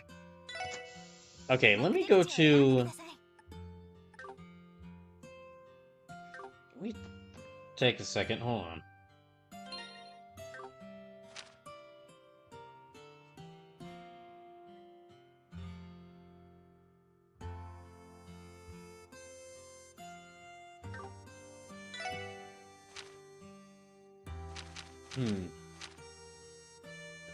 Okay, dangerous monster on West Crossbow Highway.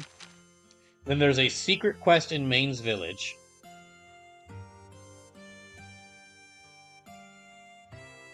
Now, there's a secret quest in Maine's Village.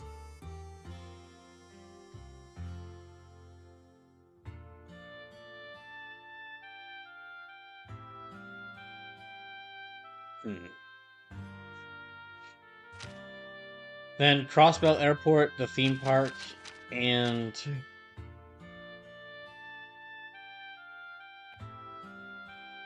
Gotta stop by the Lecture Inn on day 3. Okay,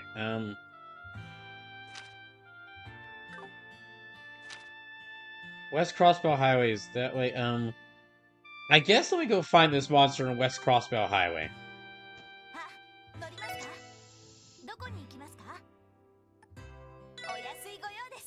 Yeah, let me go find this monster on West Crossbell Highway.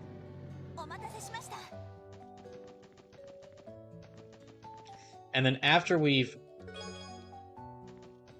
Oh wait, I should have tried fishing.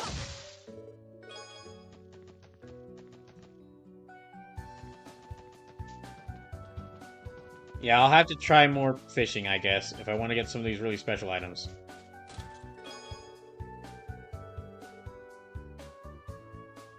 I've heard that Arkanseal's new Shadow Puppet performance will make 1.12 billion Mira, but I guess these are only projected figures. A good one. Yeah, let me find this monster.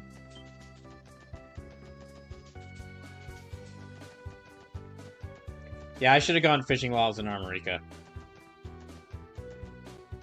Okay, that's the Belgard Gate.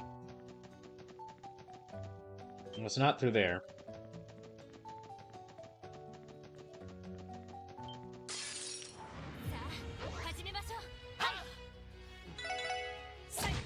Let me find and defeat this monster first, and then I might go back to Armorica to do some fishing.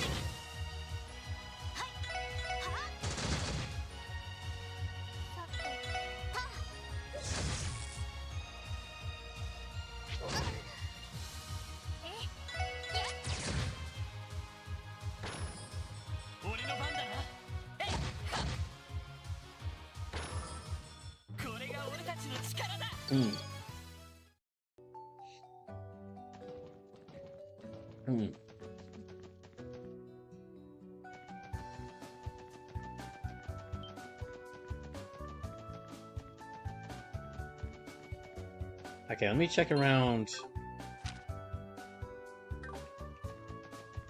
Let me check in this direction, see if I can find this monster.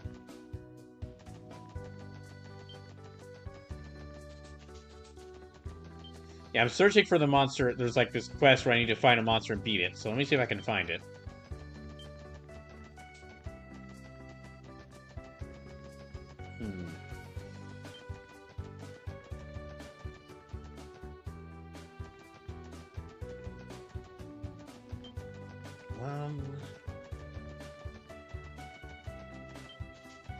Maybe around 361. He rubbed his temples to ease his growing headache. Not that doing so easy a little, but old habits are dogged to perform as they were. Again, he grumbled to himself, what do I do? Oh, this is from that one story.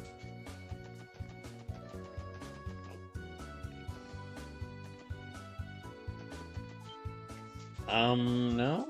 Okay, no.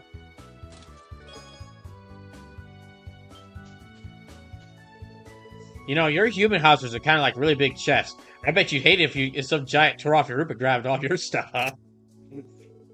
That's great. I like how indignant a lot of the chests are. They're like... a lot of the chest jokes are.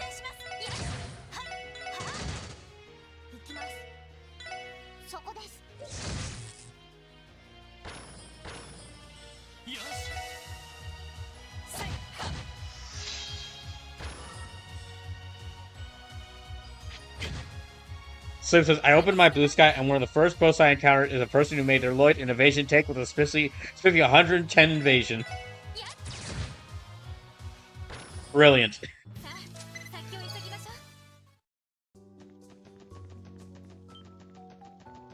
It seems like the proper way to make... I mean, it feels like the proper way to make Lloyd. Oh, monsters.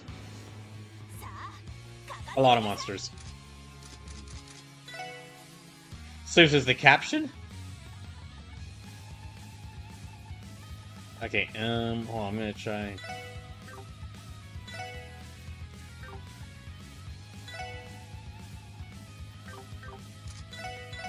There. So this is the caption to evade any barriers out there.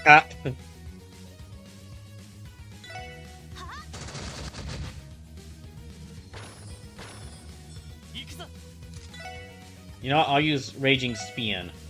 Yeah, I'll use Raging Spian.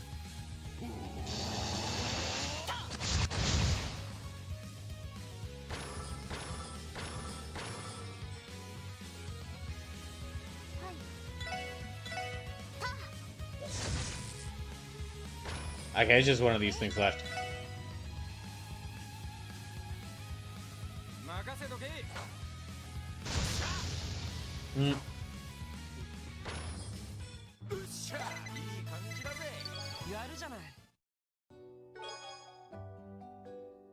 You know, maybe the real treasure was the treasure inside of me all along. Seriously, give it back.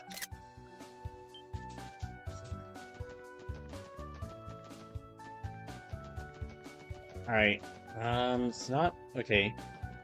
Where is this monster at?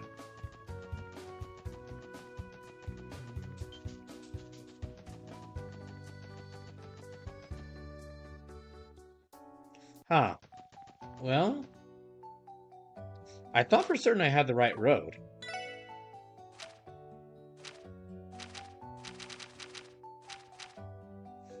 Yeah, West Crossbell Highway.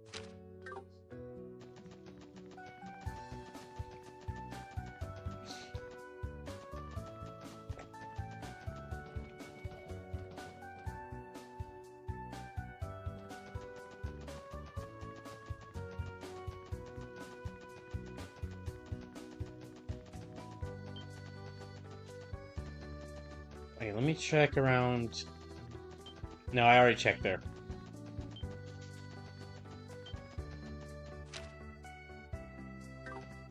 Let me check the path that goes down to the police academy. Oh, there it is. It's off. It's right over here. I just missed it.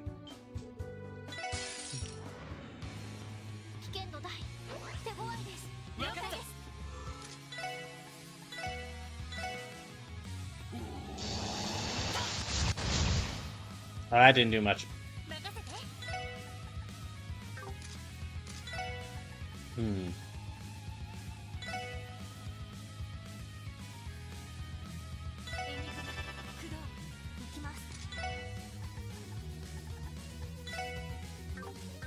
me see if she could try... Oh, weak to fire. Okay.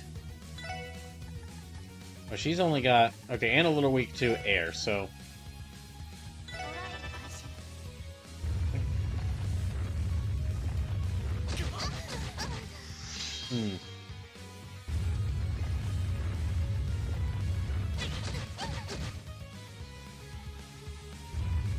They're all gonna do Air Shaker, aren't they?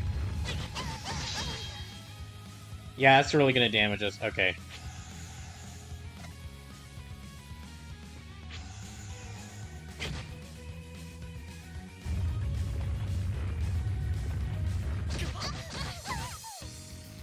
Okay, yeah, that's TO down.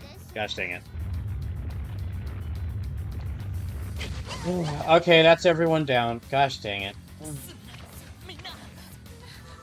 Yeah, okay, we're defeated. Boy, I sure love it when seven enemies use the same use this exact same move that attacks everyone on the field, no matter what, in a row.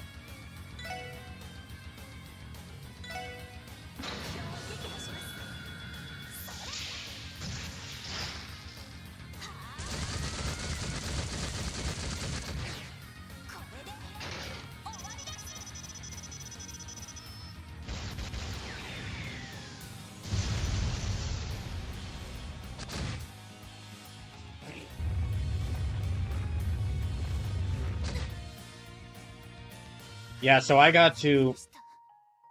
Yeah, I gotta do something to disrupt that. So no arts at the opening. Let me just...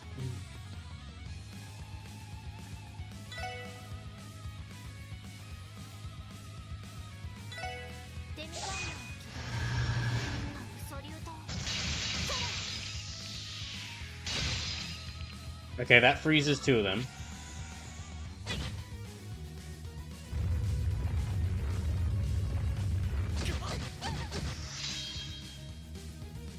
Alright. That gives... Well, I know they're really weak to fire, so...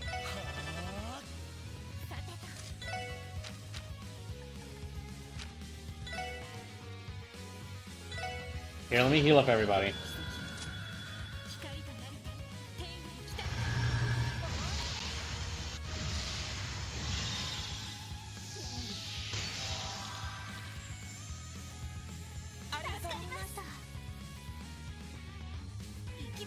And...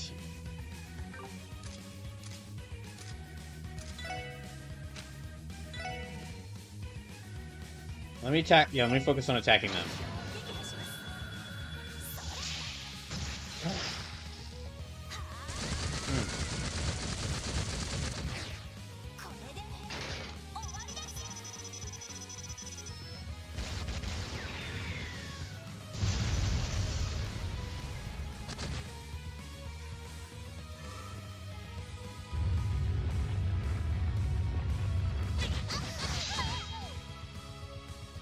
Hmm.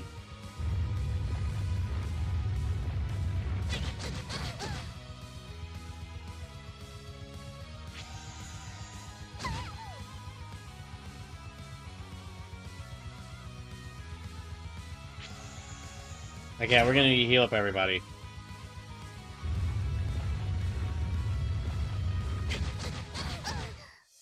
Okay.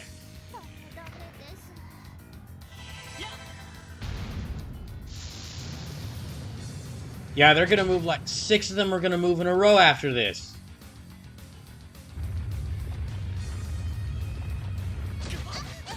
Is there really nothing? Okay.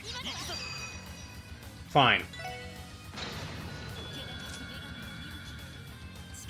That's really all I could do because they're about to move. Yeah, there's like 6 of them were about to move in a row.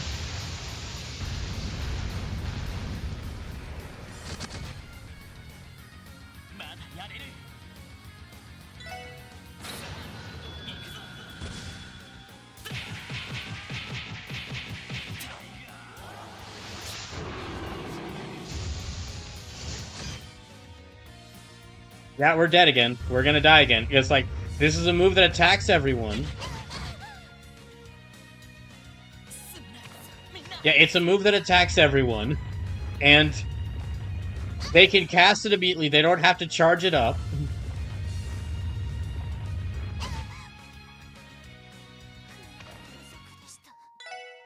That's really annoying.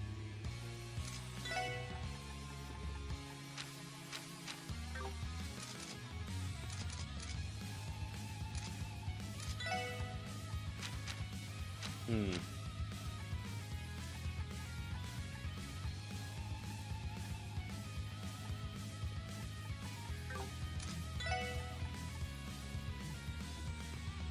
Hmm.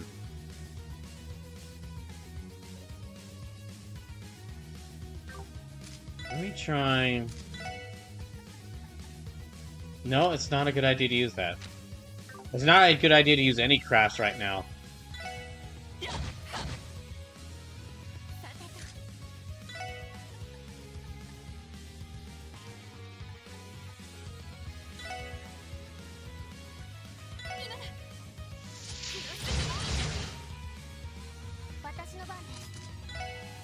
Let me see, can I move Tio far, can I move them far enough away to where they won't be hit by this? Nope, it hits everyone. Wow, that's fucking annoying.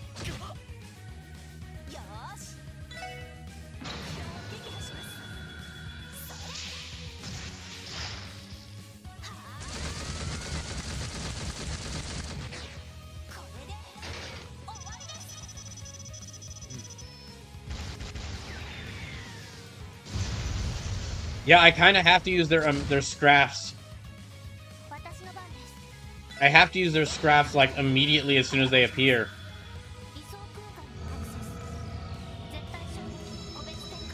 I have to use my team member's scraps as soon as they appear. Because if not, well, it's like, it's 5 enemy attacks in a row. It's 5 enemy attacks, and each of those attacks can potentially hit every single team member on the field.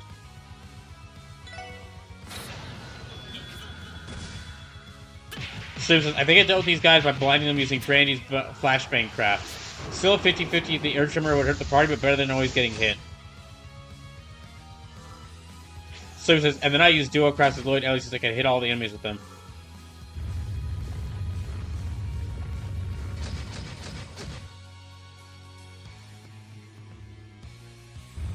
Yeah, Earthshaker again. Okay.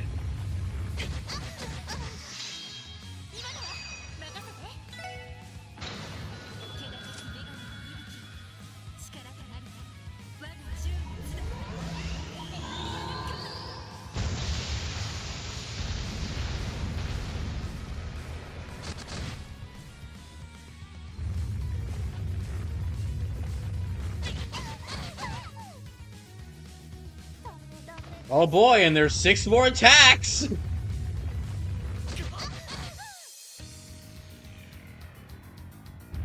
We're literally not being allowed to move! What is with this? They use that move, and then they get to move again! Like, I'm not sure if you can see on the left side of the screen, they're being added back to the turn order.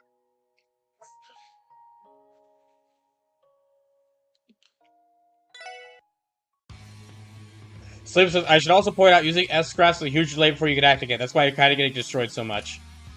But if I don't use the S-Scraps, then I'm not able to move at all. It's the only damage I'm getting in.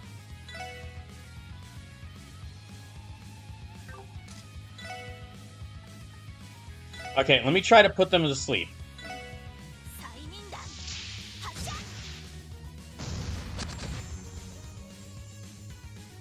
No.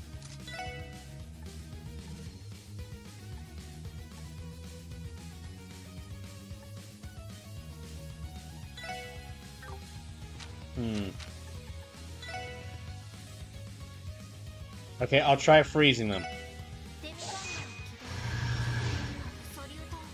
Sib says you can't. Okay, in that case, I'll try not using S-Scraps. We'll see if I'm allowed to move this time.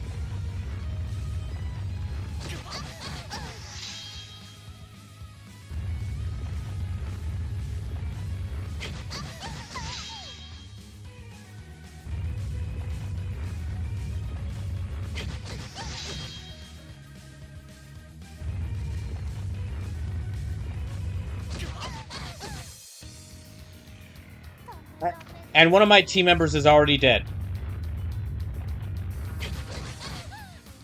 3 of my team members are already dead.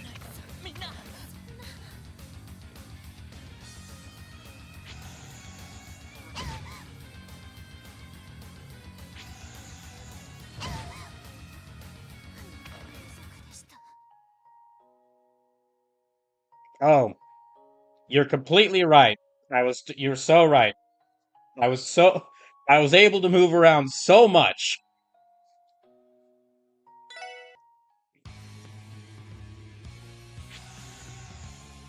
So it looks like the earthquake attack is response to targeting multiple of them. But they're not, they're doing it on their own turn. Okay, then I guess I will only target one of them.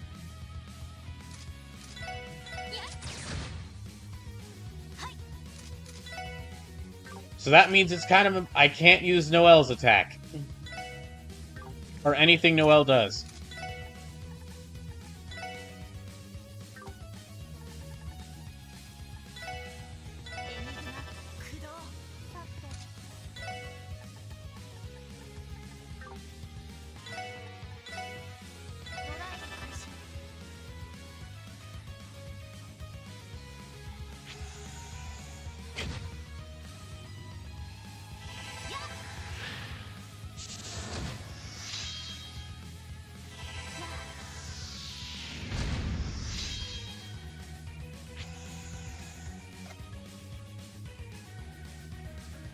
Okay, then, let me see if they actually...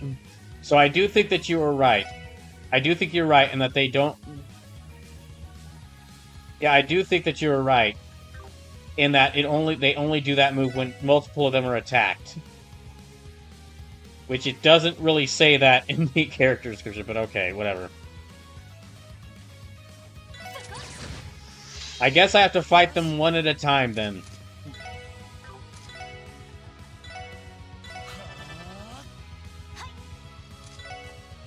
She doesn't have any fire attacks. I guess I'll put her on healing.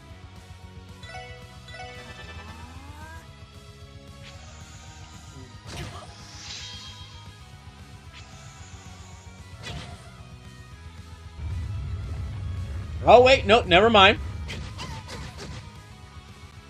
Never mind, they still just use the earthquake even when I don't attack multiple of them at once.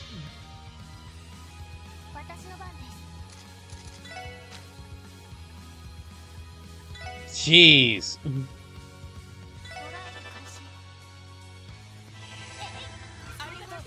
This is definitely one of the worst. This is definitely one of the worst fights in the game so far.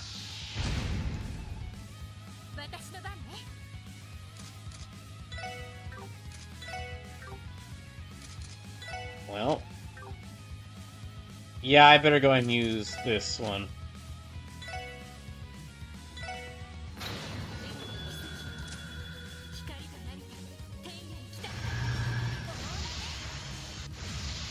Daka says, wow, combat just took hours of story. I'm being sarcastic. No, you're right.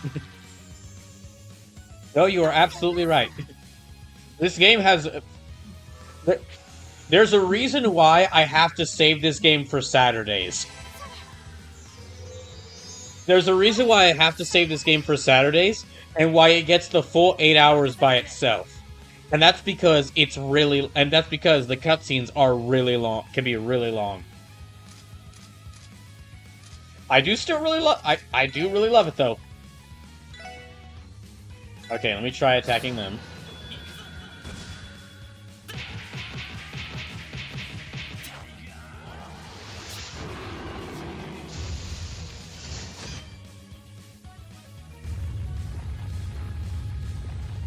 So, never mind. So, Sleepless, I don't think that was right either. I think, like, they just do the Earthshaker attack when they feel like it.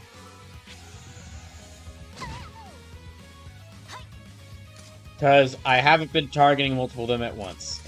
I think this is just a badly designed... I think this is just a badly designed fight.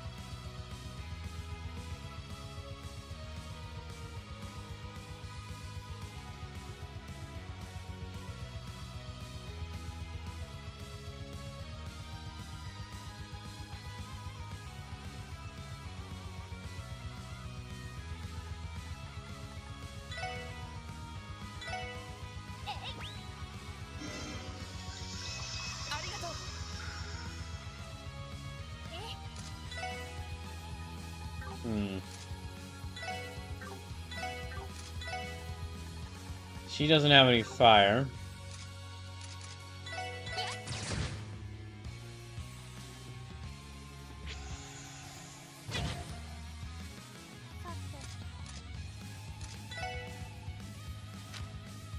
Here, let's just activate Zero Field.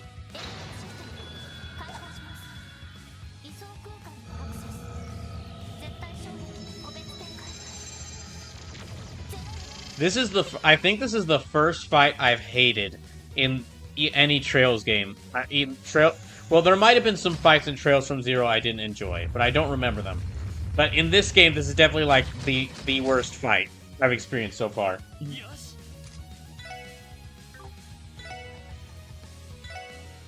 No, wait, can't do that. Oh wait, they did just they just did it again, even though I didn't target all of them. Oh my gosh.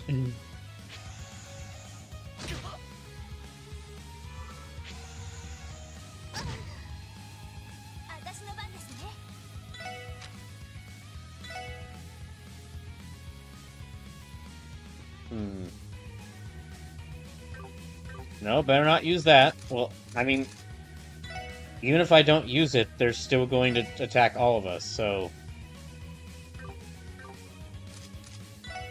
Here, I'll have her heal everyone.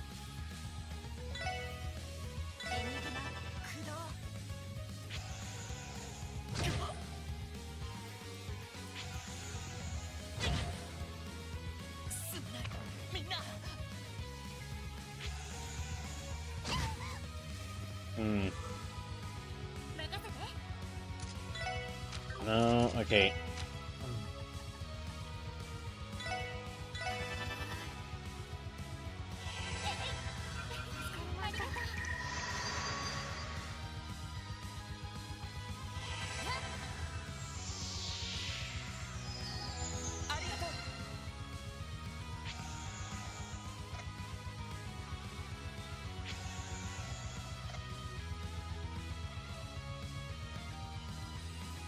Okay, that one just moved twice, alright.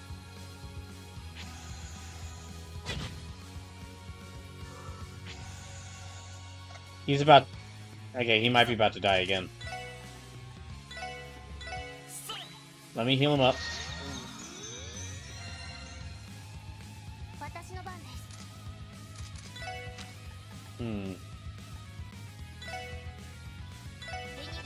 Okay, yeah, she needs to heal up everybody.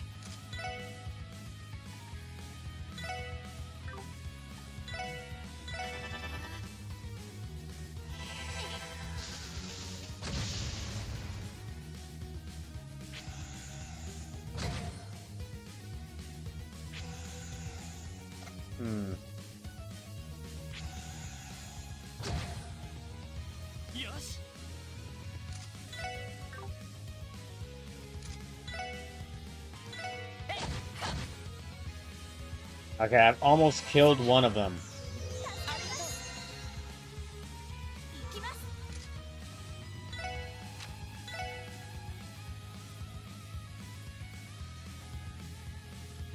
Yeah, I'll go and try this. I mean, they're gonna use Earthshaker regardless.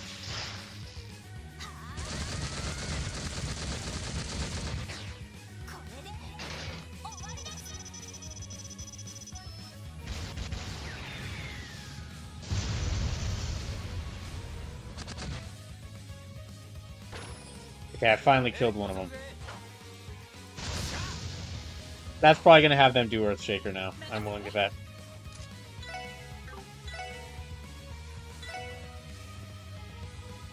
Hmm.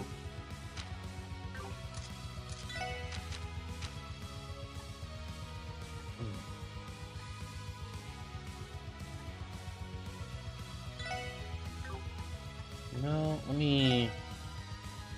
Yeah, let me do this.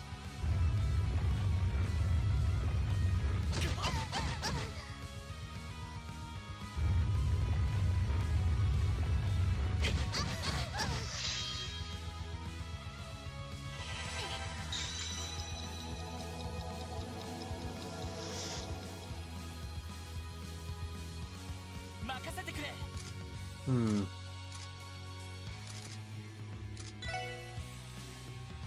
No, they still have a ton of health left. Oh, gosh.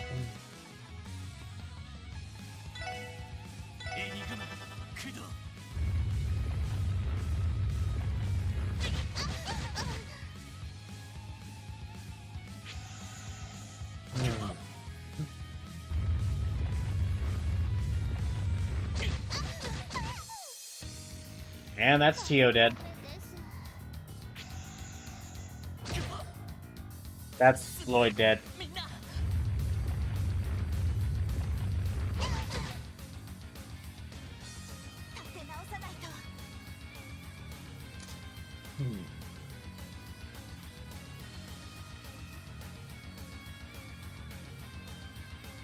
No, if she uses that, she's gonna automatically use her attack craft, which I can't have her do.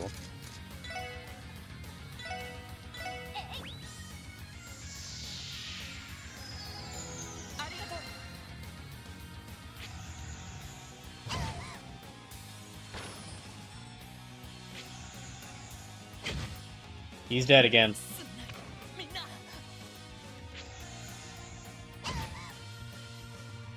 Okay.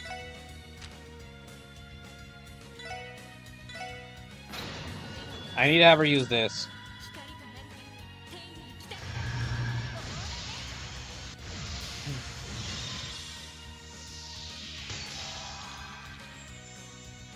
Okay.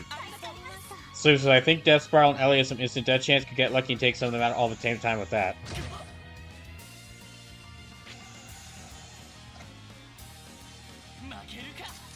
Okay, he needs to not be blind anymore. And he needs to be alive.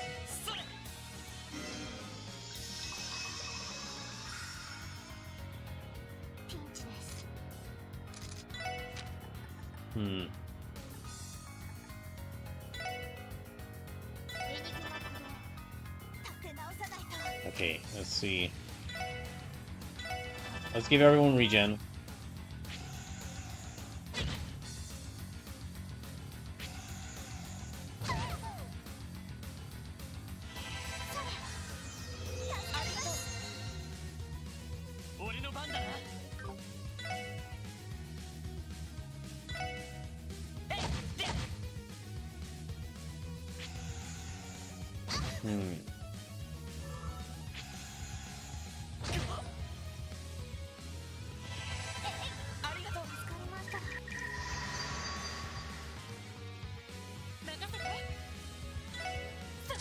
Okay, kill that one. There's only 3 of them left.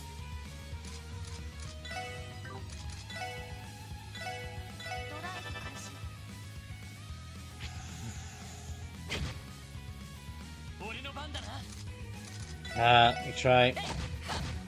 That works.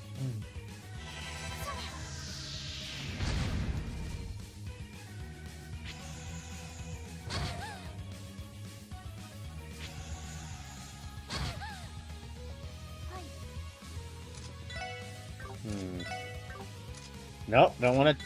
Hey, okay, that might kill him. Okay, it's just two of them.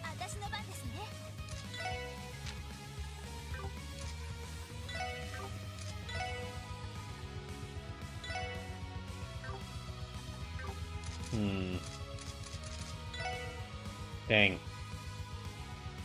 So says, Randy tried real hard to get you all killed, but congrats on weathering it. Well, to his credit, he did burn 3 of them, which did a lot of damage to them.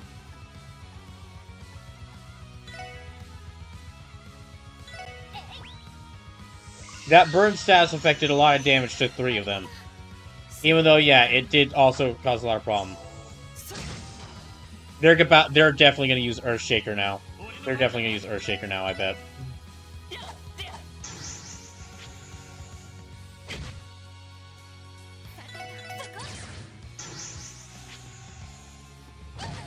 Yeah, I need to get that blind status effect off of them.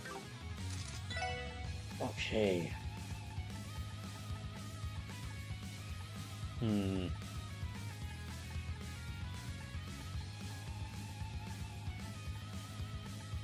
Here's... Okay, yeah.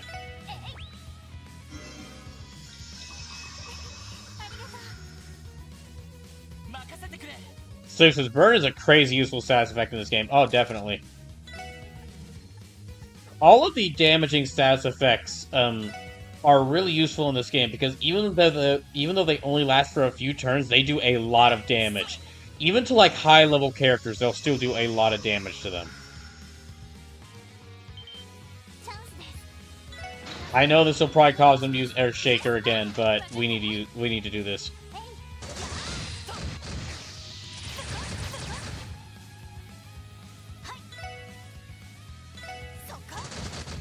Maybe we can kill them before they can attack.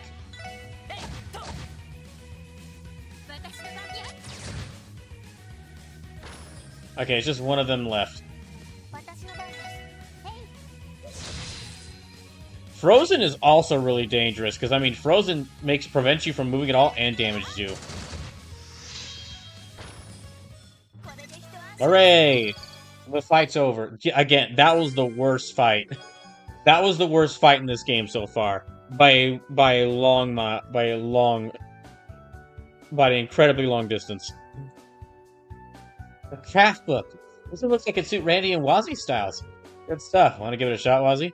I'm game if you are. Okay, there.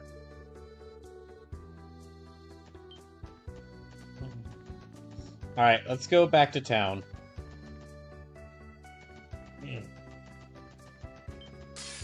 God damn. I didn't mean to fight this thing.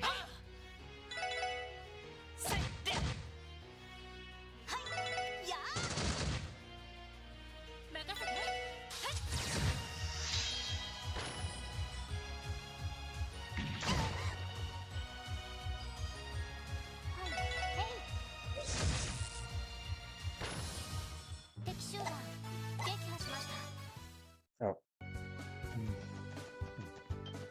So yeah, let me get back to town and retrieve our car.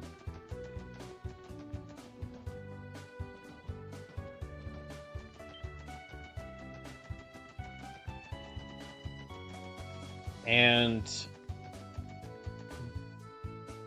okay. Let me... well, first I gotta return our car. Let me go rest up at the building.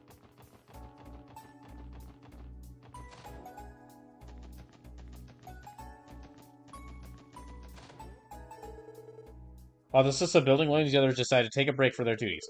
After Percy checked with the CBD headquarters, they each retired to their respective rooms to rest. Oh. It feels weird seeing Lloyd without his jacket. Yeah, got that out of the way. It'd be nice if I got to take a quick nap, but I guess that's not happening. Hey Lloyd, are you there? Yeah, I am.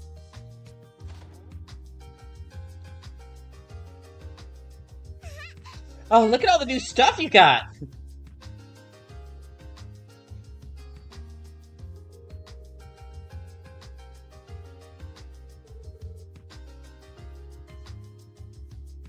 Is it that interesting? I guess they're not things you normally find in someone's room. Nope.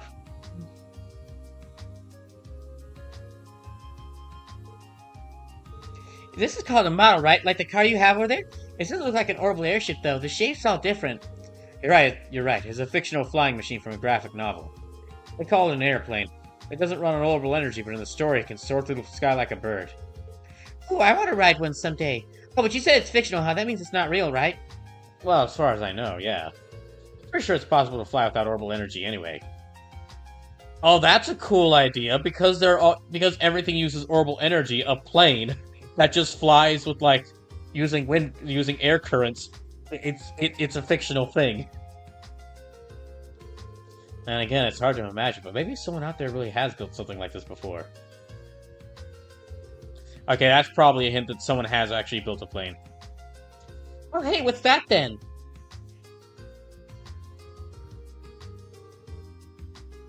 That's a punching bag. There's a bunch of sand inside, and you can use it to practice your punches and kicks. It's no substitute for actual boxing, but it's nice for some light training. Oh, I get it. They make it like that so it doesn't hurt you when you hit it, right? Exactly. She always puts it on quick, doesn't she? I can tell she's getting smarter by the minute.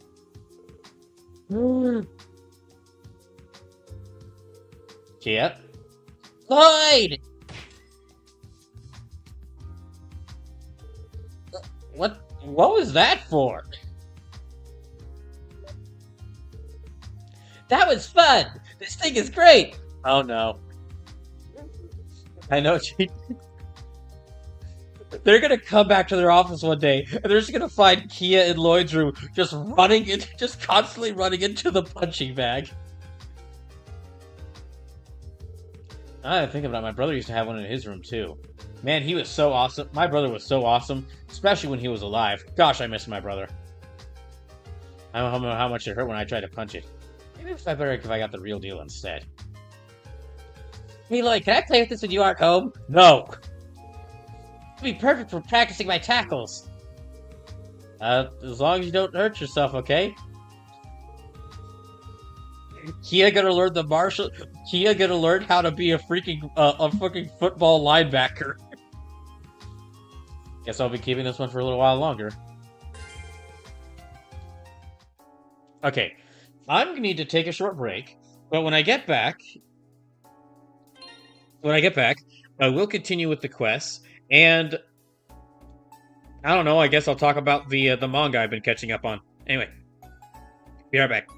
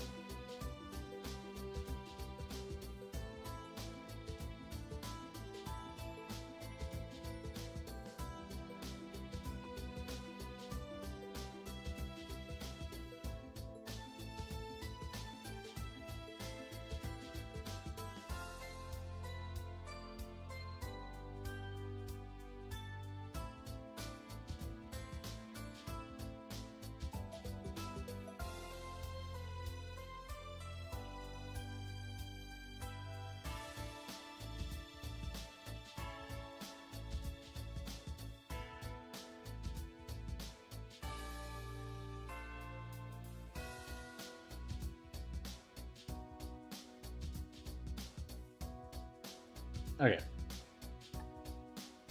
Alright.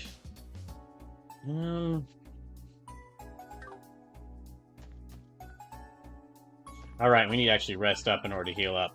Okay.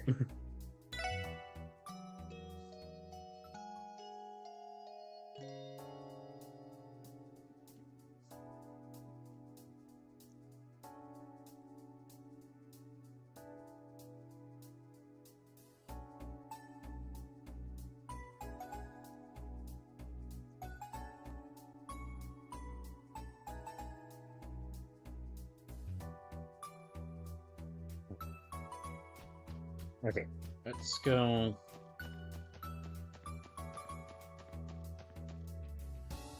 Let me check to see. Oh, okay, there was a mission in Mainz. What I also wanted to... Well, you know what? Okay, first we're going to go to the Harbor District so I can try fishing again.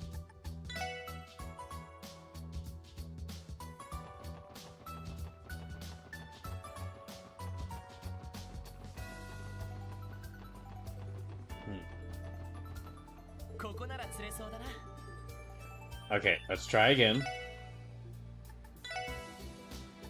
Still doesn't like it, okay. Let's see how the fishing works, if I can fish.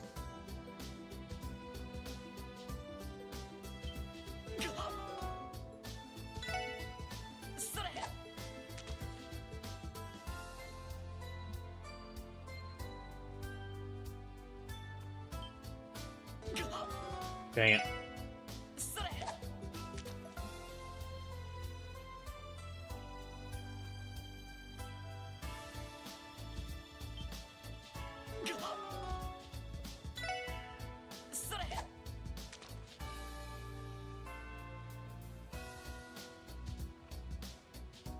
I guess no cool...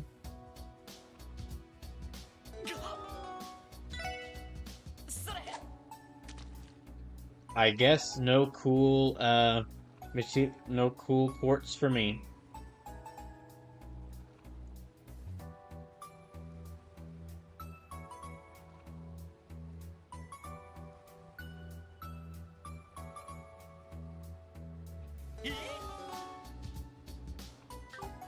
Okay, let me try to remind myself, how do I fish? I have not done fishing at all, so... So I'll admit, I prefer fishing in Cold Stone River. You cast line, and then you get into a fight with the fish where you button mash. Okay, no, darn.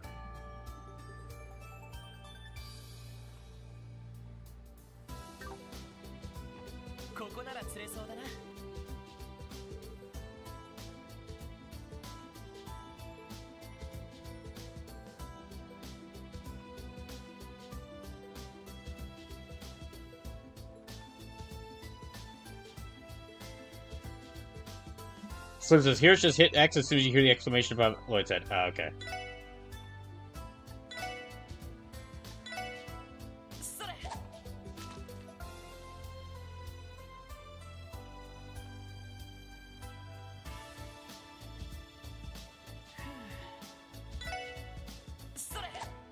So anyway, I said before the break, let me just, let me recap, maybe talk about all the manga I've been reading, because in addition to, like, doing some 3D modeling on Friday, I was also able to, like, catch up on all the different manga I'm reading, which is, like,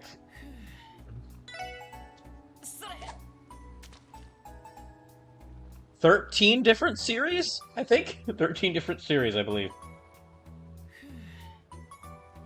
Jeez, okay. Okay, let me think. One Piece versus Tenkaichi Nihon Saikyo. Shinobi Undercover. Otier the Flame. Kaiju number 8. Goku Rakugai. Kagurabachi. Kengan Omega. Record of Ragnarok. Record of Ragnarok spin-off.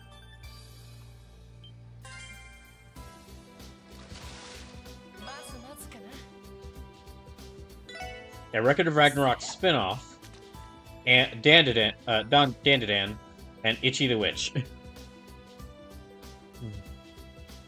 So there's nothing is biting me. You should try a different bait / rod. Ah. Hmm.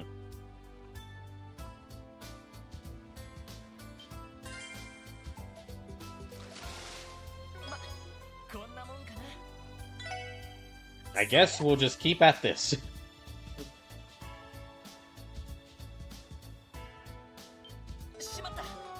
Yeah, I guess I'll just keep at this. Dang it. But yeah, just going over this manga. Well, first of all, I mean, I was saying like 13 manga, but Kaiju number 8 just ended. Yeah, Kaiju number 8 just ended.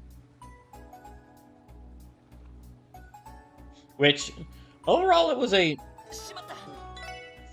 fine ending. It kind of that manga kind of felt like it ended too soon, but it might have been, and the ending itself didn't really. It was an okay ending, but it was basically just like, and then they all went back to living their daily life, and they all went back to the lives they had. Which almost feels like it was kind of leaving it open to a continuation. Yeah, it just almost kind of feels like it was being left open to a continuation. But... to a potential continuation future, but no clue if that'll happen.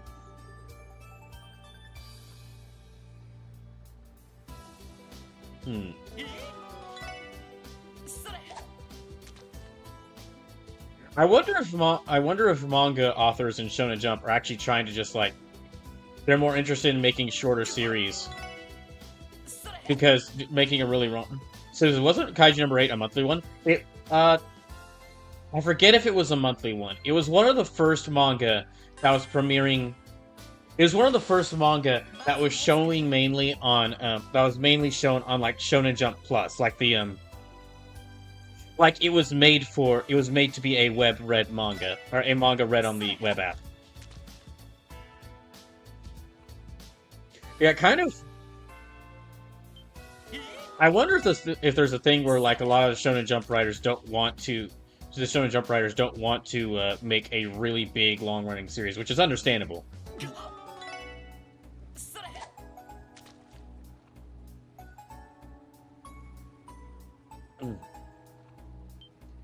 Or it could have been a case of just a case of like Shonen of Toho just deciding, Toei deciding, all right, that's it, back it up. Sleep says July 2020 to July 2025 means it ran monthly for 5 years.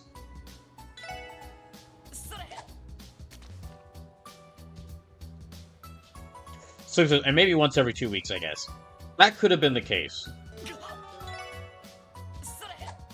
One of the manga I read on Shonen Jump, Goku Rakugai, that one is monthly. So since it was around 120 chapters, right? Yeah, it ended at chapter 129. Yeah, it was like every other week. That's right, it was every other week because there was a lot of like side chapters. There were a lot of side chapters that were really just like colored covers from previous chapters. So yeah, that series was every other week. Still a decent overall, still a decent overall series, but it does kind of feel like it ended. It does kind of feel like it ended before it reached like the full potential of what it could have done. Like a manga about like a guy who is turned into like a kaiju monstrosity, or is turned into a kaiju monstrosity, fights other kaiju monstrosity of varying heights and very changing designs.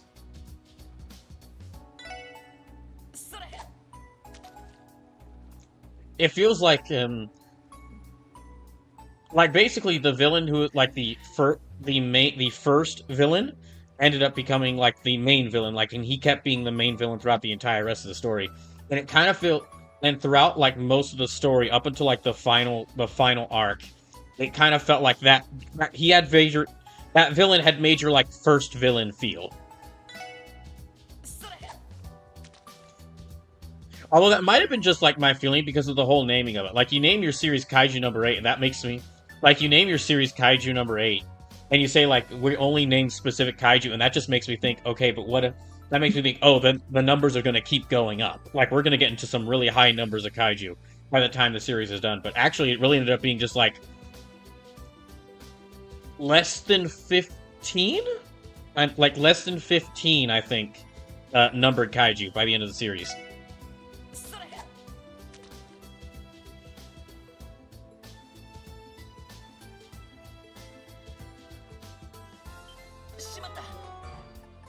But yeah, that was good. I am glad I did. I am glad I read it because that means that's a series I've been following since it started.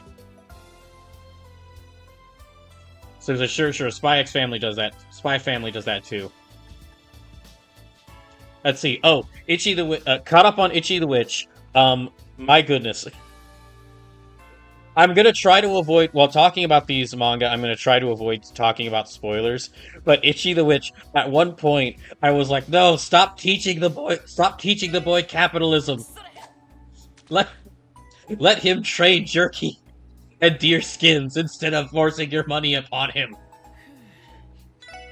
Itchy the Witch is great. It continues to be great. I think like the series has kind of completed its first official arc because it was like. Because we kind of reached the end of the first, like, overall, it feels like the series completed an arc. Like, it feels like the first, we got through the introductory chapters, and now it feels like we have completed arc. We got, like, the whole main team assembled, the main team is assembled, the first like, we introduced the overarching villain, one of the first major villains who wasn't the overarching villain was defeated. And yeah,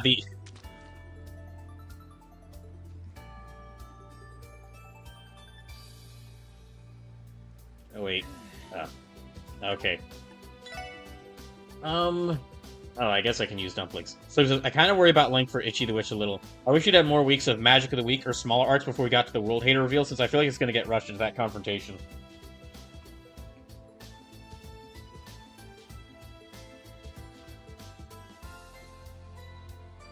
I think overall the whole World Hater reveal has been handled pretty well. Because it's already led to, like, some important character development for, like, Descaris and Itchy. It's already led to, like, some big, important moments for both, Itchy and, Descaris. Oh, dang. Okay. But I can see what you mean. That is something I'm also worried about with newer manga coming out in Shonen Jump. Is that I'm also worried that they'll be kind of like pushed to end quickly, because we get on the one hand we get manga that are forced to end quickly, like before they're even able to like do much, like Martial Master Asumi, which I am still sad about that ending early. I'm very sad that series ended. I'm very sad that series ended its run so quickly. Gosh, that was. Like they were just starting. They were just like, all right. They were just about like the author was just like, all right, who's ready for two tournament arcs at the same time? And then immediately next chapter was like, okay, well, actually, I've been told to cancel the series, so sorry, but no. Like, dang it! We're about to see all the weird martial artists. We're about to get a men's tournament full of weird side character martial artists, and a women's tournament full of weird side character martial artists. Or like MMA practitioners, but you know what I mean. MMA fighters, but basically the same thing. You know what I mean. So he says, oh sure, it's fine in execution. I just worry about showing us the main villain in 25 chapters. Especially with their penchant for ending series 150 to 200 chapters. I do know what you mean.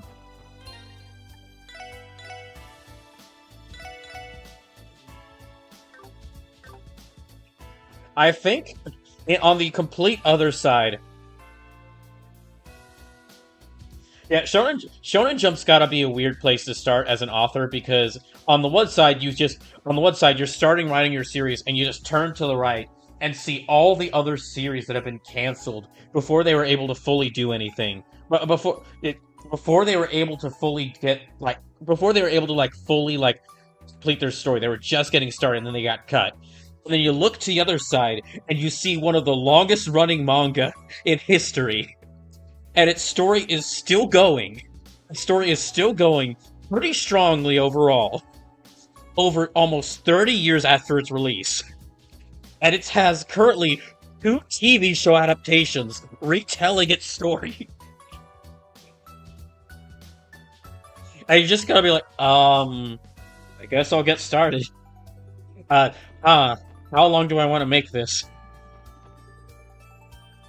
So says, but I also think we're spoiled for manga lengths. One Piece, Detective Conan, Naruto, Bleach, Fairy Tail, and even My Hero Academia are all outliers when compared to most manga. That is also, yeah, that is definitely a thing. I think what it is, Sleepless, is that we've seen so many series that are really long running, like Naruto, Bleach, Fairy Tail, My Hero Academia, One Piece, those. But when you really look at a lot of those series, a lot of those series really did end up being too long. Because by the time that, like, I personally have not read through Naruto. I haven't read through Bleach, and I stopped reading My Hero Academia a long time ago. But from what I know, a lot of people stopped. A lot of the fan base had lost interest in the series, or like they had lost interest or become disappointed with the series by the time it had ended. So I can get the whole like, on the one hand, so I can definitely get the whole like, oh, it'd be great to have like a new like long running, big shonen title with like full of epic battles and like cool characters. But on the other hand, it's also like, yeah, but looking how that worked out for some of the other series, and it didn't. I can get why so many series would want to end quicker. Like a Jujutsu Kaisen was another one. That series was Jujutsu Kaisen, Demon Slayer. Both of those series were both doing really well, and the author's like, "All right, I'm good. I'm ready to end my story." And I mean, it's glad they got to end the story at the point they wanted to. So it says, my favorite manga is around 200 chapters, so I understand why that 4 to 5 year cycle for a weekly series being a good stopping point, especially if it's reached a natural conclusion. Yeah. That's another thing. That's another thing. That weekly cycle has gotta be just so painful. The month, like one of the series I mentioned one of the series, Goku Rakugai. That's on a monthly cycle, and sure, I only get like a new chapter every like once a month, but dang, and this overall story for Goku Rakugai it's pretty simple. Demon Boy works alongside Demon Boy works alongside his caretaker to like fight bad demons, and try to live in a world that will accept that he is a demon boy. But it is a gorgeous looking series. Like a lot of the expressions, like the art in it is really good. It's really expressive. The characters are really expressive. Very detailed character designs. It overall looks great. So I'm okay with it being releasing like a new chapter once a month, because we wait you just get there, take the ship. Okay, that's for that one. Crossbow Airport. I haven't gotten to do that one yet. Okay, there's the secret mission in Mines. We're gonna go to Mines to do the secret mission there. Yeah, let's go to Mines to do the secret mission. So it says, poor Togashi and Hunter x Hunter never getting finished because he won't let his wife or assistants draw it for him. Yeah, that's another thing. As like, that's another thing that kind of contributes to this whole. I get why manga authors want to end their series sooner. I mean, look at Berserk. Berserk has been running since what? Berserk has been running since the 80s? 70, like since the 80s? A long time. And because the author passed away before finishing the series, like I know that one of his friends is like working with others to continue the series, but it's still just this kind of sad thing that like there's no matter how good their continuation is, there's still going to be like, I'm sure for some fans, there's still going to be this sad feeling to it that like we're not going to get the original authors. We're not going to get the original authors to an ending. This is like a lot of his friends, what they felt that the author would want to write for the ending, but this isn't what the author himself.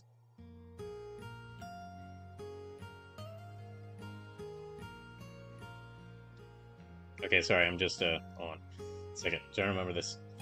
Main's Mining Village Inn. Okay, here we go. Super says, Berserk ran for a long time, but there was long breaks between chapters. I want to say only like 12 to 15 chapters released while I was in high school. Yeah, Goku Raku guy. I get why that only releases like a chapter a month. Another series, Tenkaichi, that series that I'm reading. I get what that also only releases like a chapter a month, and it's understandable why, because it's like it's again a very simple tournament series. It's a very simple like battle tournament series, like 18 fighters, 18 of Japan, feudal Japan's most famous warriors fight each other to decide who's going to rule the nation.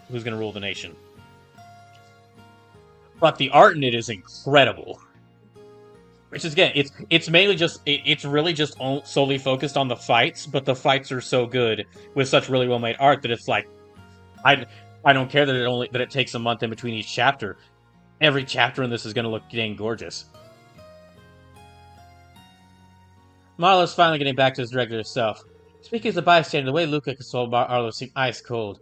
I guess if he's back on his feet, then all well that ends well. Okay, there's apparently a secret quest here that I can do. So it says you should be looking for a man in one of the rooms in the inn. Should be familiar. Okay, I will check there. Let's get what all the fuss was about yesterday. I mean, I did what Gantz asked. I went to Marlo and said, "Can you just cheer up already?" Well, that's what it is. Back to cleaning. Oh, okay. Another thing. Another thing about against this whole like doing a week at a time and like the problems it can cause for a long-running manga. I mentioned that I'm currently reading through Kengan Omega, but at this point, it's really just because I'm such a big fan of Kengan Ashura, and because I want to see where the story goes. The Kengan Ashura is like it's similar to the manga Tenkaichi I just mentioned. It's like very simple. Like, all right, it's versus. Excuse me, not versus. Oh my gosh. Kengan Ashura is Tekken the manga. Crazy martial artists. A whole lot of them are really weird. Into a big battle tournament. That tournament's the whole story. But throughout much of the story of Kengan Ashura, there was like throughout the story of Kengan Ashura, there was kind of like an underlying thread that like, oh, there was this cult secretly moving around in the background that had caused so many of the events and caused so many of the problems. Oh, there they are. But they were just like the cult did some stuff and we saw them moving around, but by the end of the series they were still just in the background. And we got by the end of Kengan Ashura, they were just still like in the background and still like not really doing stuff. The tournament was still a focus. And then Kengan Omega happened, and like for the first half of Kengan Omega, it looks like we were getting like a completely new main character, and like we were going to focus on him for a whole brand new tournament with like a very different style to the tournament. And it was like a whole bunch, some returning fighters, some new fighters, getting to see like a whole new take on the tournament. And then like at some point, they bring the main character from Kengan Ashura back. And then it's just like, and then suddenly at the point they do that, suddenly out of nowhere, the cult storyline, the cult stuff that they just been like subtly hinting at, comes out of nowhere and drop kicks the story. And it's now going into like, Kengan's a bit weird in that it's a martial arts manga. So it's like, it does like characters have some really crazy martial arts techniques, but they're not going to use magic because they're still trying to be like, this is all like stuff. These warriors are just trained in their bodies. They don't have like magic powers, or they don't have like unique powers. They're not using ki or like they're not having devil fruit. They don't have devil fruits. They're just martial artists. But we've reached a point in Kengan Omega where they are stretching that as far as they can. Like, no, they're still human, but they have such weird abilities that it's like, what the heck are you talking about? Like one character's like, aha, you see, your poison gas trap did not affect me because I know an ancient martial arts technique that allows me to breathe really slowly. it allows me to breathe really slowly. And aha, you see, I can by changing the density, like but you see, by changing how like loose or tight I've tightened by tightening my muscles in just the right way. I can block your steel blade so hard it breaks it. Jackie says, so like early Dragon Ball. I haven't read early Dragon Ball, but I'm guessing probably yes. But again, even for early Dragon Ball, it's like they still had ki. Even for early Dragon Ball, they still had like ki. So it's like, the reason you're throwing energy balls is by the reason you're throwing like Hadokens is because you're using ki, which is so it's like it's not a magic system, but it functions similar. It's like that's how they're doing this crazy stuff.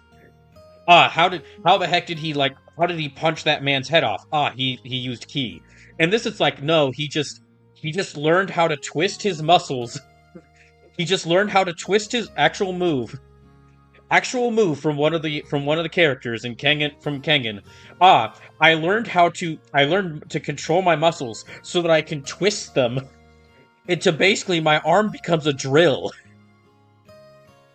Hey Scorcher says punch beats blade but falls to key. Oh hey Scorcher.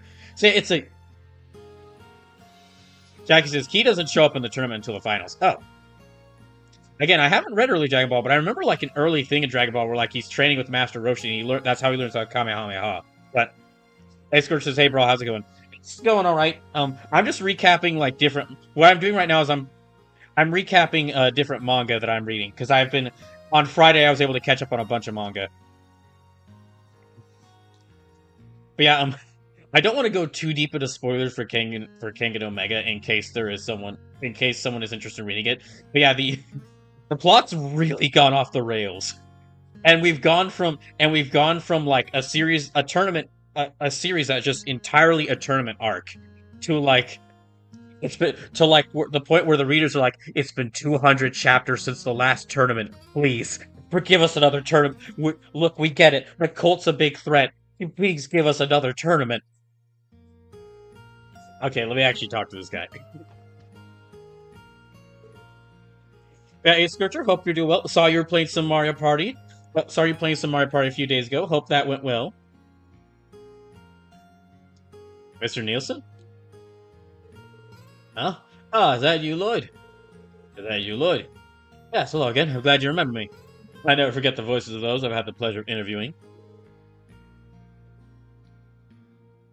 Is this man... Hey, Scorch says, Mario Party was great the other day, lol. So much pain.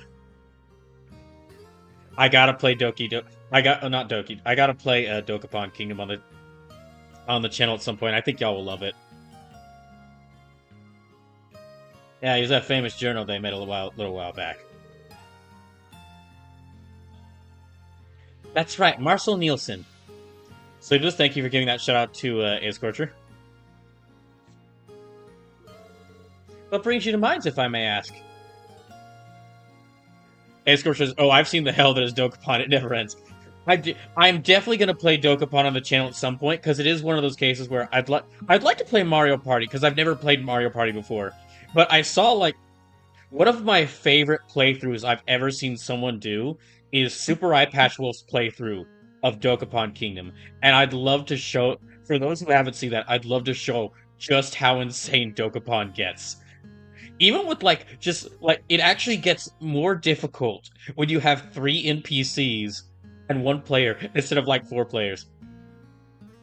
Hey, Scorch says, bro, we're gonna have to get you and me and Aaron and Shenzo to play Mario Party together. I would love that, honestly. Yeah, if I could get the chance, I would love that. I only have, like, the first 3 Mario Party games, thanks to Switch Online, but I'd really like to get, if I can get the newest one, Mario Party Jamboree, I'd really like to do that one. Really like to play that one.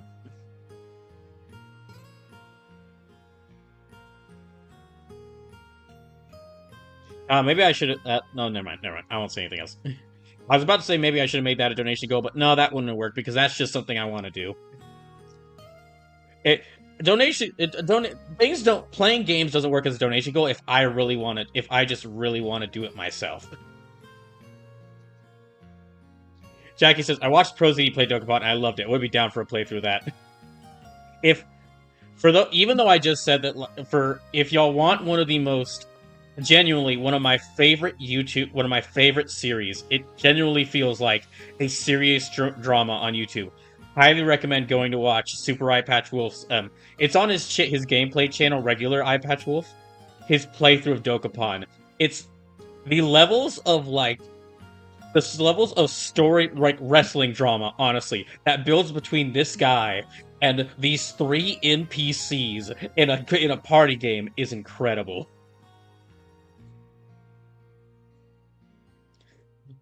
I have an interview scheduled with Mayor Bixon, so it happens. I'll be asking for his account on Maine's origins of the Septium mining village, as well as how it's changed in the modern day. With the topic of independence looming over Crossbill, I thought it pertinent to reflect on the state's history. Not a bad idea. It's a very insightful perspective to have, for lack of a better phrase. I'll consider it a compliment. By circumstances, give me a pension for taking things a long way around. But enough about me. I heard you all contributed to stopping the terrorist attack at the trade conference. With that in mind, I have the urge to interview about the matter. Would you mind terribly? You see, there are several lingering questions I have regarding the motivations behind that attack. I suspect speaking with you will help me uncover the meaning of it all. The meaning behind the terrorist attack? That may be difficult to divulge. Gio's right. Information about that case is restricted to members of the state government and police force. If we do take your questions, we'll be pretty limited in what we can disclose. That's understandable and well within my expectations. Nevertheless, I believe there is still merit to be discussing the matter. What do you say? Oh. Our last interview was definitely insightful. Participating in a second one could be a good idea if we have the time. Alright, we'll get to your interview. Splendid. Thank you for your time. Let's begin right away, then. They're all mixed between continuing to talk about manga and stuff and doing the interview. Let's see. Hey, Scores, we can definitely try and workshop this idea for next month. Yeah, if I could just get Super Mario Party Jamboree, would love to. That's one of the things I really want to do. Is play that game. Is play Mario Party for the first time with some friends. Also, going back to talking about manga, I was talking about like how Tenkaichi, the manga, it's not the Dragon Ball tournament, the manga is like that was a really great tournament manga, and how Kengan Omega, which is Tenkaichi is a really great like tournament arc manga because it focuses mainly on the tournament and just like gives you like 10 to 12 chapters for each. Most of the fights get like quite a few chapters just all about the fights. Like a single fight takes up like 7 to 10 chapters. And Kengan Omega has like ended up not being a great tournament arc manga because it's really divulged. It's trying to like build up the world building, but it hasn't done a great job of it. So it's like yes, we have this guy's the main villain, but actually that guy's the main villain, but that guy's the main villain, but he's working for the main villain, and I could do an entire I feel like I could do an entire essay on like how Kengan Ashura's story is great, and then it like by trying to like add more to it, and Kengan Omega ends up messing it up. And then right in the middle of those two, there's record of, as far as tournament arc manga go, there's record of Ragnarok, which just recently, again, not going to spoil too much, because you might be interested in reading this manga. But I will say, like, the story and record of Ragnarok recently overly complicated itself. So it was like, aha, here's the secret villain, and he's actually one of, like, the primordial beings who seeks to, like, end all of humanity to bring about, to, like, reawaken his form. And it's like, this god is not actually that, but they are this. And a whole lot of extra stuff. And it turns out that Satan is one of the primordial gods. Satan was one of the primordial gods, but they're not the main villain of this. They're just a background character alongside Chaos. That's the name of a being.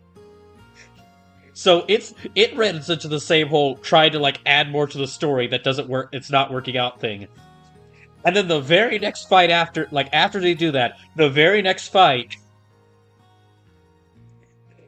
sleep with the dots. And then the very next fight after that is Loki versus Simo Haya. And it's one of the best fights it's potentially the best fight in the manga. If you don't know, you've definitely heard of Loki, but like Basically, the manga just went like, here's the true events that are happening. Here's the true like events that are happening. And it's like, okay, but enough about that. Let's go back to Loki fighting 1920s Finnish sniper Simo Haya, and it's great.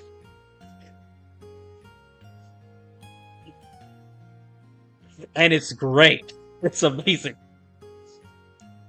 Jeez, I would love to do just an entire stream. I would love to do just an entire stream talking about.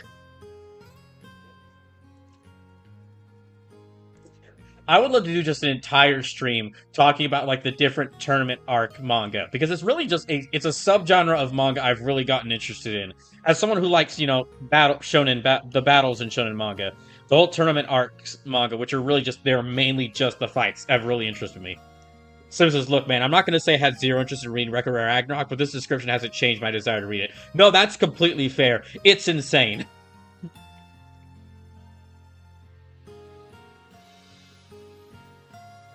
Like, like Tenkaichi takes some liberties with the characters that with the historical characters it's using, and some of them are used pretty badly. I'm not going to lie.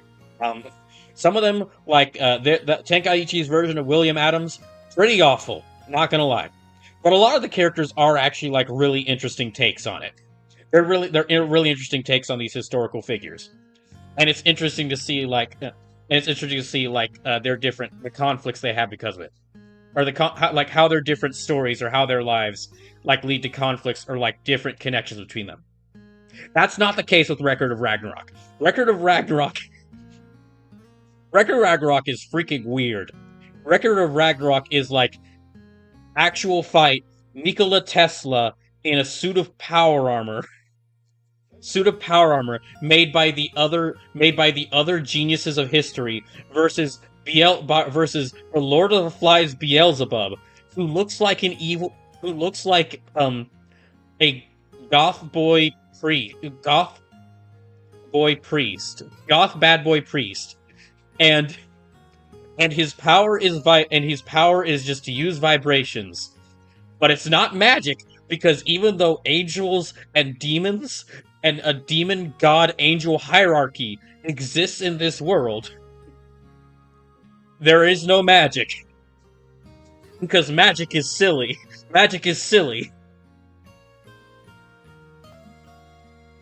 Oh, also, Beelzebub is not a demon, even though he's the Lord of the Flies. He is a god being. And gods and angels are separate beings. Again, you don't read Record of Ragnarok for the... You don't read Record of Ragnarok to have, like, interesting, to, like, see the author's takes on, like, historical, mythological characters. You read Record of Ragnarok because the author's like, alright, we're gonna have Jack the Ripper versus Heracles.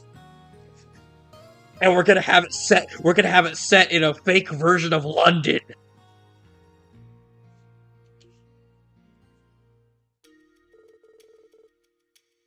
Thank you again for agreeing to this interview. Here, I'll take a moment. Let me take a moment to read some of the dialogue for the actual interview. Our topic of discussion is the recent terrorist attack that occurred at the West Lemuria Trade Conference. To begin, I would like to confirm the identity of the perpetrators involved. Could you do that for me, Lloyd?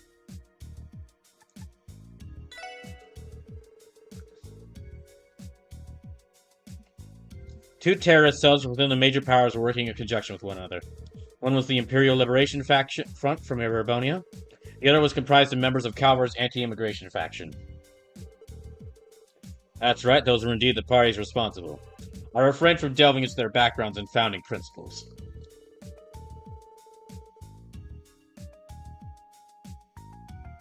However, it's worth noting that the two groups have no history of collaboration, and yet they mounted a unified front against the conference.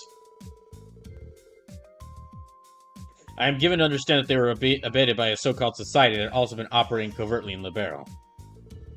Yeah, the Society of Ouroboros. Dang, he's good. He already knows that? Thinking back, the terrorists are making use of archaisms at the trade conference. Do you know the society, Mr. Nielsen? I've come across the name before, yes. They're a bit of an enigma, to be certain. I take it your work has led to you learning them as well? We've heard a thing or two. And the more we hear, the shadier they seem to be. At any rate, we could definitely say that their true aims are completely shrouded in mystery. Trying to deduce their objects at this stage would be entirely in vain. I'm inclined to agree with that. Let's move on to the next topic, then. I would like to review the intentions and perspectives of the two major powers in regards to the attack. My sources tell me that each nation employed outside forces in secret. Both of these forces contributed greatly to the resolution of the incident. What I find peculiar is that although the Empire Republic foresaw the attack, they elected not to prevent it, letting both terror groups at large. I have to wonder what that it is. What do you suppose they were trying to achieve, Lloyd?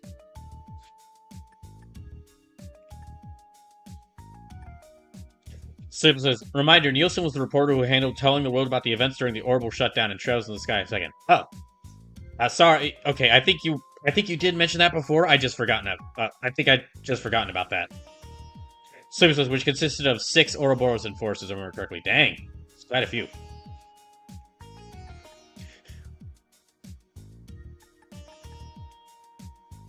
I do have more manga I'd like to talk about. If you're okay with me, if y'all are okay with listening to me ramble on more about manga, but I'll get through some more of this dialogue. I'll actually go through this quest first.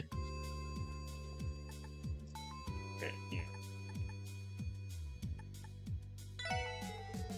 Are they trying to expose each of the terrorist organizations? No, that can't be it. Each country was still already well aware of its respective terrorist groups.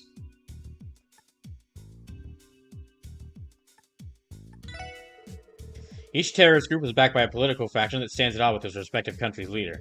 I think their top priority was to keep these two opposing factions in check. In Chancellor Osborne's case, he was looking to put pressure on Erebonia's noble faction. For President Rocksmith, he was looking to deter anyone who agrees with Calvert's radical nationalists. I agree. That's the only logical explanation for why they allowed the terrorists to remain at large. As a result, the public tide has turned in their favor. Citizens from their country are raising their voices against the aforementioned factions. Political leverage, then, was the real goal. On a separate note, Lloyd, you identified this as their top priority, did you not? I found that curious. Do you mean to imply that they had another objective in mind as well? Well... Lloyd... Yeah, I can imagine one other objective. I also think it was to gain a foothold for their advancement into Crossbell. Oh. Crossbell is in their crossbell hair, so to speak. That much was clear as day when both leaders offered to station their troops in Crossbell at the conference. Yes, and the terror attack fueled the narrative that Crossbell cannot keep its borders safe by itself.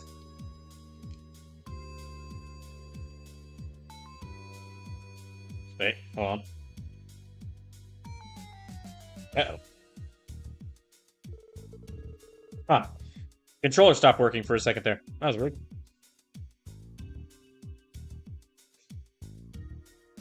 That only places further pressure on the state to accept their proposals. The non-aggression pact that Liberale introduced has essentially lost all power as a deterrent at this point.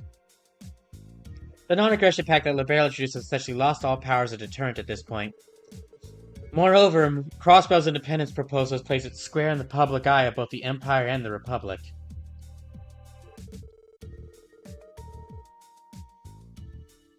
Thereby redirecting the attention of either country's citizens away from their domestic conflicts and discontent.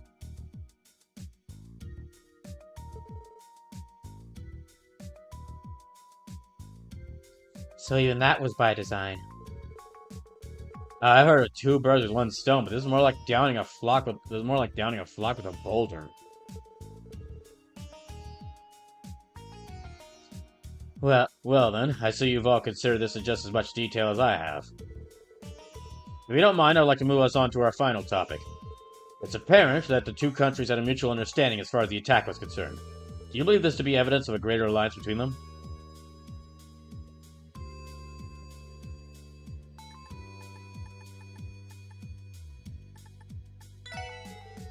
Could they have formed a temporary alliance? Is that possible? No, it can't be that simple. No, I don't think that. I think that's out of the question. Ultimately, they both have the same objective, sole possession of Crossbell. Yes, that's exactly right. In the end, the incident at the conference was no more than a one-time instance of them acting in lockstep. Furthermore, Crossbell is simply too valuable for either country to let it remain as a simple buffer zone.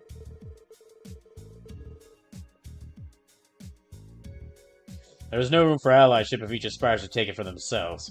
Their parallel actions tip their hand as their conflicting motivations. Well, dots. For a blind man, your aim is impressive. So is this all just a warm up before? So this was all just a warm up before the real thing. Eventually, they're going to go at each other, guns blazing. Yes, and I imagine the war of intelligence they're waging will only worsen from here. The increasing activity from the Jaegers and criminal syndicates in Crossbow can likely be attributed to that as well. Unfortunate as it is, I would not be surprised to see a resurgence of inexplicable incidents such as those from Crossbow's past. Inexplicable incidents? What do you mean? Oh, no, never mind that. Forgive me for speaking out of turn. Oh, never mind that. That could maybe give you some. That could maybe hint at what could be happening in this game's future. That aside, I believe it has sorted out a number of matters regarding the terror attack. Asking for this interview was a wise decision indeed. Thank you for your time. Likewise, this was very enlightening. I think we understand the current situation more clearly now. It was almost more informative than I was prepared to handle.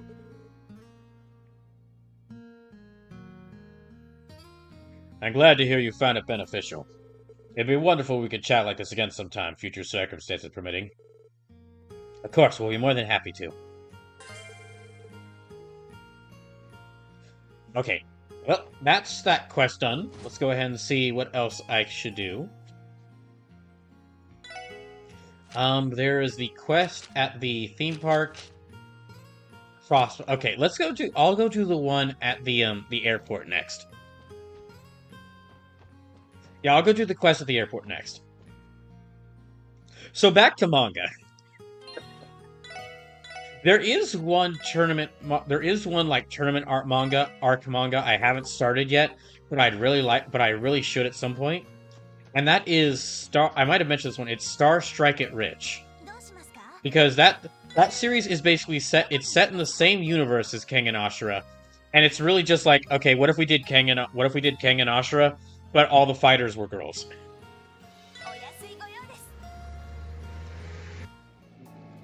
So as you can imagine, and it keeps that. Well, it keeps the same thing Kengan Ashura had, which is a really large roster of just really interesting or weird weird fighters, or interesting or weird martial artists. But because it's not trying to continue Kengan Ashura's storyline, it doesn't have the whole like cult side story, which ended up like washing over and taking over the main story of Kengan. It is really interesting that like there's an entire that Kengan, even though like Kengan Ashura isn't, it's got a decent audience, but it's not. I don't think it has a really wide audience. However, it has its own like established universe, which is interesting to think of. There's like 4 different martial arts manga and 1 exercise manga that are all in this same universe. Okay, okay. I need to go to the airport.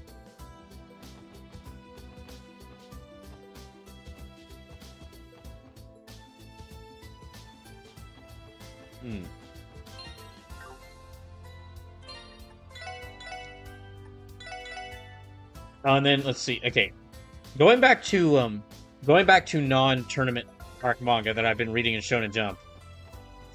Both Shinobi Undercover and Kagurabachi have been pretty good.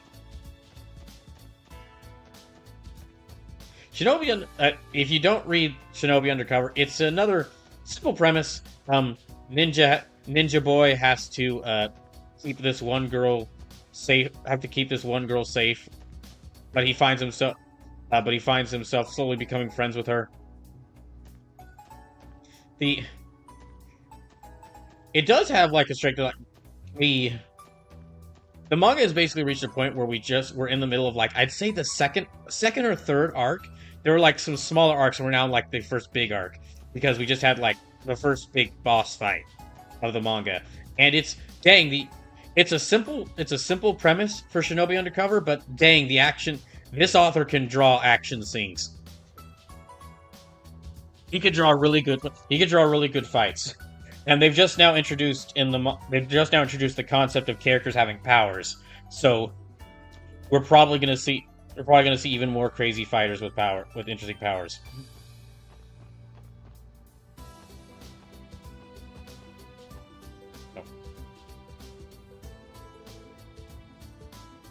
Excuse me, are you with the Kapua delivery service? Yeah, I am. Who are you guys? We're the special support section. We came to speak with you about the support request requested. Oh, it's you. Thanks a bunch. I'm in a real bind here. The job's gonna take a while to complete, though. You ready to start now? Of course, you can count on us. You can count on us. Request about some misdelivered packages, right? Damn, boy, were they misdelivered. See, our company delivers parcels to places all across the continent. Well, unfortunately, we made an error while we were here at Crossbow. Several packages were listed with incorrect addresses by our staff and sent to the wrong locations.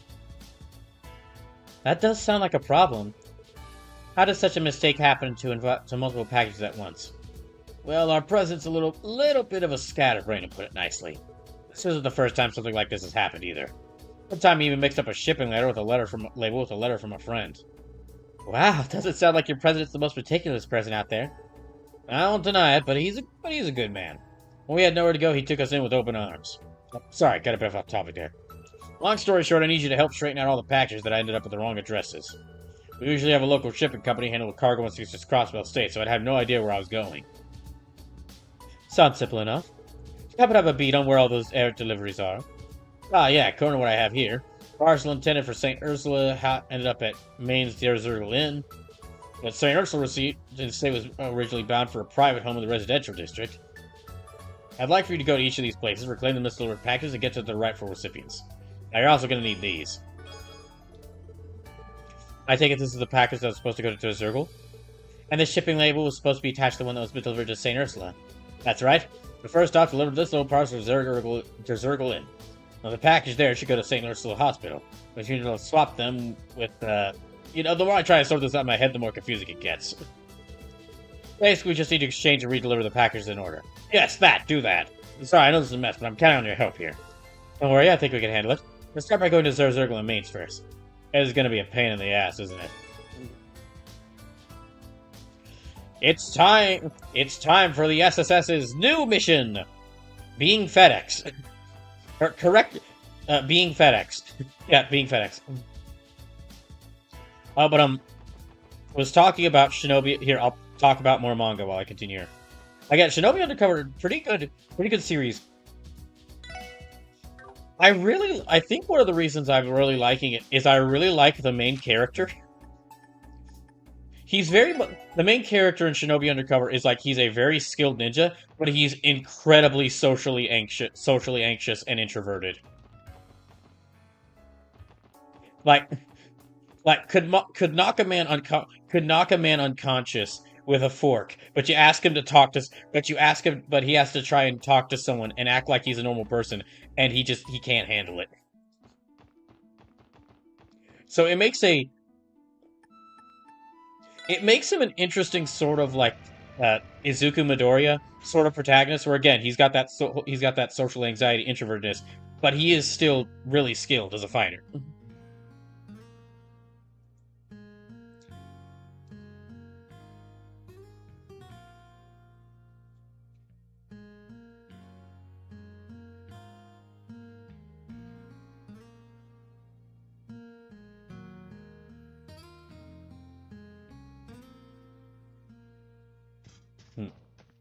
Okay, let's go pick up that parcel from here.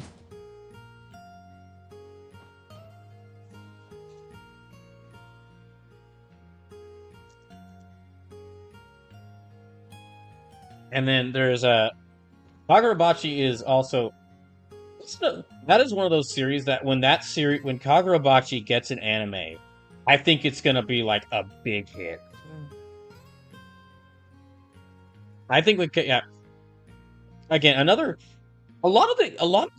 a lot of like the action manga in Shonen Jump seem to be like following kind of like traditional simple story premises and just really focusing on like the action and basically like the character moments.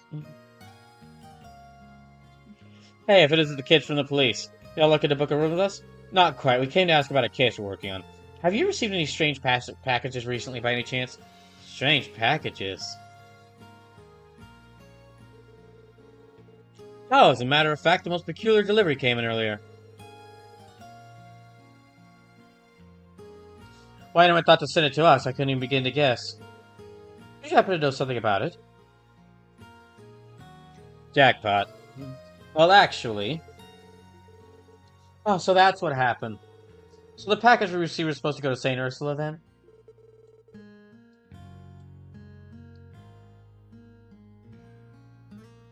No wonder it was chock full of scalpels and such. I can only imagine how disconcerting it was when that suddenly arrived. You don't know the half of it. Luca got so spooked she was hell-bent on throwing them out with the trash tomorrow. It's a good thing we made it in time. Here, let me give you the package you were supposed to receive. Thank you very much. Now let's have a look-see. Yep, these are the Liberio drinking glasses I ordered a while back. I'm positive this package is ours. Glad to be of service. Now then, can we please have the package that was misdelivered to you? Of course, give me just a moment. Here you are. I trust you'll get that to the hospital where it should be. Thanks, we will. Alright, let's drop by St. Ursula Hospital next. We can inquire at the reception desk.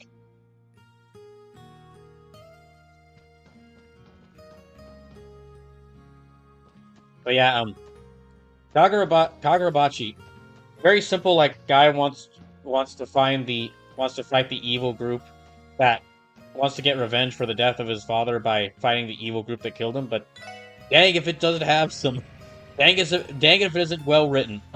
Not dang if it isn't well drawn. That's definitely, like I just said, that's definitely going to be a series I think is going to be really popular when it eventually gets an anime.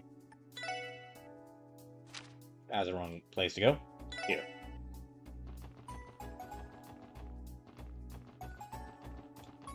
Okay, there's also there's an event I can go to at St. Ursula's, so I can complete that event while I'm headed there. Oh, wait. Is this the... Oh, went the wrong way. Dang it. Went the wrong way.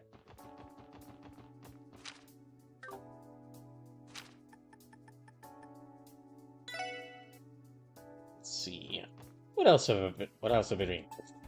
I talk about quite a bit of it. Well, there is Versus, which that is... Okay, so Versus is a series I think I mentioned quite a bit. It is basically the author of One Punch Man is doing his own take on an isekai series.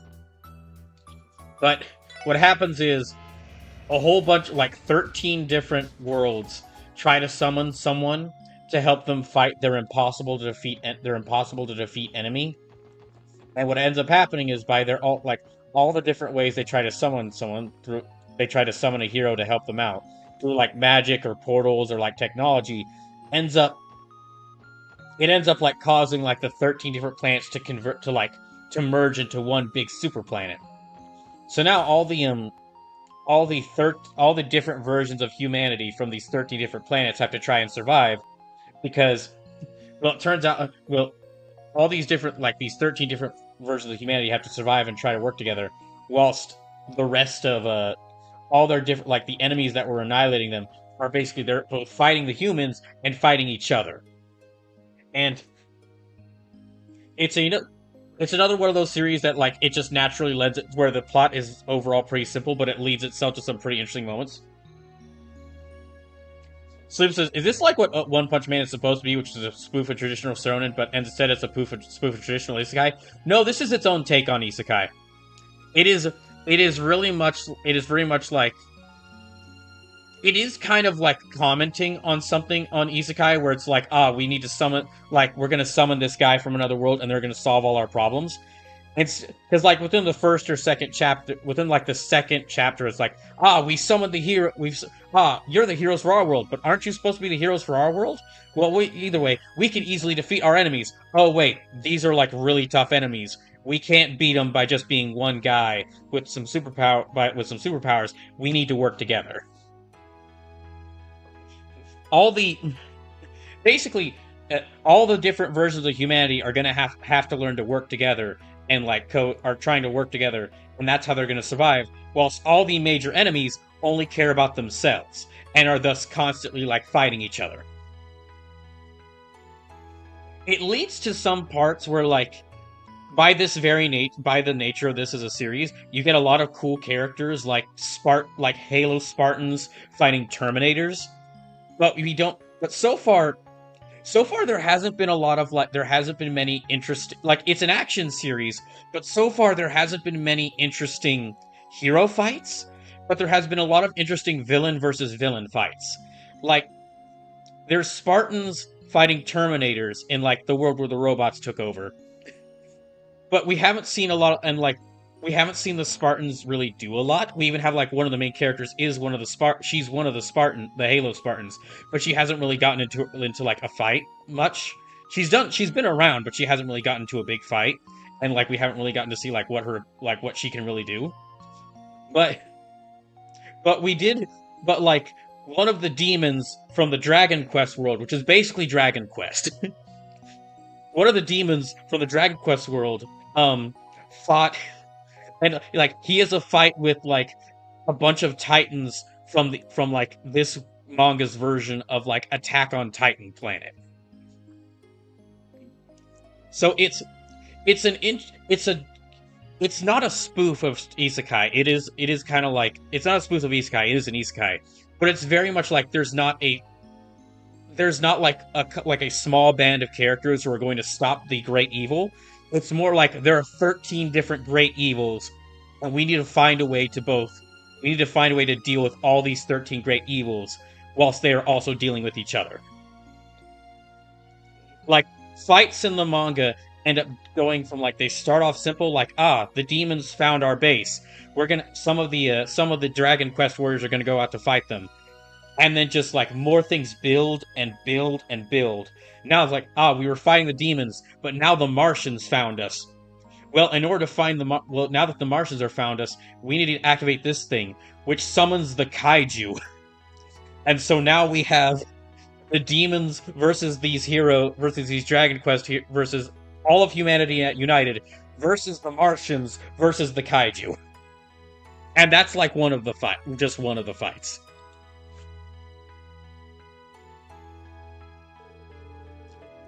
Welcome back to St. Ursula Hospital, Specialist Report Inspection. What can we do for you today? About that, Sarah, there's something we need to ask you. It concerns one of our requests.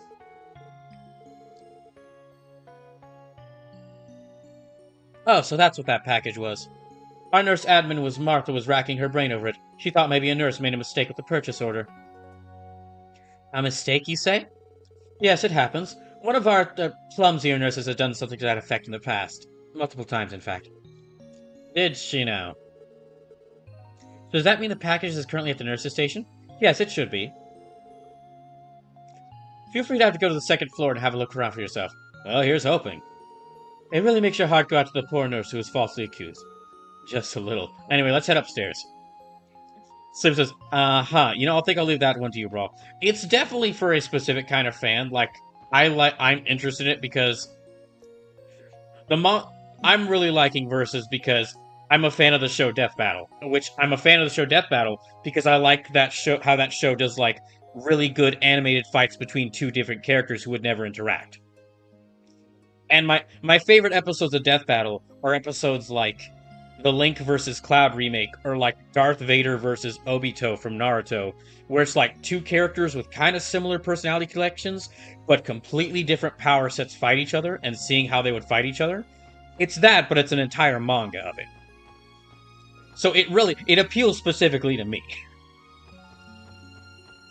As far as these, like, really action-heavy manga with, like, very simple as far as these, like, very action-heavy manga I'm reading, which are outside of which are not part of Shonen Jump, the ones I'd recommend most would probably be the Tenkaichi manga, because it's just a really good action series.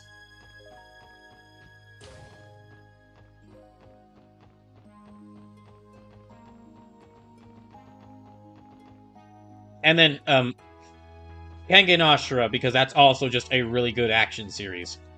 It's a really good martial arts series.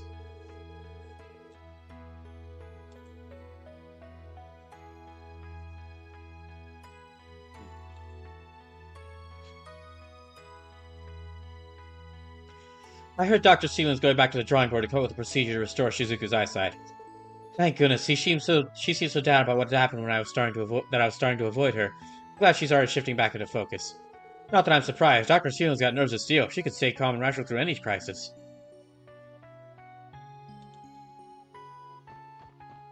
Hmm.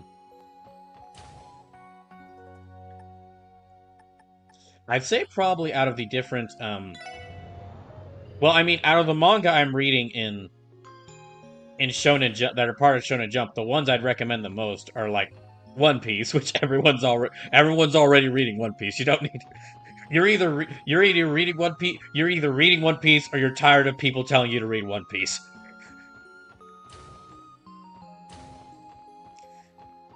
Also, Dan to Dan, which the manga for that has still been really great. Like it still had. Oh, here's the use of it. Yeah, the manga for Dan to Dan has been continued on, is still really great. Like they've reached the point where they've introduced like the overarching main villain of the series, and it's really and where he's now and where they're starting to now like make an effort to actually fight and send minions after the main characters, and it's getting and things are really things are already start and things are really ramping up, and it's really good. Hi, Cecile. Oh, good morning, Sessa. Hello there, Lloyd. What brings all of you here? Did you want to pay Shizuku a visit? Yes, we did. Excuse me. I don't know what happened. Alright. I don't know what happened. I just started coughing out of nowhere. We're not interrupting, though, are we? Oh, no, not at all. I just came to tell her that Michael sent her a letter from Lehman State. I was going to ask if she wanted me to read it. Did you say Michael? This is not the boy Dr. Leland operated on. Yes, he was also staying on this floor, so the two of us became good friends. We promised to exchange letters with one another when he left the hospital. From regular pals to pen pals, huh? It's not uncommon for St. Ursula to receive letters from former patients like this. Sadly, it isn't easy finding the time to respond with the sheer volume of our workloads.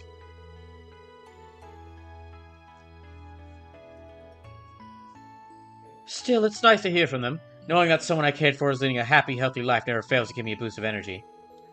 That sounds like you, Cecile. I bet you get a lot of love and care. I bet you put a lot of love and care to every reply you make. Perhaps I should begin writing letters to Martha as well. I'm sure she'd like that. She was so happy after seeing you for the first time in years.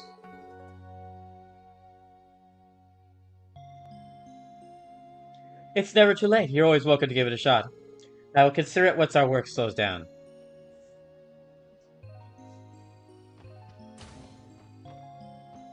Alright, that was that event, so let me find the nurse's station.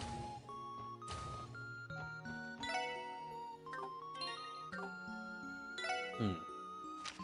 Hmm.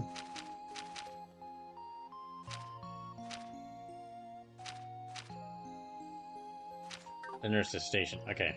Well, we were down there before, but maybe I should take another look around there.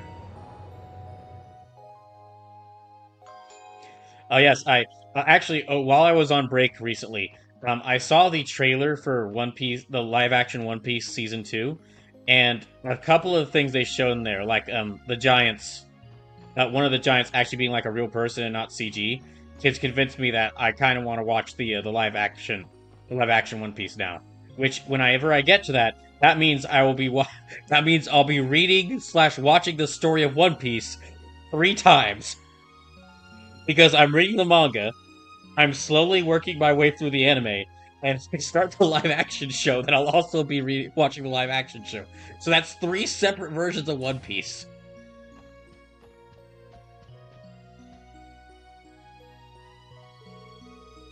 Honestly, Saron, you should be old enough to know better than this. Since you can't even have placed a simple order without making these mistakes. No, there's gotta be some other explanation. Just ask Nephew, she who watched me put the order together, Heart. I mean, sure, it took me 20 tries to work out the numbers right, but we did it eventually. The things Beffy has to put up with. You're lucky she's so fond of you. Pardon us, did something happen? Oh, hello, SSS.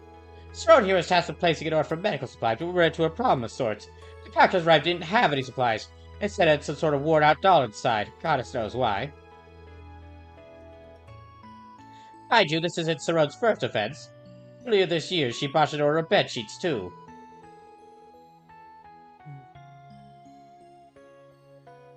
Oh, come on, why would you believe me? I'm telling you, I know I got it right. Lloyd, are you thinking the same thing I am? Yep, no doubt in my mind. What are you two referring to? Well, we might know a thing or two about what happened there. Lloyd explains the situation regarding the misdelivered packages.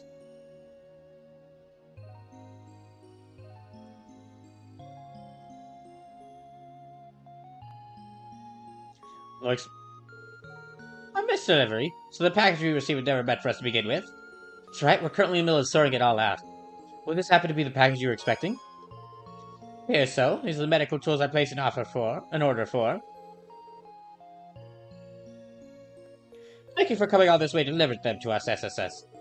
I suppose you owe you an apology, Sir. Please hope you forgive me. I should have jumped to conclusions like that. Well, it's all under the water of the bridge now, as long as you're not still mad at me. I almost forgot, they should have put it somewhere in here. Saron dug around the inside of the package and looked for something. Oh, there it is, my new Kagamaru strap. Since we were already placing the order, I figured I might as well add this to the package too. Isn't he just adorable? Saron, perhaps you're going to need to have another talk after all.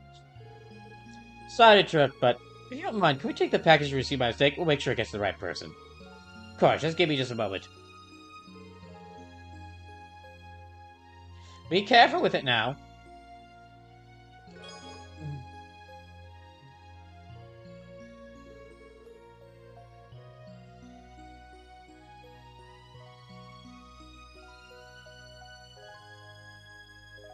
Thanks, we'll take care of it from here.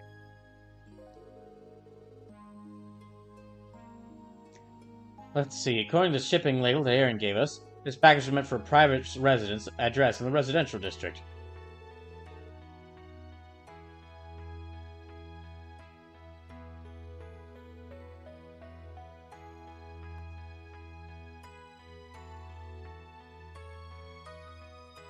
Now all I have to do is deliver it, and the request will be complete. The residential district? It must be one of the homes near Speaker McDonald's, then. Do you recognize this address, Ellie? Let me take a closer look. I think I do, but this address, if I'm not mistaken, it's the empty house to the right of Representative Campbell's.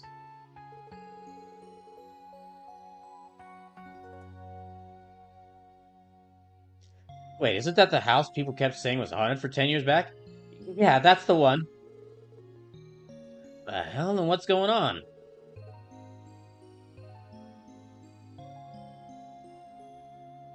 Is it possible somebody moved in recently? I couldn't really say for sure. On our way to find out is head there ourselves. Let's go deliver this package. Okay.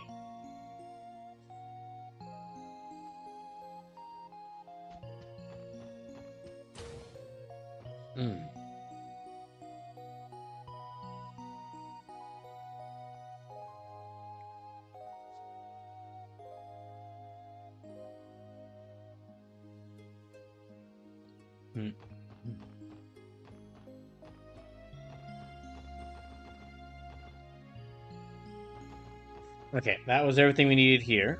So let's go back to the residential district. So yeah, that's I think that covers all the manga I was reading. And I'll admit it's basically all action manga. I just really like fighting. I just really like martial arts action manga.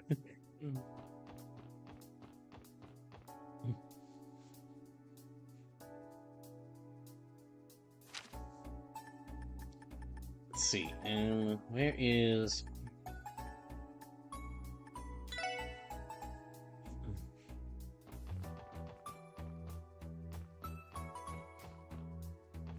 Although I will admit, I will personally admit, it is a bit odd that out of the, I think I said 12 manga I'm reading, half of them are basically, out of the 12 manga I'm reading, half of them are basically like,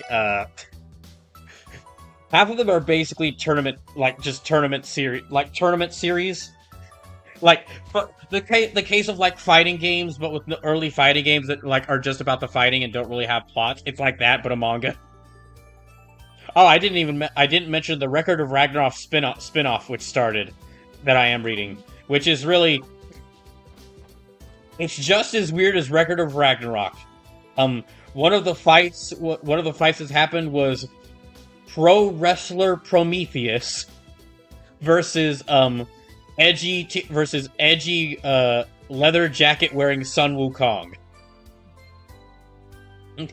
Sim says Brawl Kaiser likes action manga. No way, I wouldn't have guessed this. It's surprising as me too.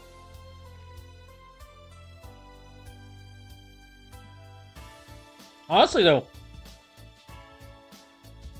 because of like the comparison I just made between these manga and like fighting games, I honestly kind of feel like these manga have like the right idea. If someone were to like to try to make a manga out of a fighting game, I mean, a lot of fighting games have like the fighting games that would get mangas or anime have like kind of their history, or like they have history, so you'd have to mention the characters and the specific and like the character interactions. That's totally fine. But I do feel like if you were to do if you want to do a good fighting game manga or anime, the answer is really just all right, have a fight that goes on for like 5 or 6 chapters, and that's the main focus. You're right, but this is definitely the address. You're right, but this place doesn't exactly feel lived in. Know what I mean? Did someone mess up? Maybe the sender wrote down the wrong address. It's possible. Even if they did, the delivery slip doesn't actually list a recipient, only a destination. Either way, we aren't going to find out anything for sure unless we ask. Huh? What's wrong, Tio? Ah, nothing. Hold on. Look. It's open?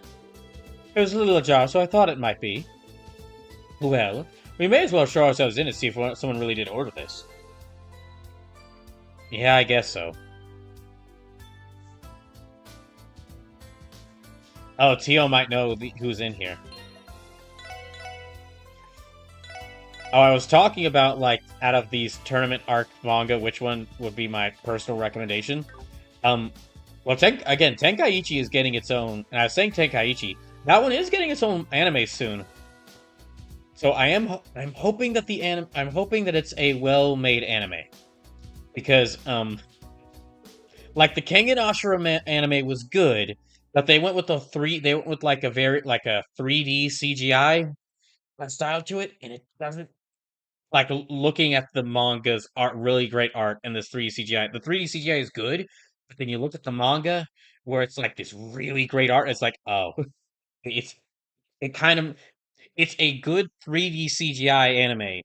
It's made that looks bad when you look at the manga, like, but then it's good on its own. But when you look at the manga and then look back to the anime, it just gets worse. Excuse us, is anyone home?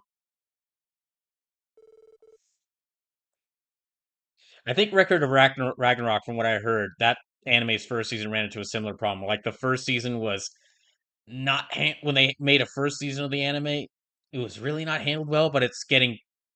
But I think I've also heard, but I also heard that like it's getting better with like the subsequent seasons. What I tell you? What I tell you? No one lives here. But it's definitely the address listed on the delivery slip. The front entrance wasn't locked either. Who are you?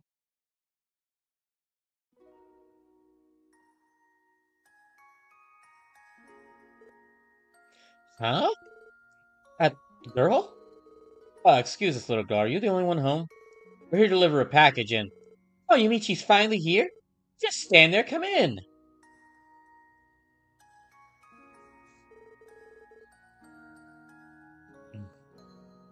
Slim says, I heard season 1 had a quality drop off on par with what was done to the 2016 Berserk adaptation, so really can't get worse than that. Um, yeah, season 1, I just remembered because I did see season 1 of Record of Ragnarok back when I had a Netflix. And basically, they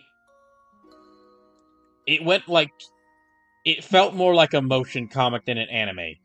As in, I basically had to speed the anime up to 3 times.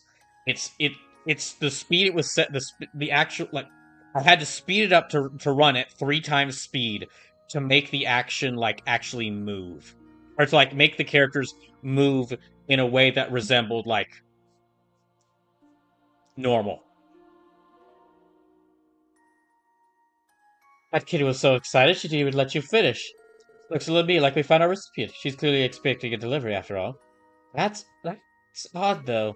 If there really was a little girl living here, I'm sure I'd have heard of it. I don't know what to tell you. You met the squirt 10 seconds ago, same as the rest of us did. What the hell's going on here? Wish I had a good answer for that. For now, let's follow her in and see where that leads. Maybe she gives us a better idea what the story with this place is. Well, here's the package you ordered, I think. Yay, she's finally come home. Upsy daisy. Huh. um... Hmm.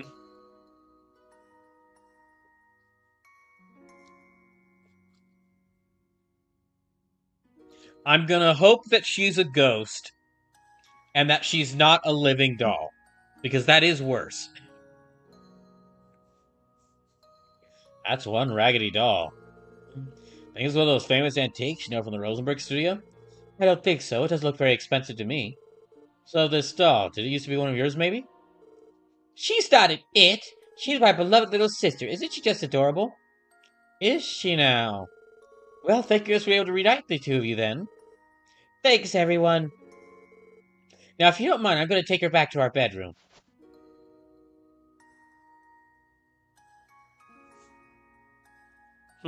I get the feeling we just met another member of Ouroboros. Am I the only one who feels completely lost about this? I don't feel like anyone else is home either. No parents or anything. That's... What's wrong, Tio? Nothing. It was only my imagination, I think. Hey, who's in here? Someone's at the front door now? Like another guest, perhaps? Her parents don't seem to be home, so maybe we should answer for her. Yeah, good call. Oh, it's Imelda. Imelda? Well, if it isn't the SSS, what are you doing in a place like this? Well, we came on police business. What brings you all the way out here from your antique shop? Police business? What the devil for? This house has been completely abandoned for over a decade. That's what I'm doing here. I've been using this building as a warehouse for my merchandise for some time now. What's the matter? You look as if you just saw a ghost. Alright, what's the big idea here? Even if Imelda's telling the truth about using this place for storage space, I explain the creepy little girl we handed that doll to. Good question. We should always just ask her ourselves. I'm sure there's a perfectly non-ghost related reason for this. Right, there has to be.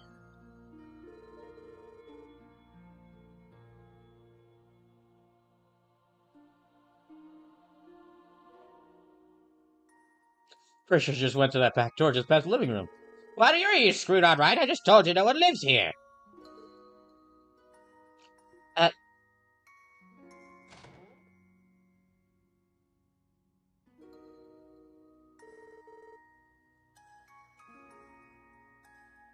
But where'd that little girl go? Think she's hiding somewhere? Lloyd, look at those. Lloyd, look at those.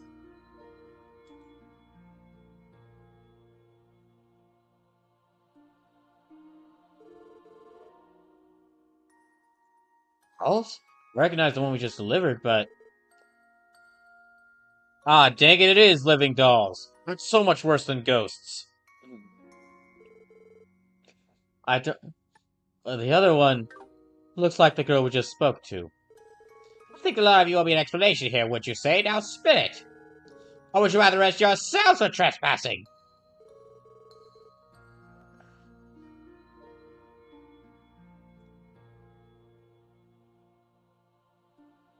I don't think that's how it works, but I'll try to explain.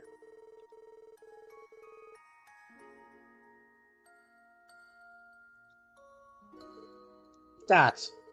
I see. Turns out what he said had a greater truth in it after all. What are you talking about? I purchased one of those two dolls while traveling abroad many, many years back.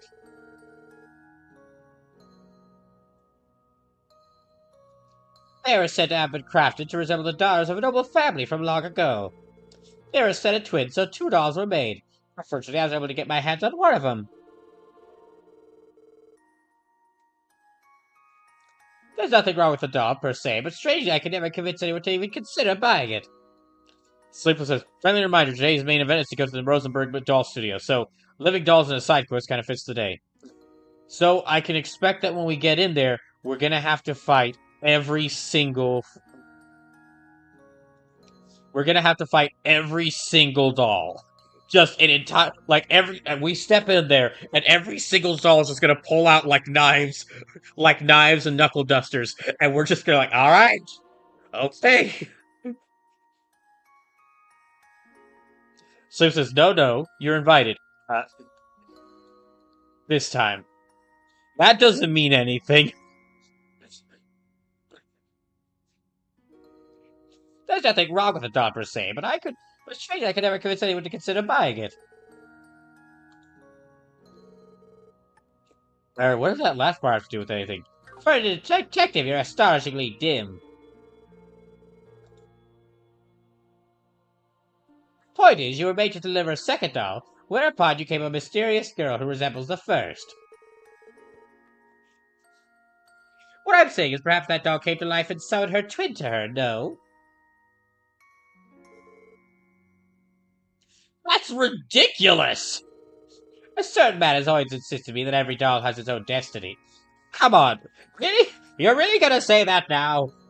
Aren't you the caretakers of a 5,000-year-old godchild?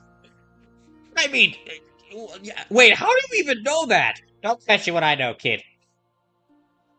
I mean, yeah, that is a bit. Is that really? If that's the case, is a living doll really so hard to believe? We can casually manipulate time, space, and illusions at our will.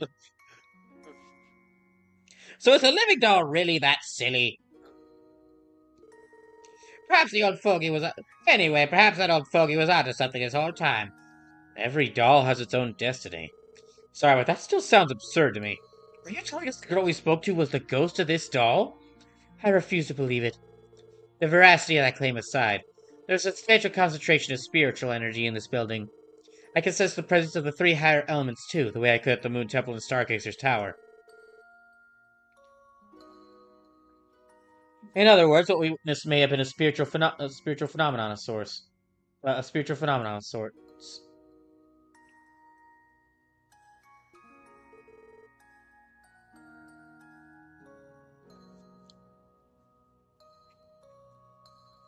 A spiritual phenomenon? That explained the hair standing up on the back of my neck.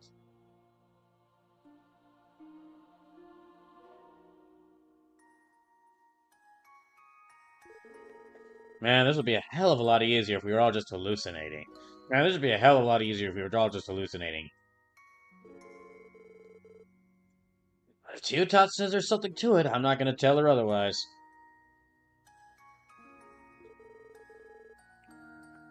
You're kidding, right? I don't want to believe any of this. But it's fun to watch you all shiver and trouble yourselves silly.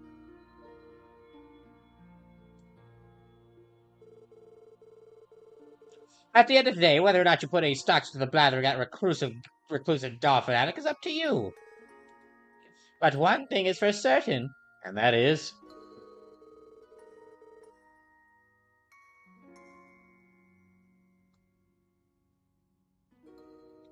Now that those sisters are reunited, they finally find a proper home. By which I mean a prospective buyer.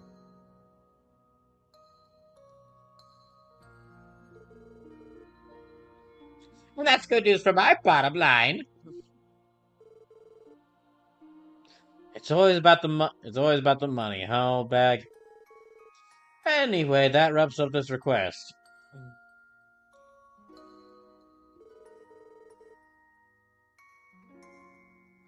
Let's go back and report to that Kapua delivery service employee.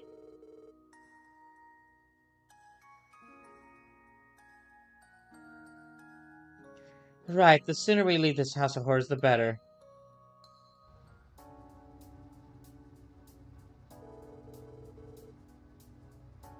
Hey, looks like you managed to get all those packages where they needed to go.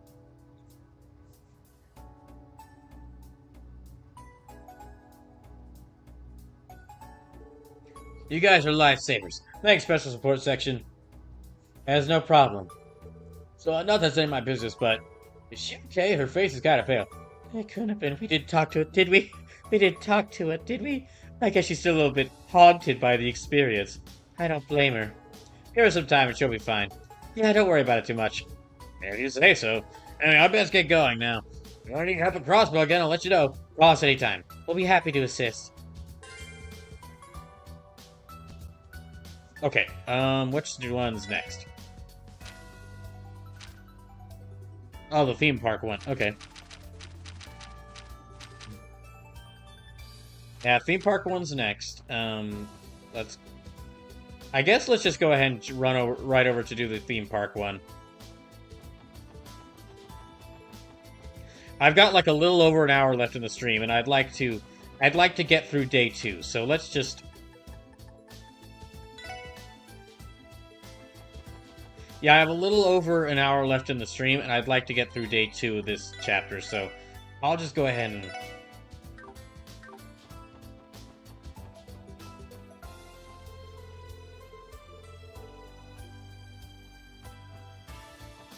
Oh, wait. Oh, so we're absolutely ready to handle the request. Should we get going? Yeah.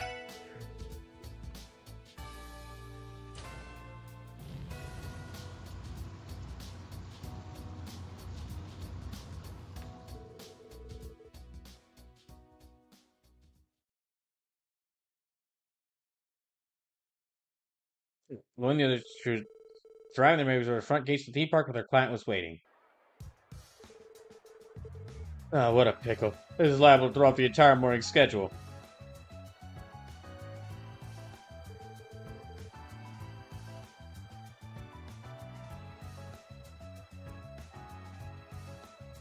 Excuse us, we're the CPD Special Report Inspection.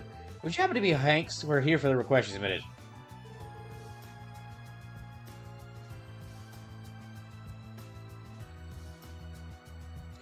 Oh, that's right. So you're the so-so-so?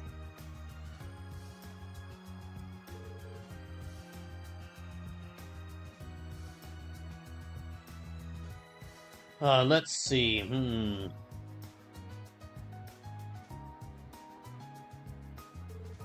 Yes, I think you'll be a perfect fit. No sizing adjustments necessary. Wait, sizing adjustments? I'm not sure I understand what you mean. Would you mind explaining your request? Oh, I'm careless of me. My apologies. I'm sure you're all familiar with our Packs and Parks mascot, Mishy, yes? No breathing, Sulka no more. Tio Todd here is a bit of an obsession. Oh yeah, we know him. Hard to live in Crossbow so long without seeing that fluff ball around. Does Mishy have something to do with your request?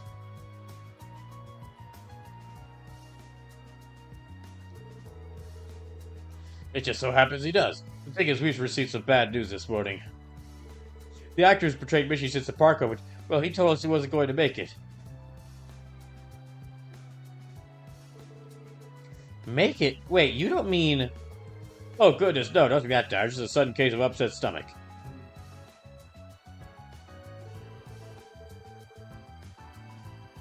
The plan for him is to get some medicine at St. Ursula and return to work as soon as he's able. If all goes well, he will be back in action as early this afternoon. Still, that leaves the problem of the morning performance.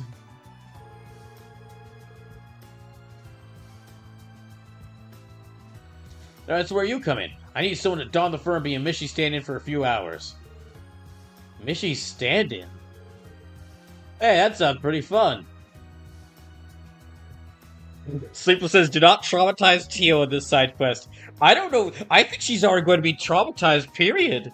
She's now learned that there is someone who is inside the Mishy outfit, and she might have to see that person.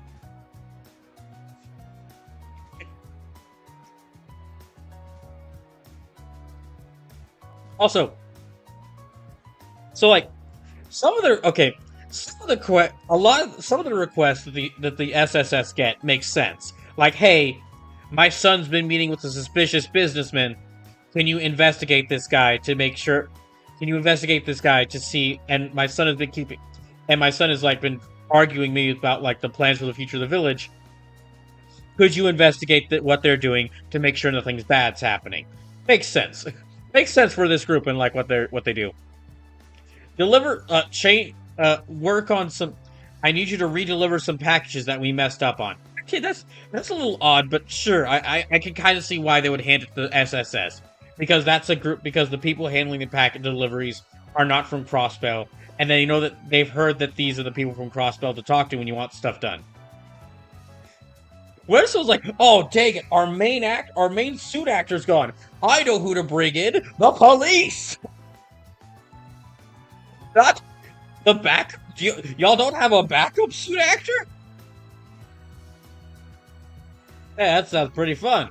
Alright, where do I get changed? Yeah, I don't think so. You're far too tall to fit into the costume.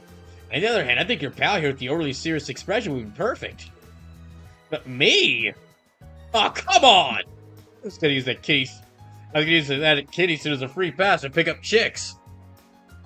How dare you try to sully the name of Mishi for your weird hobbies, Randy? Damn you, Lloyd. How's that my fault? It's probably for the best. Otherwise, Randy would have given catfishing a whole new meaning. So back to the matter at hand. Also, that we'd have a serious incident at the park. So back to the matter at hand. Do you think you can do it? Well, we don't come all the way this nothing. Well, we didn't come all this way for nothing. We'll take the job. Oh, you would. Now, if there's nothing more to cover, let's...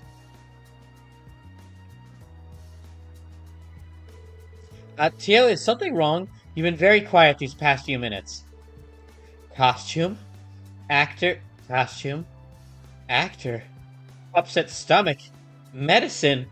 Yeah, see, this is what I mean. I'm sorry, Sleepless Week. If I wanted to avoid traumatizing Tio, we would have not accepted this quest. That's medicine. What's gotten into her? Pulling back the curtain might have been more than she could handle. But be very careful with the next words you say. I'll do what I can. Hey, Tio? No need to mind me. If she needs us, I'll make sure to contribute as actively as I can. That's the spirit, Tio Tot. I don't know if I like the way she phrased that. Is she really okay? Is everything settled? And now if you'll just follow me to the locker room. Sure, lead the way.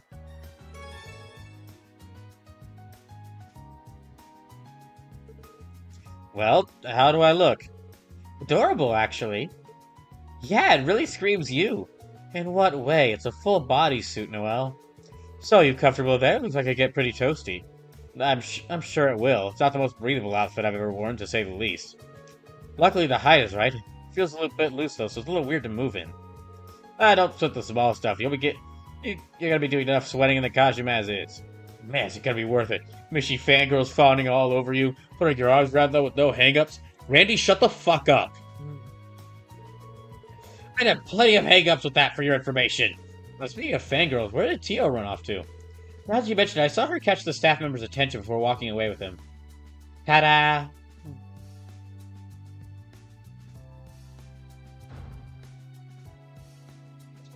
Oh no! Oh no! Her obsession has reached a new level. Her obsession has reached a new level. It is no longer enough that I should meet Mishi. Now I will become Mishi. We will be one and the same. What the? Is that you, Tio? Tio, my name is Michette. Don't tell me my older brother's forgotten my face. You've got to be kidding me. Oh my goodness, you look so cute, Tio. Isn't this character one who likes to play hide and seek? Yes, there is no Tio. Tio is not me. I am Mishy's little sister. Michette. I do not know who this Tio is, but she sounds like the most badass person imaginable.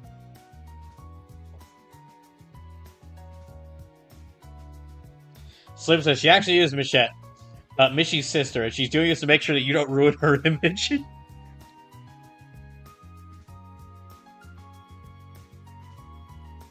Maybe bringing Tio along for this was a mistake. Tio's gonna be standing right next to Lloyd with like the Mishy lore book, just like, excuse me, you didn't say it. There wasn't enough. You did do 3 cartwheels. You only did 2. She is a selfless girl who is always looking out for her clumsy elf of an older brother with judgmental eyes. Judgmental? Right, yeah, we met her the last time we came to the theme park.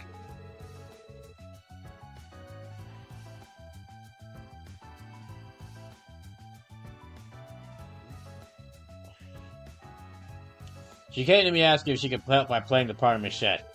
Technically, the regular Machette shift doesn't start until later, so I thought, well, what the heck? Oh, so that's where she went.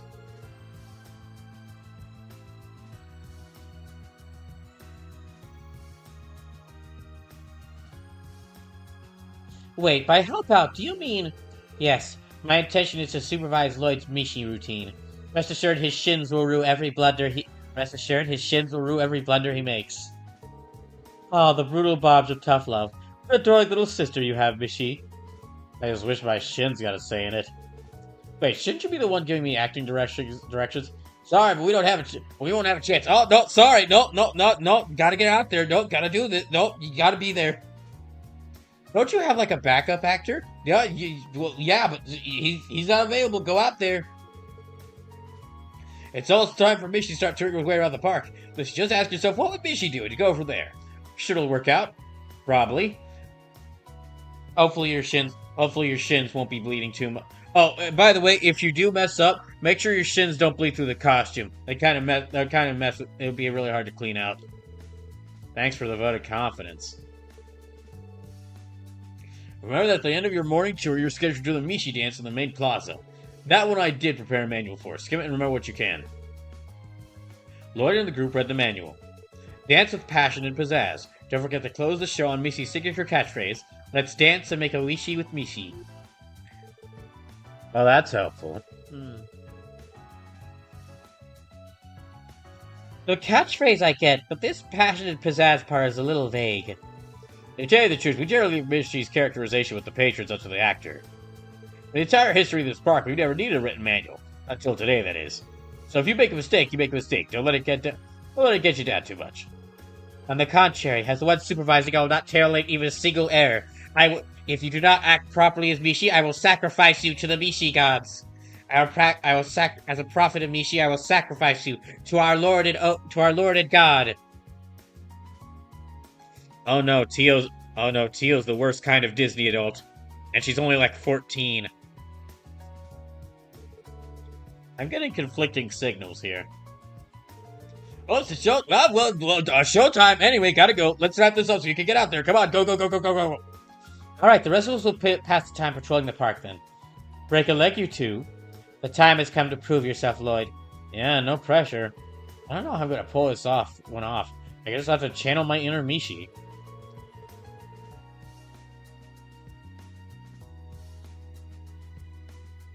There's also that catchphrase. Let's dance and make a wishy with Mishi. Better not forget it.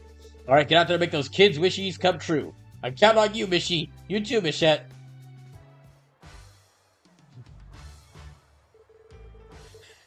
Tio's just... The second Lloyd messes up, I get the feeling Tio's just gonna pull out her staff and aim it at him.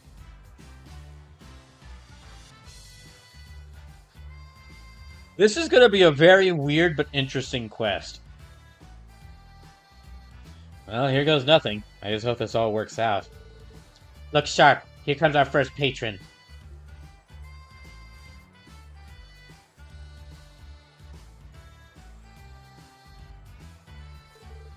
Wow, it's Mishi! And he doesn't have the blood on his shins like last time! Mom, Dad, look, he's really here! Well, so he is. How about that? Settle down, sweetie. You don't want to tire yourself out before we get to the attractions. Yay, Mishi! Let me think. How would Mishi normally respond in a situation like this? And why do I suddenly feel like I have a sniper rifle trained on me? Have a Mihi magical time. I will. Thanks, Mishi. Come on, Dad. Let's hurry up and go in. All right. Come on, no need to rush. We have an entire day of flight ahead of us.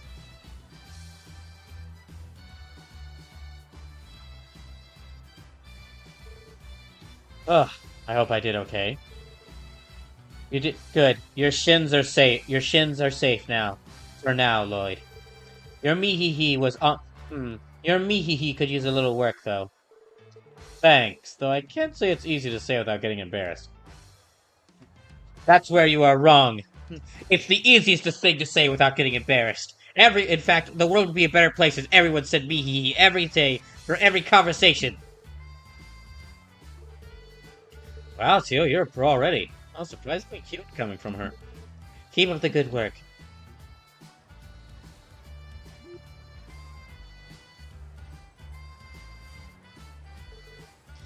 Hey, Noel, Fozzie. Well, if this is the Special Support Section's dynamic sibling duo. Thank goodness you're here, Lloyd. I have an urgent progress report to make. Every time I take my eyes off Wazzy, he runs off to get on the rides. Don't be such a cop. It's not like I'm going to burn the park down. Still making our rounds, aren't we? Still having a little bit of fun along the way. Wazzy, we are the cops, not to mention on duty. Speaking of duty, you have a pair of children approaching on your 9. It's Mishi! Oh look, Michette's here too!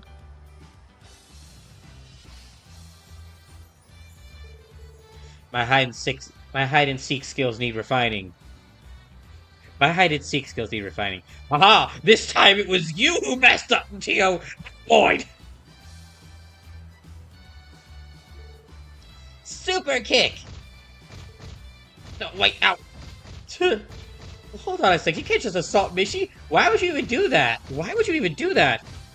Kids are jerks. Wait, did I already tell you? Hitting Mishi brings you good luck! Everyone knows it's stored in his butt, that's why I'm gonna boot it all out! Genius thought this up anyway. Hey, do you think it works the same with Michette too? I need to do something. How would Mishi deal with this?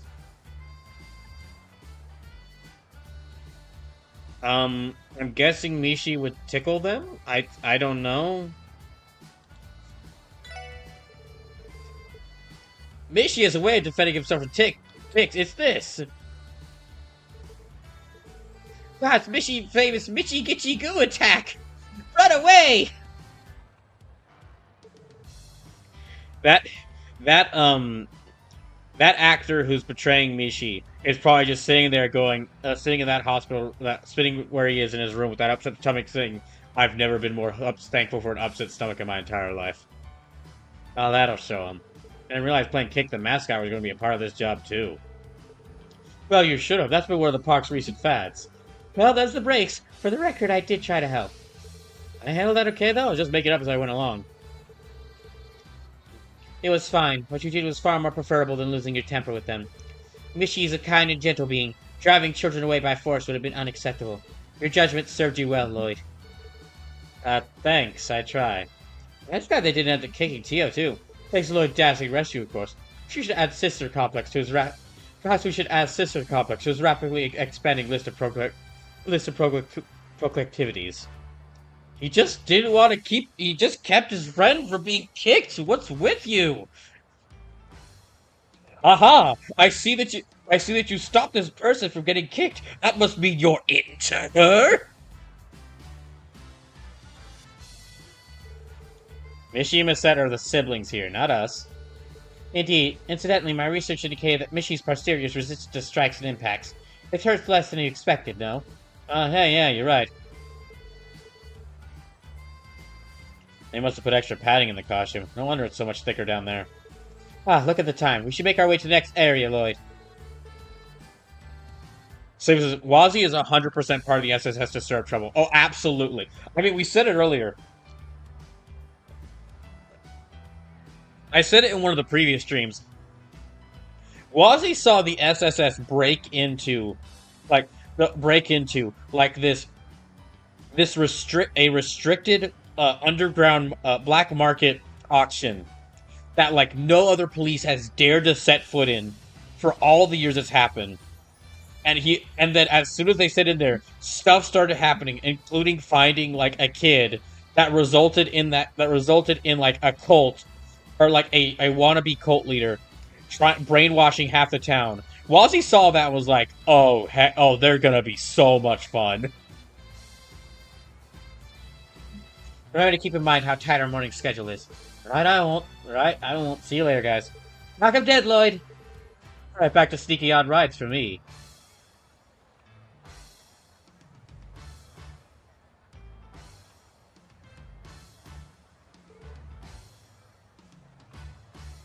Oh, hey guys. Nice hustle out there, superstar. Nice hustle out there, superstar. You two like you've had a hard day of work. How's the been going so far? It's a little harder than I imagined. This costume gets toasty like you wouldn't believe. Yeah, I remind you, Lloyd, this is not a pleasant stroll we're taking around the park right now. You have to act as friendly as possible while simultaneously making the park guests feel lucky just to have seen you. Right, I'll try my best. There's no room for error with Tio once Mishi comes to the picture, is there? Do what you can to keep up, Lloyd, or else Tot's gonna have you strung up to dry in front of the horror coaster. Oh, look, it's Mishi!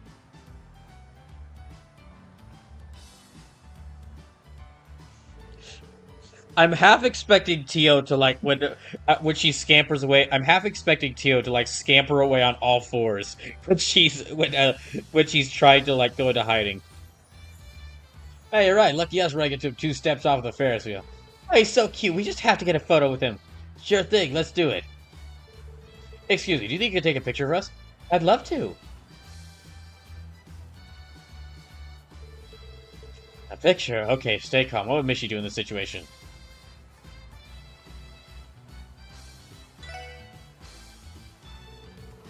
This is go down today. We finally meet Mishi.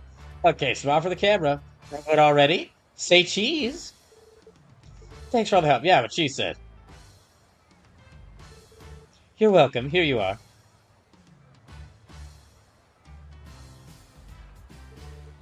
Oh, did I do okay? Yes, that was adequate, Lloyd. After living similar to the theme park, Mishi is in and of himself a walking attraction. Knowing that the impartial course of action in cases like these is to stand directly between the guests. You know, at this point, I kind of wouldn't have minded seeing Randy be in the Mishi suit. Just because he would have absolutely messed it up, at which point Tio would have mauled him to death. He would be, like, she would kick him into the water. Knowing that the impartial course of action in cases like these is to stand directly between the guests. It makes me proud to see you adapting so quickly to the ways of the Michelamite.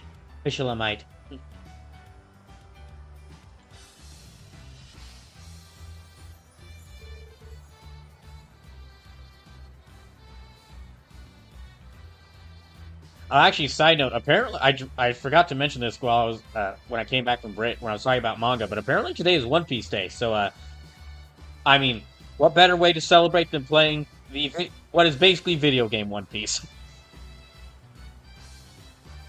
Not One Piece the video game, because there's a whole bunch of One Piece video games, but basically the video game equivalent of One Piece. I'm honored. I'm honored, I think.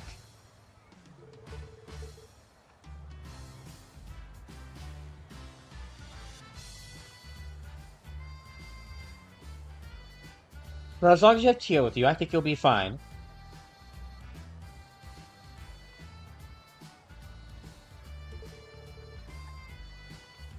Good luck, you two. We'll be keeping an eye out.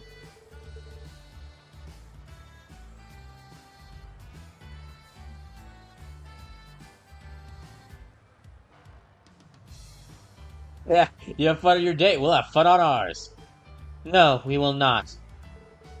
Eesh, at least you buy you a Bell Coal before you shut me down. I thought you would stop! Ugh.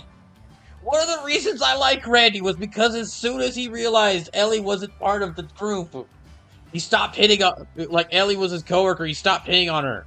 What is this game doing to Randy? Okay then. Let's try not to let them or anyone else down. Yes, off to the next location.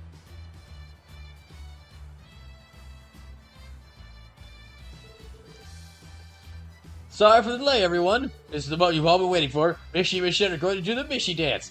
Yay! Oh, Mishi! It's so cute! All hail Mishi! All hail Mishi! All hail Mishi! Dang, it really is like a freaking religion out here. Here we go, the dance routine. Oh, I'm starting to tense up. It should be fine. The Mishi dance is usually improvised anyway. There's some guidelines, but I'm sure you'll manage if you use common sense.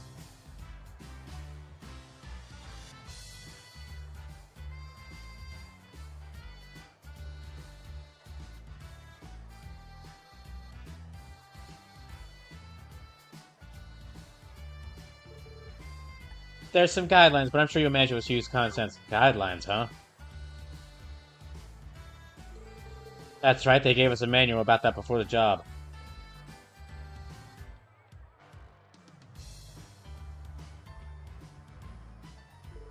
If I could just recall what it said.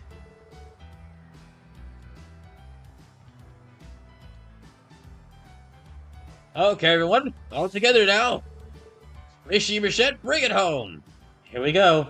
Right here, remember, dance with passionate pizzazz. Roger. More pizzazz! More! More!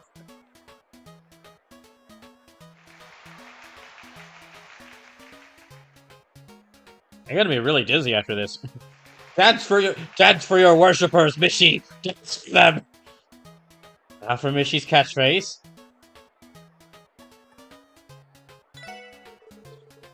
Let's dance and make a wishy with Mishi! All hail Mishi! All hail Mishi! I knew you could do it, Lloyd. You've attained total Mishlightenment. Please don't say that.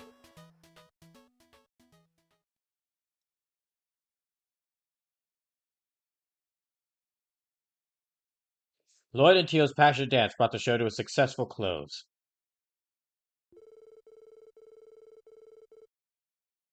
Having fulfilled his role to perfection, Lloyd held his head high, knowing he was able to make the park visitors' wishes come true.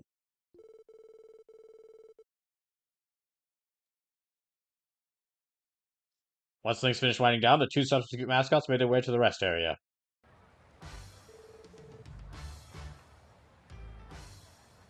Phew, I think we managed to pull that one off.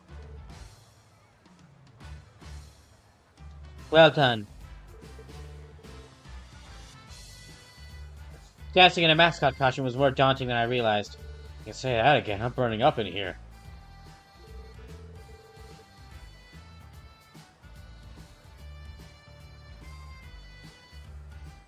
How does this usual guy do this every day? He must be made of some real stern stuff.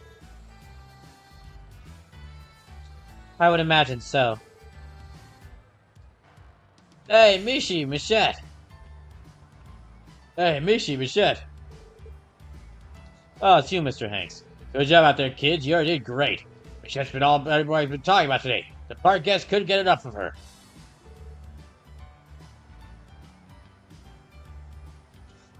Me? Really? Yep, they said the whole cool and aloof stick Michette would They said the whole cool and aloof stick Michette would lapse into around Mishi drove them wild. They decided we should sit down and rethink Michette's entire character. Fancy that. I am happy to be of service. Incidentally, have you heard back from the usual actor? Oh, I almost forgot. He just came in a little while ago. He said they wanted to meet you. You should find him waiting in the locker room when you get back. Thanks again for all your help. It's not much, but I hope you'll accept this. Sure. Thank you, Mr. Hanks. Ready to head back inside, Teal? Yes, let's.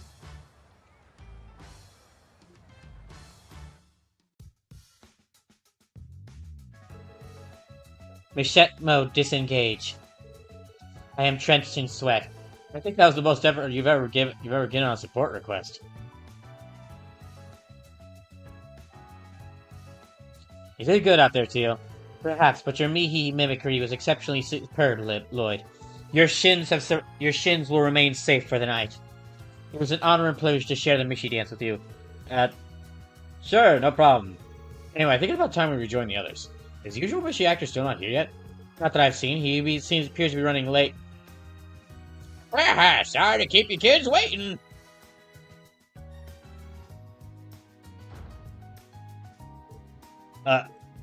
Huh? Excuse me for that. Bear nothing in, though, eh?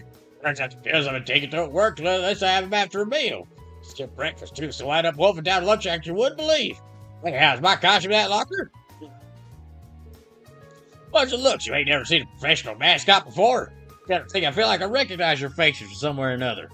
Well, whatever, you kids big time. Can't have Michelin Wonderland with no Mishi after all. Nice work filling in for me, boyo. What's your look at time? Gotta get changed and prep for the afternoon shift.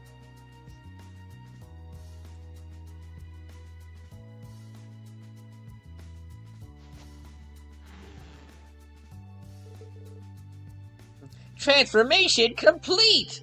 Thanks again, mister. You too, little missy. You really saved my fur. You can just leave the rest to Mishi. You can just leave the rest to Mishi.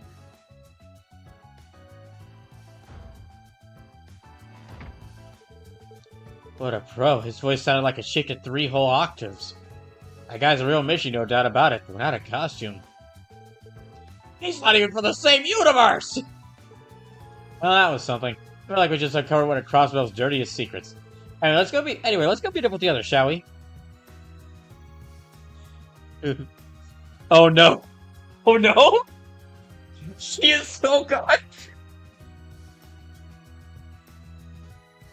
It's not there in her sprite work, but I am also imagining like a total planetary collapse in Tina's brain.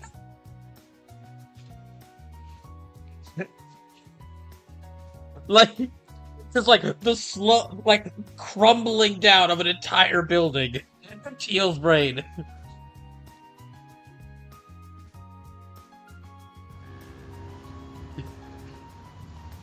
Oh, I guess. I thought she was gonna say something there. Oh, we didn't get to go to any of the stores. I was really hoping to go to some of the stores at the resort to see if there are any more items I could pick up. But I guess not.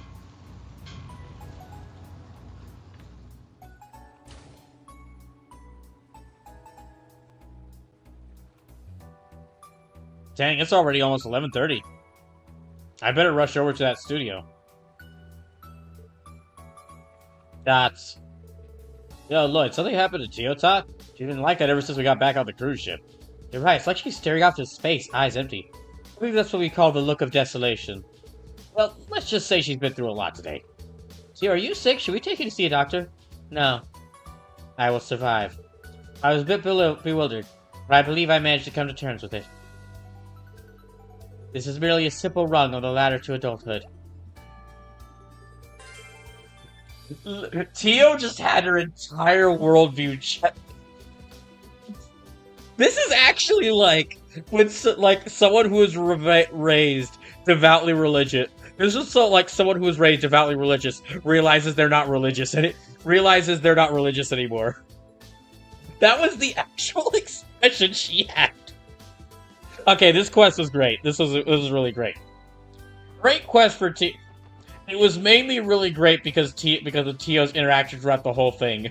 How she had to she kept switching between devout follower of Mishi to just not comprehending that this is the guy in a suit. Anyway, I think we'll go ahead and go to the studio, the Rosenberg studio. We've got only a little over 30 minutes left, so let me go to the studio and see where.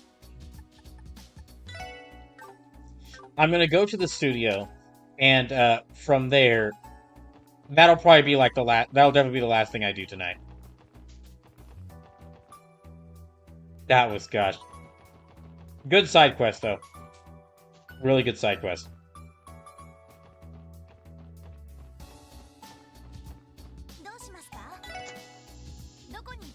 Can we ride to? Okay, we can ride here. Yeah, we'll ride up here.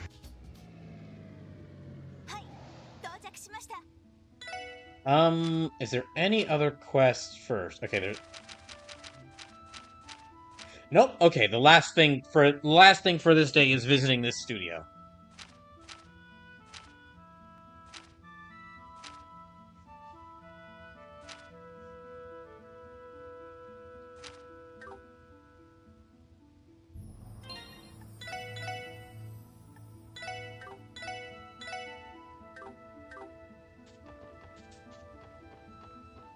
Really interesting that this is a location that we were I saw in Trails from Zero, but they're actually just saving it, and they mentioned about it in that game, but we're really not fully basically this location isn't important until this game, but it was actually hinted at and mentioned in the previous game.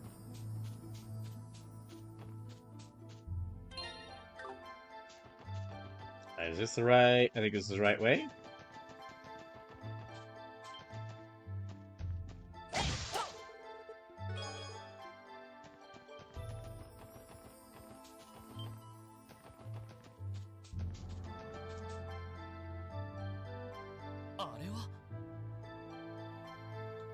Hey, look!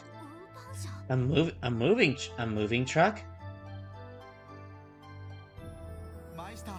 Thank you again, Meister. You've been a great help. He's all set for the debut of our new performance in a couple of days. Adios above. Your troop is far too demanding with this request, each and every one of them. Tuning the automata would have been work enough, but designing an entirely new stage on top of that. And I'm a busy man, you know. I really do apologize for that. You know that the troop leader can have some pretty lofty standards sometimes. That extra mechanism they asked you to install was something they just couldn't live without. It doesn't matter now. I have no issue with letting my studio's expertise to service your plays. I'm sure the goddess would prefer to the alternative. Thank you? Come to think of it, Meister, we haven't received a response to your invitations yet. Arkansas would be honored to have you attend the show. It'd be our pleasure at the amazing set and automata you provided us. Your mirror is thanks enough. I appreciate the gesture, but as I said, I'm a busy man. Oh. I told him he wouldn't go for it. Still, I'd love for him to see how his hard work is being used on stage at least once. Pardon us.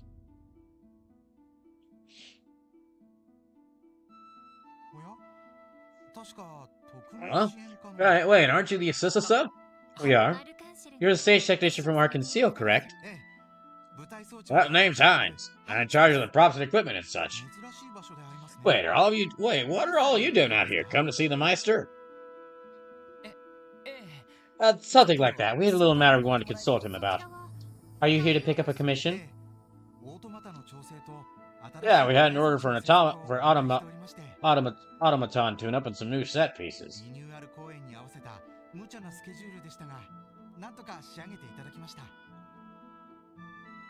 It was kind of on short notice with the debut of the revival performance coming up, but he did us a real solid getting it done so quickly. Oh, but to tell you the truth, everyone in the troop owes a Macer a Torum. What do you don't say?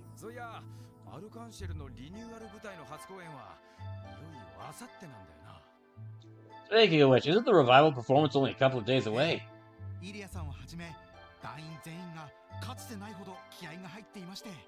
That's right. The leaders are kicking into high gear right about now. Heck, I've been getting it to myself with all the changes we made. Have you now? Sounds like you're all primed to put our real box office hit. That's the idea, but whoops, I'm a little behind schedule. Gotta get back there and set this all up. See you guys later. Stop by and say hi whenever we get the chance. We'll be sure to. Be careful on your way back.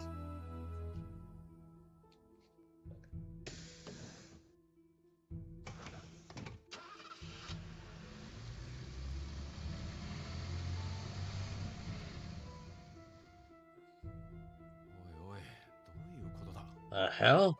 Am I the only one out of the loop here? You tell me that old timer's the one behind all the theater magic Arkansas's got going on? It appears that way. I could tell their wire flying technology was advanced, but I never came to the conclusion that it originated from here. Well, at least we know the Meister is in right now.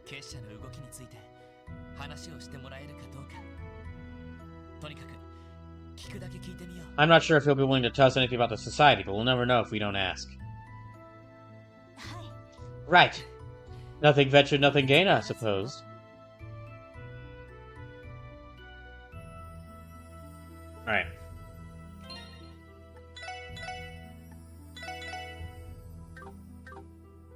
Well, let's try talking to him.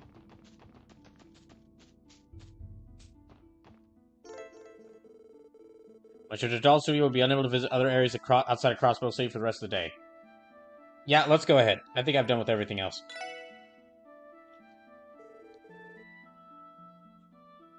Oh gosh.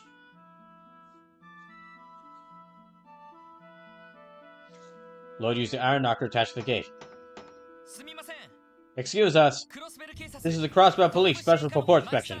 Now, Meister Rosenberg would like to have a word with you. There's no need to shout. My hearing is still perfectly fine. Whatever business you must have must be important if you come all this way. I don't have very much time to spare. I'll make an exception this once, so long as you keep things short.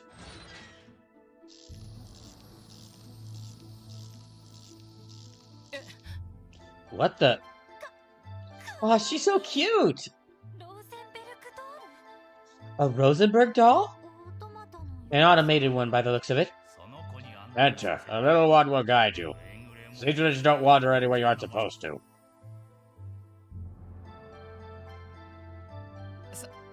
I guess it can't talk. Not that I was. I guess it can't talk. Not that I was expecting it to. Hello, this gal. Hello to this gal. Sure doesn't look like any machine I've ever seen. Mind taking us to where your master is, little miss? So much creepier than ghosts.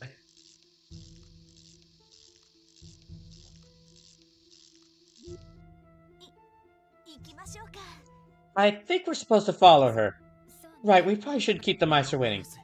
Ouroboros. Ouroboros. What kind of enemy are we dealing with? Okay, let's search around. No, okay. We might go a little over midnight, a little past midnight, maybe. I'm hoping I don't, but it's like, I mean, we got a little less than, we got like 30 minutes left in the normal time for this stream, and wow, this looks like a factory now that I look at it, but anyway. I'd like to go ahead and beat this area tonight. Loading the rest of the SSS, then follow the automaton inside. After going what felt like a maze, they emerged an underground section of the studio. Yeah, this is totally a factory! Oh, under Ouroboros factory, makes sense. Oh, they got the cool mech. Sleep says, I mean, it's the Rosenberg doll factory. Yeah, I guess I forgot. I don't know why, but I forgot about that factory word. Well, no, they called it the studio, didn't they? Either way, if it was called the factory, then yeah, I guess I just forgot about that, and I must have just forgot about that word. What is this place? It's incredible.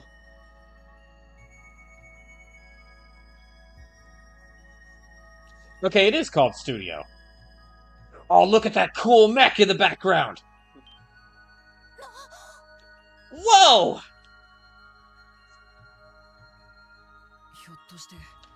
Is that it?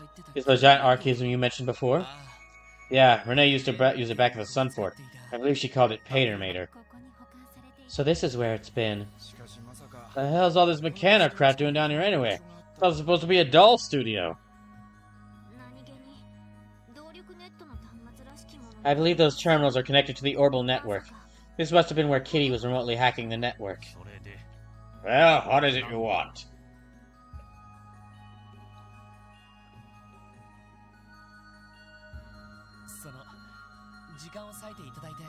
Master York, thank you for allowing us to come in and speak with you. We had a few questions we were hoping to ask. Would they by any chance happen to be what Campanella has been up to? So you know. Do not misunderstand. You are correct that I have ties to the society. In the end, however, I am nothing more than a humble doll maker. I'm not directly involved with their grand scheme they have planned.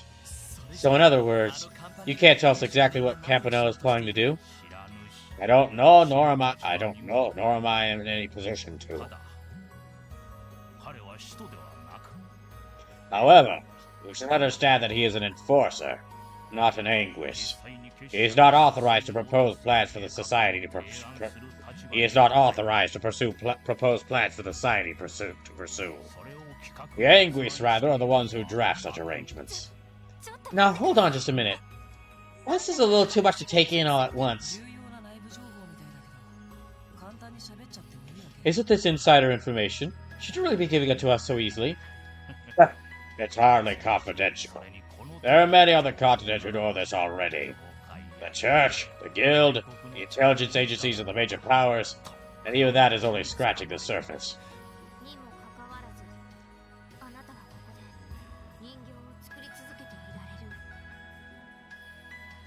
The society is so widely known, yet you're still able to continue making dolls here. As I said, I'm not in a position to know all the society's inner workings. Take the Archaism, for example. Their construction relies on technologies from many other workshops besides this one.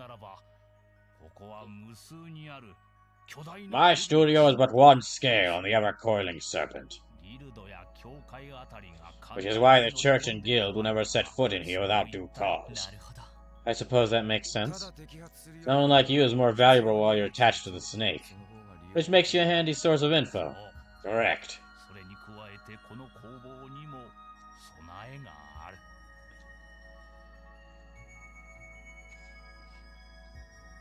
Correct.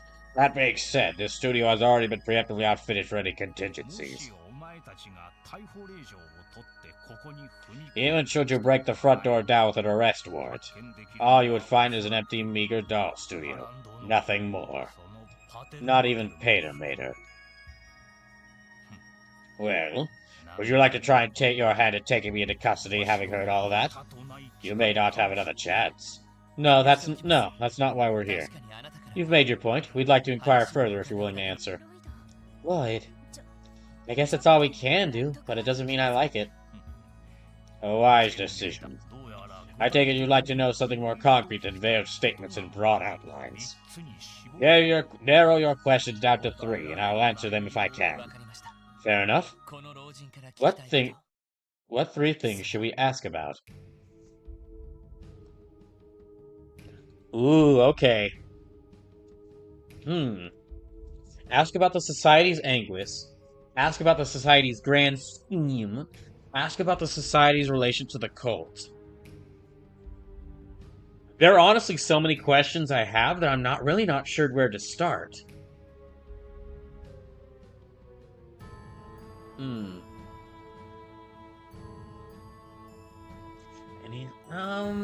I guess I'll ask about the Society's relation to the cult.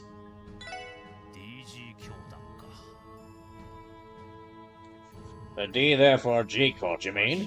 As far as I know, the two sides never had any direct ties. Having said that, it is a fact the Society was the one that destroyed the lodge where Ren was being held.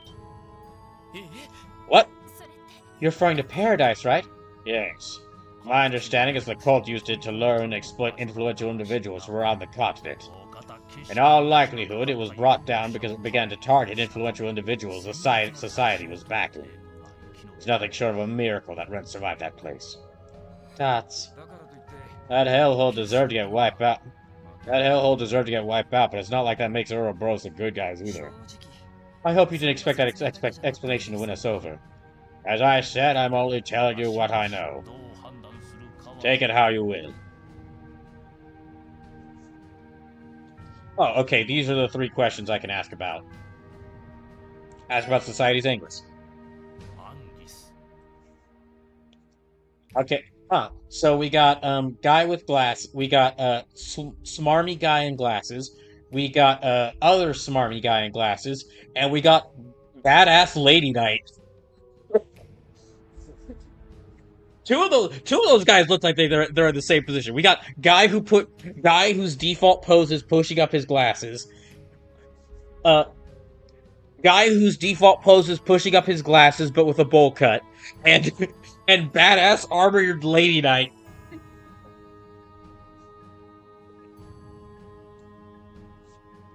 The anguish.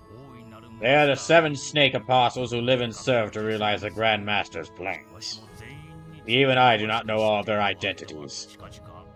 However, I am aware of the anguish that will be arriving in Crossbell before long. Is there any way you could tell us more about them? Not. One is a man, the 6th anguish to be precise. He leads the 13 factories that comprise Ouroboros' technological network. He is the Society's greatest theoretician, an engineer with an insatiable appetite.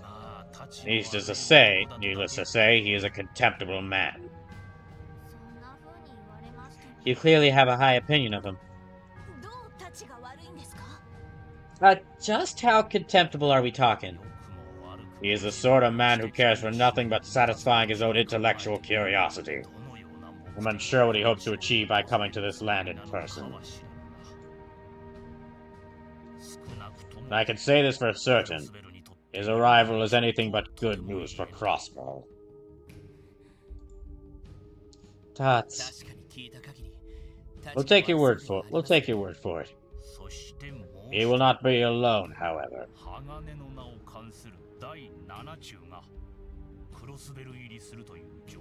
The seventh Anguis, the Steel Maiden, will also be coming to Crossbell. The Steel Maiden? That's got an ominous ring if I've ever heard one. She is an enigma, to say the least.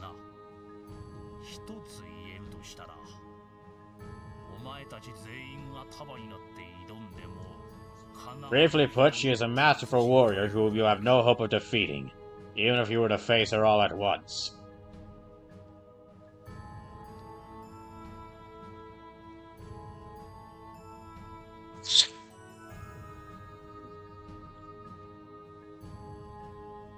Excuse me.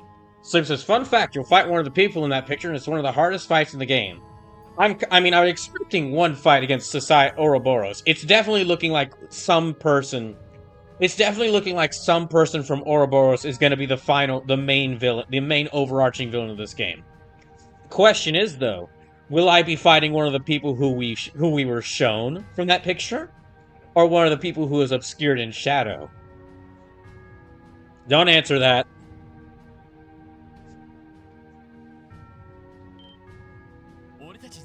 She's that strong? Trying to wingman your fellow conspirators, I see. It was merely a word of warning. Unlike the sixth Anguis, I've heard the seventh Anguis is a virtuous individual. However, were you to face her unprepared, it would surely cost you her lives.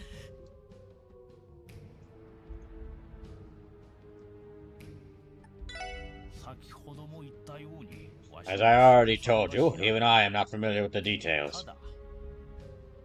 For what little I've heard in passing, however, I do know what it is called. The Phantasmal Blaze Plan. Phantasmal Blaze? Now there's a name rife with symbolism. This plan, does it entail causing some sort of widespread incident Crossbell?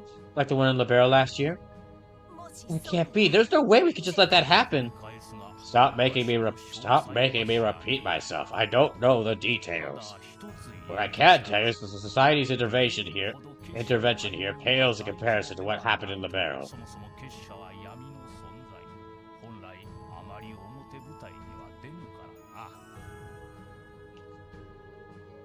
The Society prefers to operate from the shadows above all else. They aren't the type to make their move on the surface. Is that supposed to make us feel better? Because it sure as hell ain't working. Seconded. The fact that you could give us nothing but a name makes us whatever they're doing all the more suspect. That makes 3 questions I've answered. You've taken up enough of my time. I'm going to have to ask you to leave now. But... Lloyd... Fine. That's what we agreed to. So we'll just be going. For now. Would you mind if we return for another one of these talks? If I feel so inclined. Keep the following in mind. Keep the following in mind, though. It is not only Ouroboros that you should have your sights set on. There are other forces to be cautious of in the wake of Crossbell's bid for independence, wouldn't you say? I guess so. Man's got a point. Sounds like you probably know a thing or 3 about that, too. Maybe so. Maybe not. Off you go. Off you go. Follow the little one like you did on your way here. If you wander off, I can't guarantee your safety.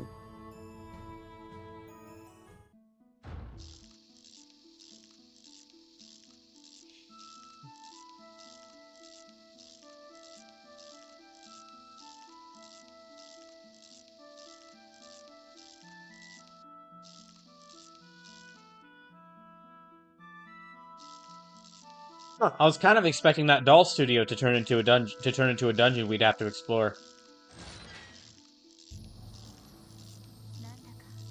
I feel like I just came out of a bad dream. The Phantasmal Blaze Plan, and the 2 Anguis making their way to Crossbell to enact it. It's so fantastical I can barely bring myself to believe it. Just how dangerous are they?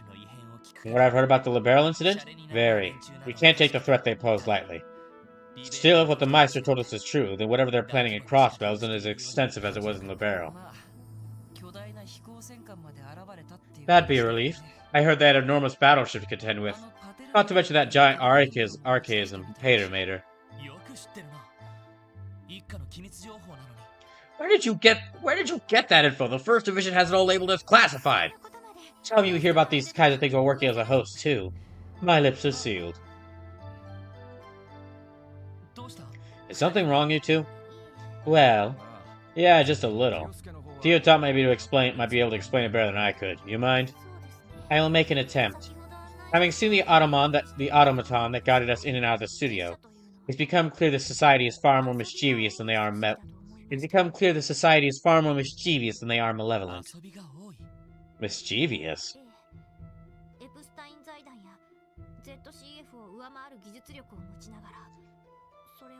Yes. They have more technological prowess than both the Epstein Foundation and the Zeiss Central Factory, yet squander it by choice. Consider the research necessary to develop Patermater. It would have been more practical to use those same resources to build 50 airships. That you think so? But yes, Tio, but you failed to consider this important counterpoint. It's a giant mech. So it's instantly cooler than 50 battleships.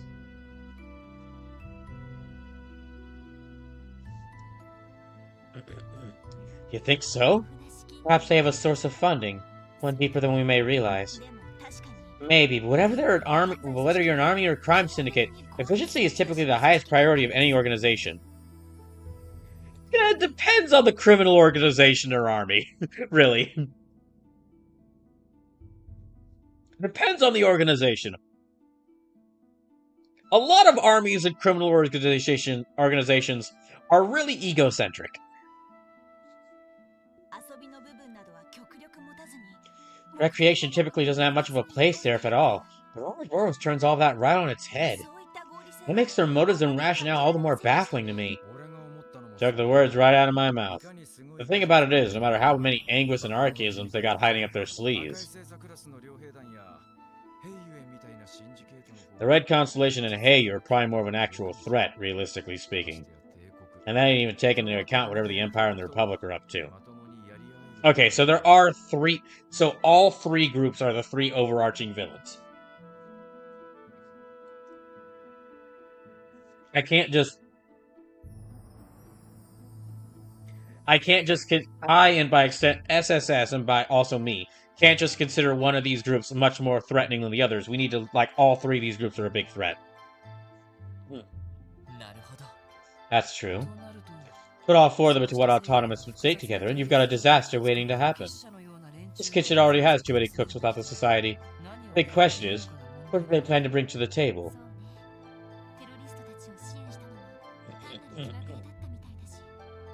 Who's to say? Even backing the terrorists of the trade conference was allegedly on a complete whim on their part. They don't seem to have any interest in involving themselves in the conventional power struggles. In that case, would that make what they are working toward as unconventional as everything else they do? That would mean we're completely in over our heads trying to do anything about it. All we can say for sure is that whatever it is, it can't be good for Crossbell.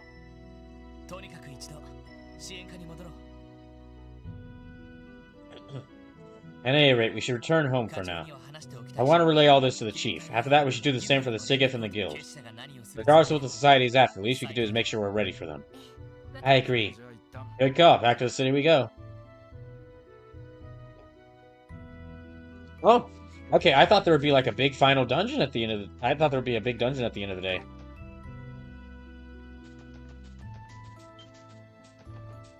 Yeah, I was thinking there'd be like a big dungeon at the end of the day. Or like, specifically the studio.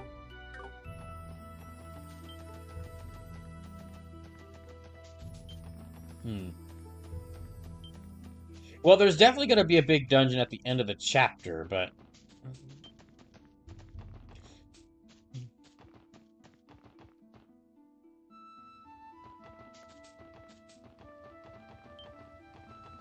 Alright.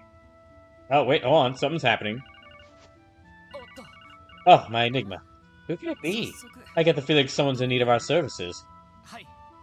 Special support section, Lloyd Banning speaking. Lloyd! Thank goodness I finally got a hold of you. Oh, hi, Fran. Have you been trying to contact us for a while? I have, but for some reason none of my calls were able to get through. I even tried everyone else to dig with, but they were told no-go, too.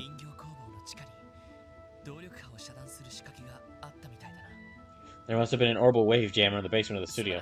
Sorry about that, we ended up wandering out of signal range. What's going on? Do you have an urgent support request for us? No, not quite, no.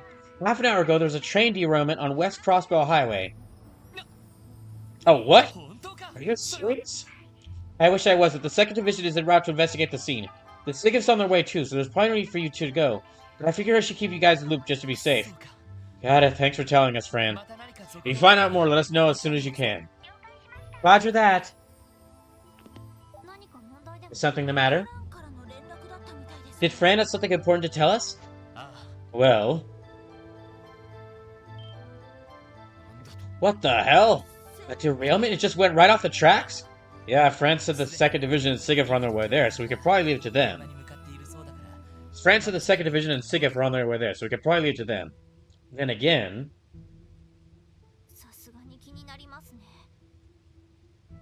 It would be hard to turn away from something so concerning.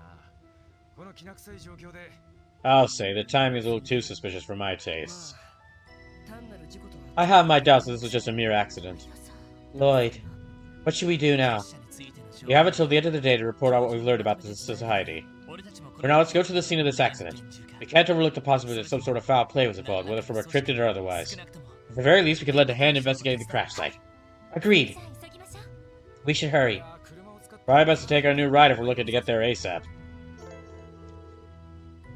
Okay, yeah, I know that we're... gosh, I know it's like 11:51 already, but I really want to see what's happening.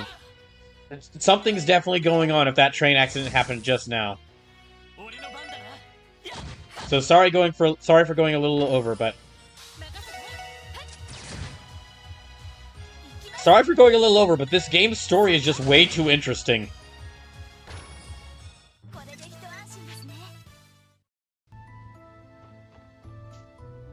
Okay, so yeah, I'm going to take a short break, and then when I'm gonna take a short break, and then I will probably keep streaming until I reach the end of this day in game. And then when we start, and then I'll save the start of day 3 in this chapter for, next Saturday stream. So I'll be right back, and when I get back, I'm gonna continue until we reach the end of day 2 in chapter 3.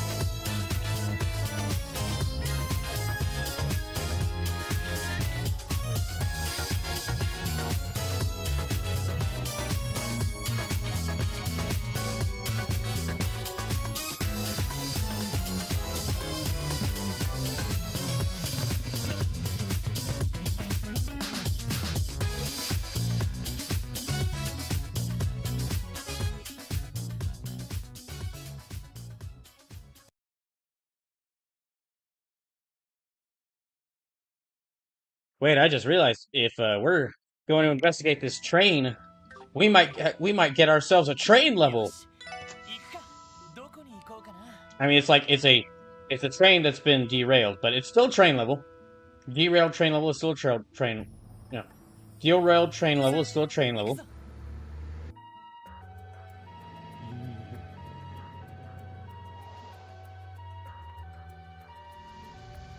Oh, I was about to ask why we're stopping in town, but I see why. Oh gosh.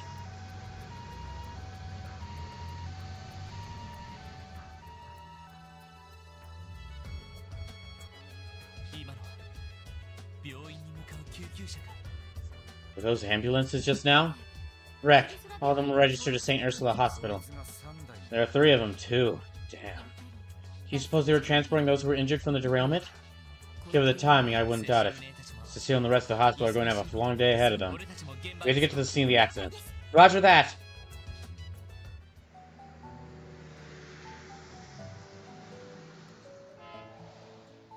Hmm.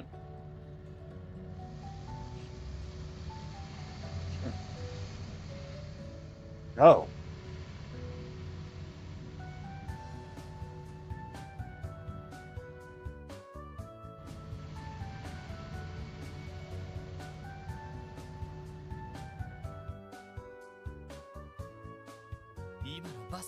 Those buses just now.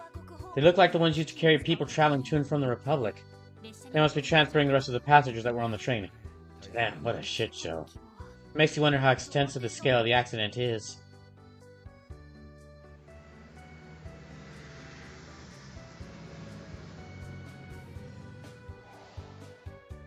Oh geez, this is gonna be a really bad oh yeah, this train is not gonna be good in good shape. Yo, Lloyd, you guys made it. Hey, France, so you're on the case too. Hello there, Noel, Randy. Thank you both for coming as well. Of course, good to see you, Dahlia.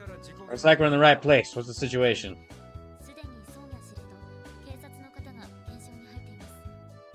Commander Bales and the police are currently investigating the scene of the accident. Inspector Donovan and Detective Raymond from the 2nd Division are leading our department's efforts. From what I could tell, it looks like a mess. The train went clean off the tracks. It's gonna take a long time to get things cleared and repaired. And what are the passengers? No fatalities, thank the goddess, but a few are in critical condition. Those most in need of medical attention were carried away by an ambulance a little while ago. Yeah, we saw them on our way here. And the other passengers, they were transferred to buses for the remainder of their trip?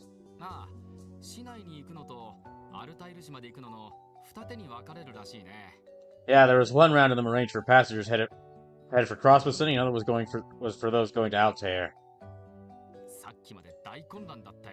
It was chaos sorting it all out. I can imagine.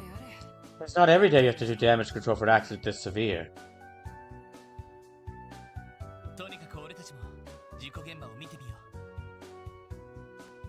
Speaking of which, we should make our way to the scene ourselves. Are we clear to pass through? Yeah, you should be good to go. I doubt anyone's going to complain. Feel free to head in whenever you're ready. Yeah, we're gonna go. Yeah, it's already like 12:03. I know, but we're this close to the end of the day. Let me see what's gonna happen. Because I'm not gonna play this again until next Saturday.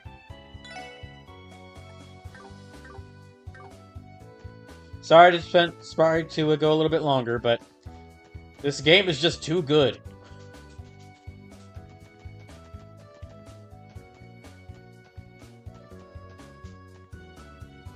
Oh geez, there's a lot of them.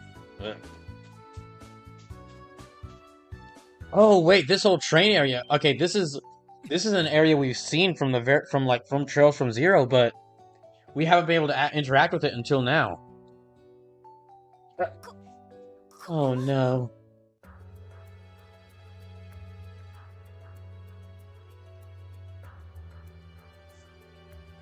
Jeez. Oh gosh. Oh hey, Grace is here. Of course Grace is here. Oh boy, this is some accident we got on our hands. Do you know what caused the derailment yet? No, as you can see, the investigation is still underway. Current working theory is that the front car was derailed due to a fallen rock on the track. The rest followed suit.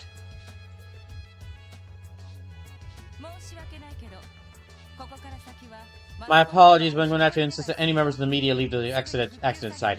We need to focus on beginning the cleanup and repair efforts immediately. Seriously? But Commander Bales.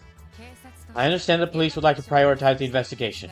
However, this is a transcontinental railroad we're standing on, the most important transit line in all of Zemuria. We're under pressure from Mayor Croy, the Imperial Republican government, and the Railroad Corporation to fix this ASAP. The CGF has no choice but to comply. I get your logic, man, I really do, but... I'm with the detective. If you don't get to the bottom of what happened here, it could happen again, right? I am aware. However, I can only permit that the investigation be carried out concurrently alongside the repairs.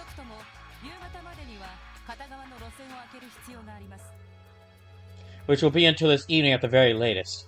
That is how long we've been given. Oh, if only you had a crack-shot team of really good detectives who are really great at solving problems that most of the other police force aren't really able to handle. The heavy machinery requested will be arriving soon. We need to... Hold on just a moment.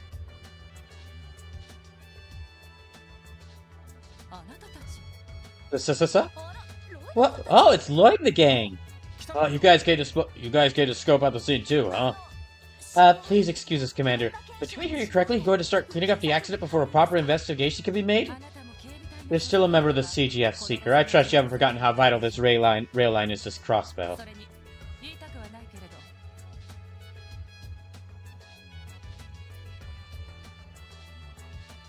I didn't want to put this so bluntly, but if we delay repairing the railroad, I'll give the Empire and the Republic all the excuse they need to intervene.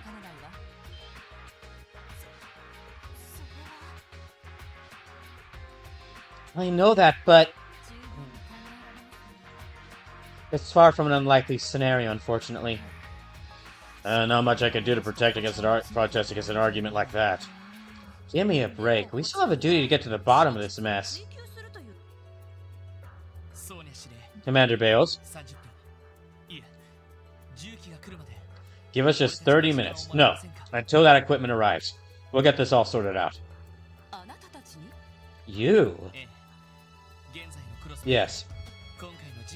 Given Crossbell's current political climate, I'm not ready to chalk this accident up to as just an unfortunate coincidence. Don't you think we should at least determine whether there was any foul play involved? It is also possible that this accident is relevant to our Cryptid investigation. I'll look at it this way. You let us do our own thing, and everyone walks away with some peace of mind. I never thought I'd see the day that I would be the impatient one between the two of us, Orlando. Very well, Inspector Donovan. We will start by prioritizing the investigation of the accident scene. Once the equipment arrives, however, our focus will shift to fixing the rails. I don't hear any complaints from us. Let's do this. And we'll just stay out of your hair while we collect our material. I have no objections. You are free to look around until the formal repairs begin. On the condition that you in no way interfere with the investigation at the site. Am I clear? Crystal! Would you mind if we got a first-hand look at the scene as well, Inspector? Oh, you don't have to ask. We'll tackle it together. You speak with the conductor. He's resting over there. He'll be your best bet, more likely than not. Unfortunately, the engineer got nicked up in the crash and was taken to the hospital. Understood. Alright, let's get investigating. I was kind of hoping Grace would join our party for this. Goes like, and I'm joining the SSS, so I can get first-hand accounts of all they're doing, of what they find.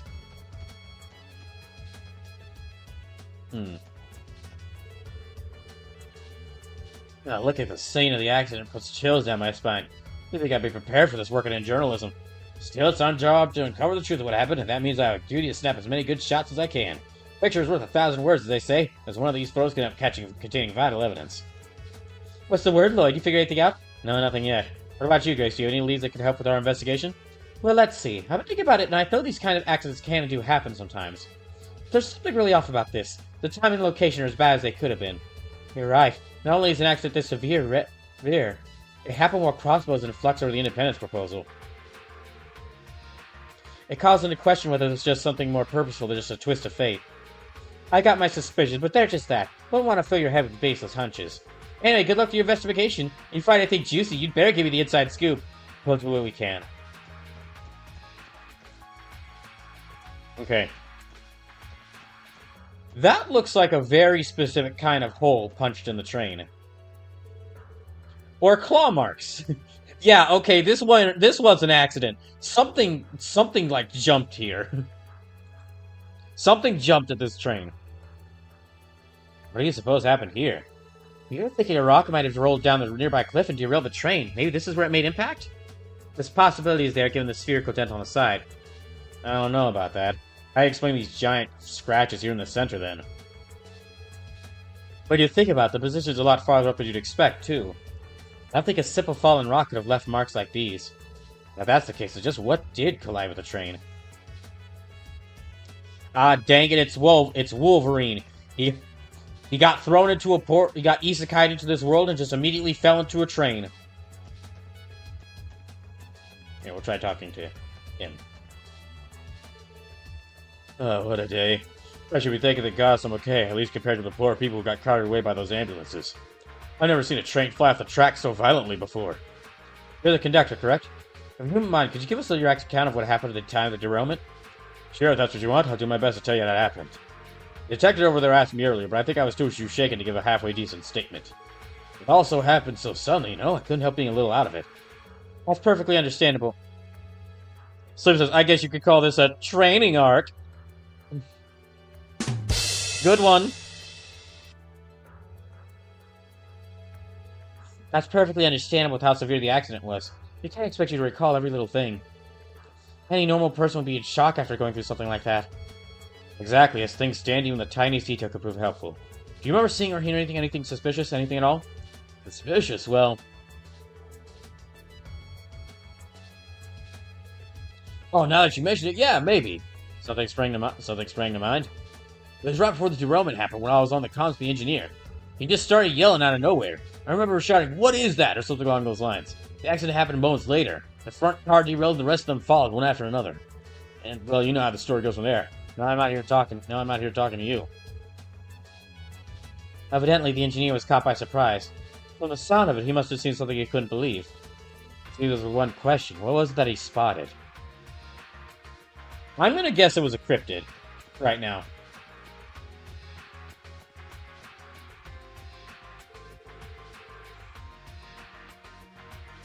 I've gotten a good look at it. It was one hell of an accident. Thank Adios there weren't any fatalities. I believe most passengers who were not taken to the hospital were transferred by bus to the Republic. Unfortunately, that means we can't take any statements from them now. You know, sometimes you gotta work with what you got. Speaking of which, you spoke with the conductor yet? He's resting by that rock over there. He is too shaken to remember anything useful when we talked to him earlier, but maybe he's calmed down by now. Make sure you hear what he has to say. We investigated each individual car as much as we could just to be thorough. But unfortunately, it didn't turn up anything. No clues to be had. You sure? Not any one thing suspicious on a train that large? Not really. It's just the passenger's luggage there, and nothing seemed off about any of it. All signs are pointing to the derailment being caused by some external force. Yeah, I guess so. I wouldn't get too close to this train car if I were you. It's holding its balance for now because it's still tip over the top of the hat. There's so much glass and debris to think about. We can't even risk one pebble staying on the railroad, so we've got to be thorough and clean up all of this. Hey, Muriel, how's the repair work going? I would say it's proceeding just as well as the investigation is. But until the heavy machinery arrives to help us move the train itself, there's only so much we're able to do. For now, best we can manage to clear the debris from the tracks. I figured that'd be the case. We could lend a hand if you need it. No, you'd have to put yourself out. 6 of you should focus on figuring out what happened. We'll inform you if we discover anything that might help.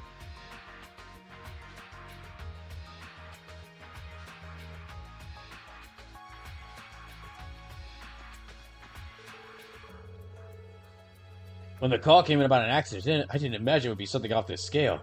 It's going to take a considerable amount of resources to get these railway tracks fully refurbished.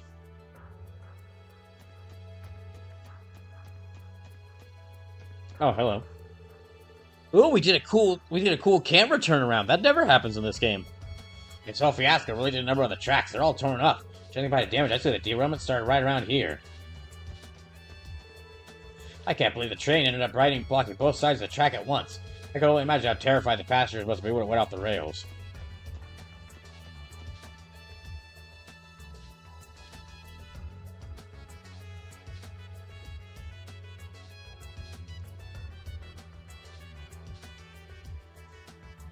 Oh, big scratch marks.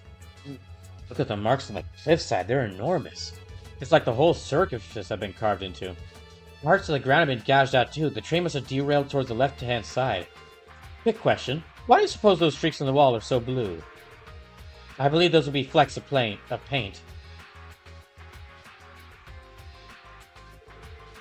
Jeez.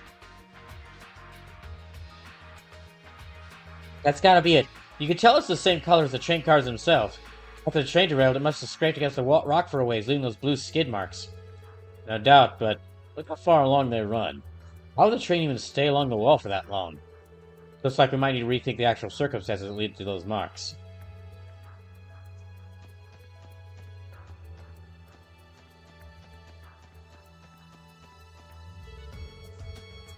Given the streaks of paint left on the cliffside, we can conclude that the train skidded along it after derailing. But we might need to rethink the actual circumstances that left them dragging on for so long.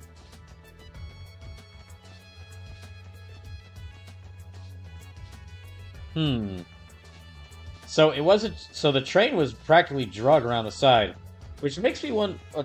Yeah, my biggest thought here is, my biggest idea is Cryptid. Some Cryptid did this, bumped into the train, like ran into the train, then dragged it along the wall. So is it just a warning, brawl? You're about to start your end-of-day dungeon. If I remember correctly, it's about an hour through that dungeon. So as much as I know you're curious about what's going on, it might be better to set on it next time. Oh, okay. Okay, well then if we get to the start of that end-of-day dungeon, then I'll go through... That'll be where I end it. I just thought it would be like like deciding what was going on with the train, and then if it was a cryptid, probably fighting the cryptid. I didn't know there'd be a whole I didn't think there'd be a whole dungeon associated with this. How much longer until the heavy machinery we need to move the train car arrives? Within the next 30 minutes, ma'am. Well, the investigation, though, might take you longer, correct? If we look at least where these tracks where you operate by evening, I can only imagine the problems it would cause. If guardsmen, I don't think you have any need to worry about that. The cleanup and repair efforts will be completed as planned, when planned. Anything less is not an option. Do I make myself clear? Yes, ma'am. There she goes, bringing down the jackboot. Well, she is Commander Bales. Basically, we're grateful she's willing to give us as long as we need for a complete investigation. Let's make it up to her by getting to the bottom of this accident.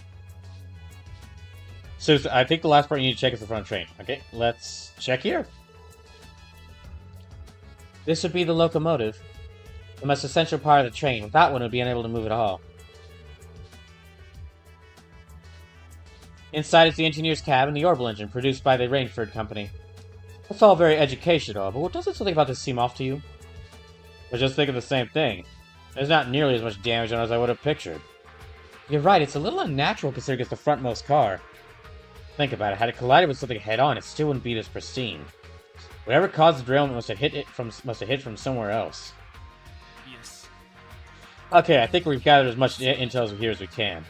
Okay, I think we've gathered as much intel as we can. We have already? Enough for Lloyd, anyway.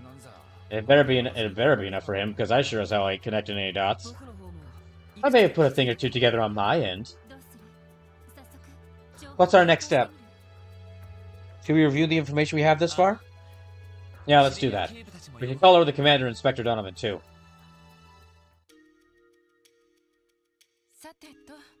So, has your investigation yielded anything insightful? That's the hope. First, I want to address the possibility of derailment being caused by a fallen rock on the tracks. From our investigation, I believe it's safe to rule out that possibility. Really? Why? I think you have some line of reasoning to back that claim up. Naturally, you see. The engineer's cry heard by the conductor, the dent on the right side of the locomotive. I guess I'd say the dent on the right side of the locomotive. Well, I'll concede that it could be a vital clue to understanding the facts, but I don't think it discredits the theory entirely. It doesn't rule out the possibility the dent was caused by a rock rolling down from the cliff to the train's right. Oh, yeah, good point. In that case, the best evidence would be the lack of damage at the front of the locomotive. Oh, that's exactly what I thought. See, that's exactly what I thought, because I'm not the player, and thus I got it right. Can you explain further? It's true that there's less damage at the front, but what does that prove?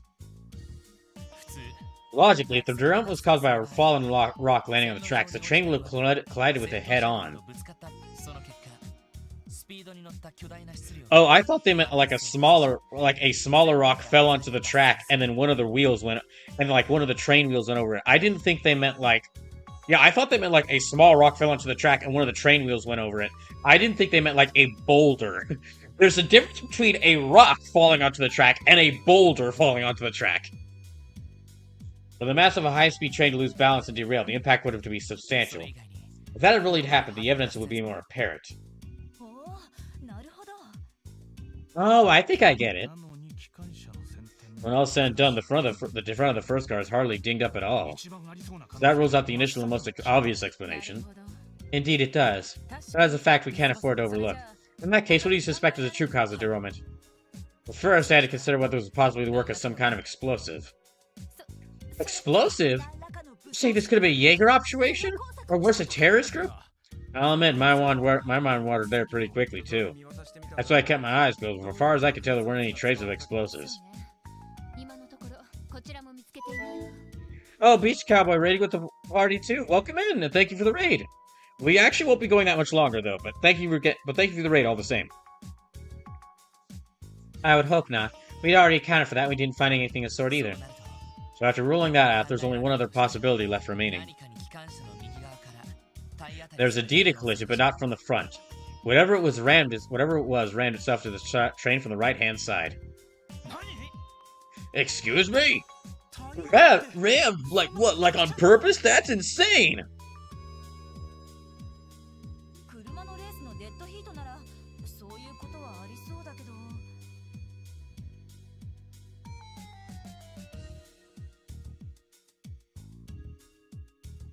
This is starting to sound less like a train derailment, more like a car chase.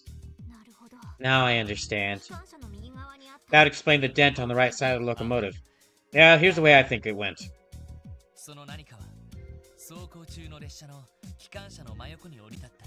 First, our unknown culprit landed right next to the train as it barreled down the track at full speed. That was likely the moment the conductor heard the engineer yelling on the comms.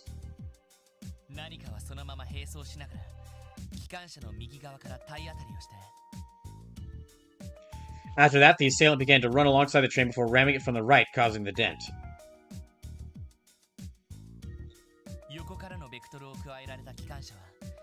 The force led the leading locomotive to derail toward the left-hand side. But our assailant didn't stop at that. He continued to push the locomotive into the cliff on the far end.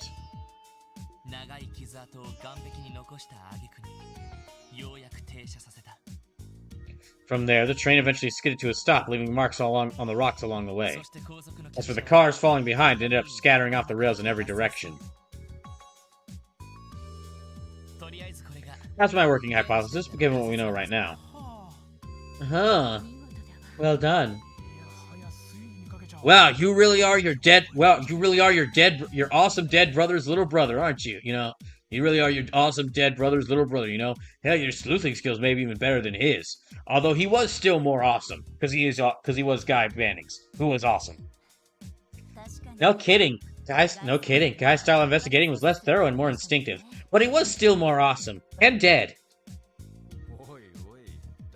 Hey, watch it. He's ours. And we're proud to have him. Now, Ellie, do you mean you're proud to have him as part of the group, or proud to have him as part of your polycule? Both are... I feel the answer is both.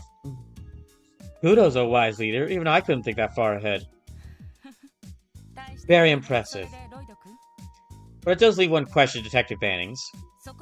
The identity of this unknown culprit. Do you suspect this to be work of some sort of monster? Or was this perhaps caused by another of those recently spotted cryptids? Well, when you look at the facts... I'd say we can't say for sure yet. The way Lloyd described it, it seems like something intentionally tried to do as much damage to the train as possible. There's no question a cryptid would have the strength to derail a running train based on our experience. While I understand why that would be the most likely explanation, I can't say for certain just yet. I agree. Cryptids have only spawned in the presence of higher elements thus far, and I sense no sign of them. Not to mention we don't see those blue plants anywhere nearby either. Yes, I'm inclined to agree.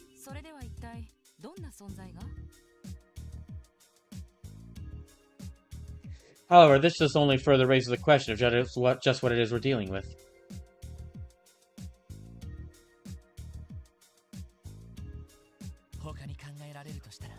Ooh, is it a mech? Ooh, is it a mech? The Society's archaisms are a possible candidate, too.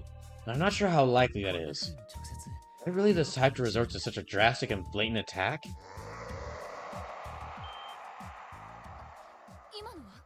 Oh gosh dang it, it's fucking walled! Stay walled! What's just... Well, what was that? It didn't sound like a monster! It's no ordinary one either, judging by that blood-curdling cry. Let me scan the area. Activate. Where is it? Where? Grace, get the photo course ready. We're getting a shot one way or another. You can't be serious, Grace. Distance 10 Sogan moving. It's escaping to the west. Let's chase after it. Roger Wilco. Affirmative. What, are you out of your minds? The Siggif will back you up. No, you should keep working on the cleanup efforts. You have a schedule to keep. We'll go and give chase. If you're certain... I'm not entirely comfortable with it, but we have no other choice. Someone has to be here when the heavy machinery arrives. Stay in contact. If anything happens, we'll come to your aid. Understood, ma'am. Wazzy had the same expression I did. Wazzy had the same expression I did, which is like, oh my gosh, it's this guy. It's this guy again. Great. Grace. Grace, you wouldn't happen to be planning to come along with us, would you? Well, I can't deny that I was considering it. Okay, this situation seems stickier than usual, so I'll hang back this time. For now, we'll head back to Crossman City and draft up a breaking report. As soon as we get the rest of our people together, we'll return to gathering more material. That should be safe enough. Besides, if you guys fought and got attacked, you might never get a chance to make that report. You can say that again. I don't know what this thing you're chasing is, but it's gotta be nasty if it caused a whole derailment. You better be careful and come back in one piece. It is One Piece Day after all.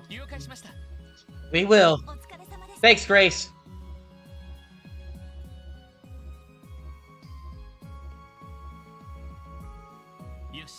Alright, let's start our pursuit. First we need to head west on the highway. Claro. Let's go bag us a monster. Head west on the highway. Okay. Okay, we'll go to the start of the dungeon and that'll be it. I know I'm taking a bit of extra time, but...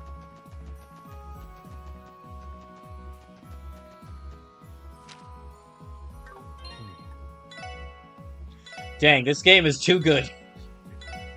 This game is so good that I'm sad that I can only play it for like 8 hours a night. And that is... I'm playing it for 8 hours straight, so...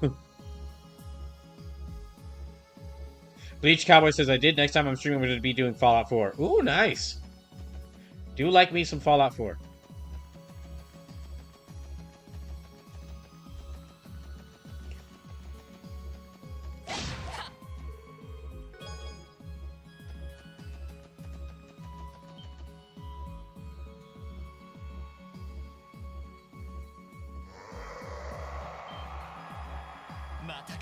There it is again. It's time for the West. Don't gotta have Teotar's level of perception to tell that much. It almost feels like we're being beckoned like when we first met Zeit. I concur. However, unlike them, I am sensing a hostile intent. Either way, we're dealing with a monster considered intelligence, or something else entirely. Regardless, we need to be careful. Okay, something towards...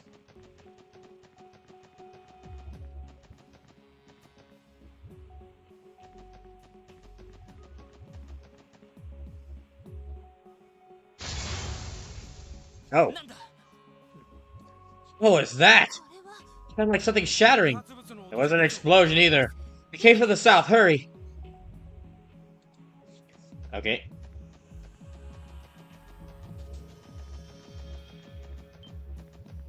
Where is... Well, I'm sure we'll find it. Oh, the Crossbow Police Academy.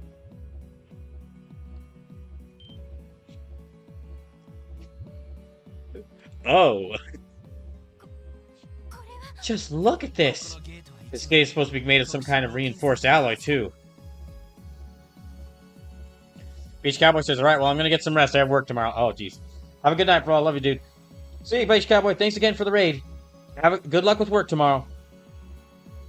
This gate is supposed to be made of some kind of reinforced ally, too. Unbelievable. There's no way this is done by some ordinary monster. Well, is derailing a moving train not enough? What the hell are we going up against here? Well, no time to sleep on it. We better continue the pursuit before it gets away from us. If it makes it to the deepest part of the forest, we're going to have trouble keeping up.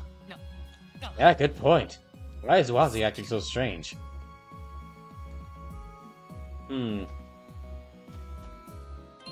Okay,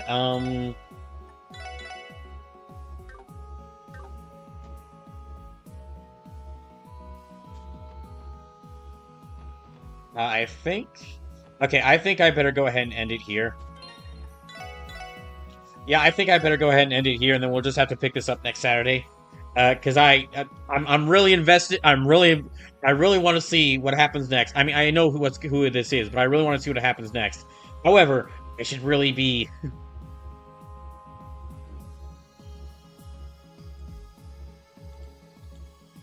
However, I should really be getting ready for bed. It's like 12:30 in the morning. Thank y'all so much for joining me. I'll be back on Tuesday with the start of Trials of Mana and Ratchet and Clank Rift Apart. We're gonna go and then next Thursday will be the finale of Superstar Saga and more Pokemon Legends Arceus One for All. And then that's next Thursday. And next Saturday will be more of this. So we're gonna go raid Tiki the Troll. They're still live right now. Have a good night. Have a good night and a good rest of your weekend. And good luck with the start. Good luck with the next week.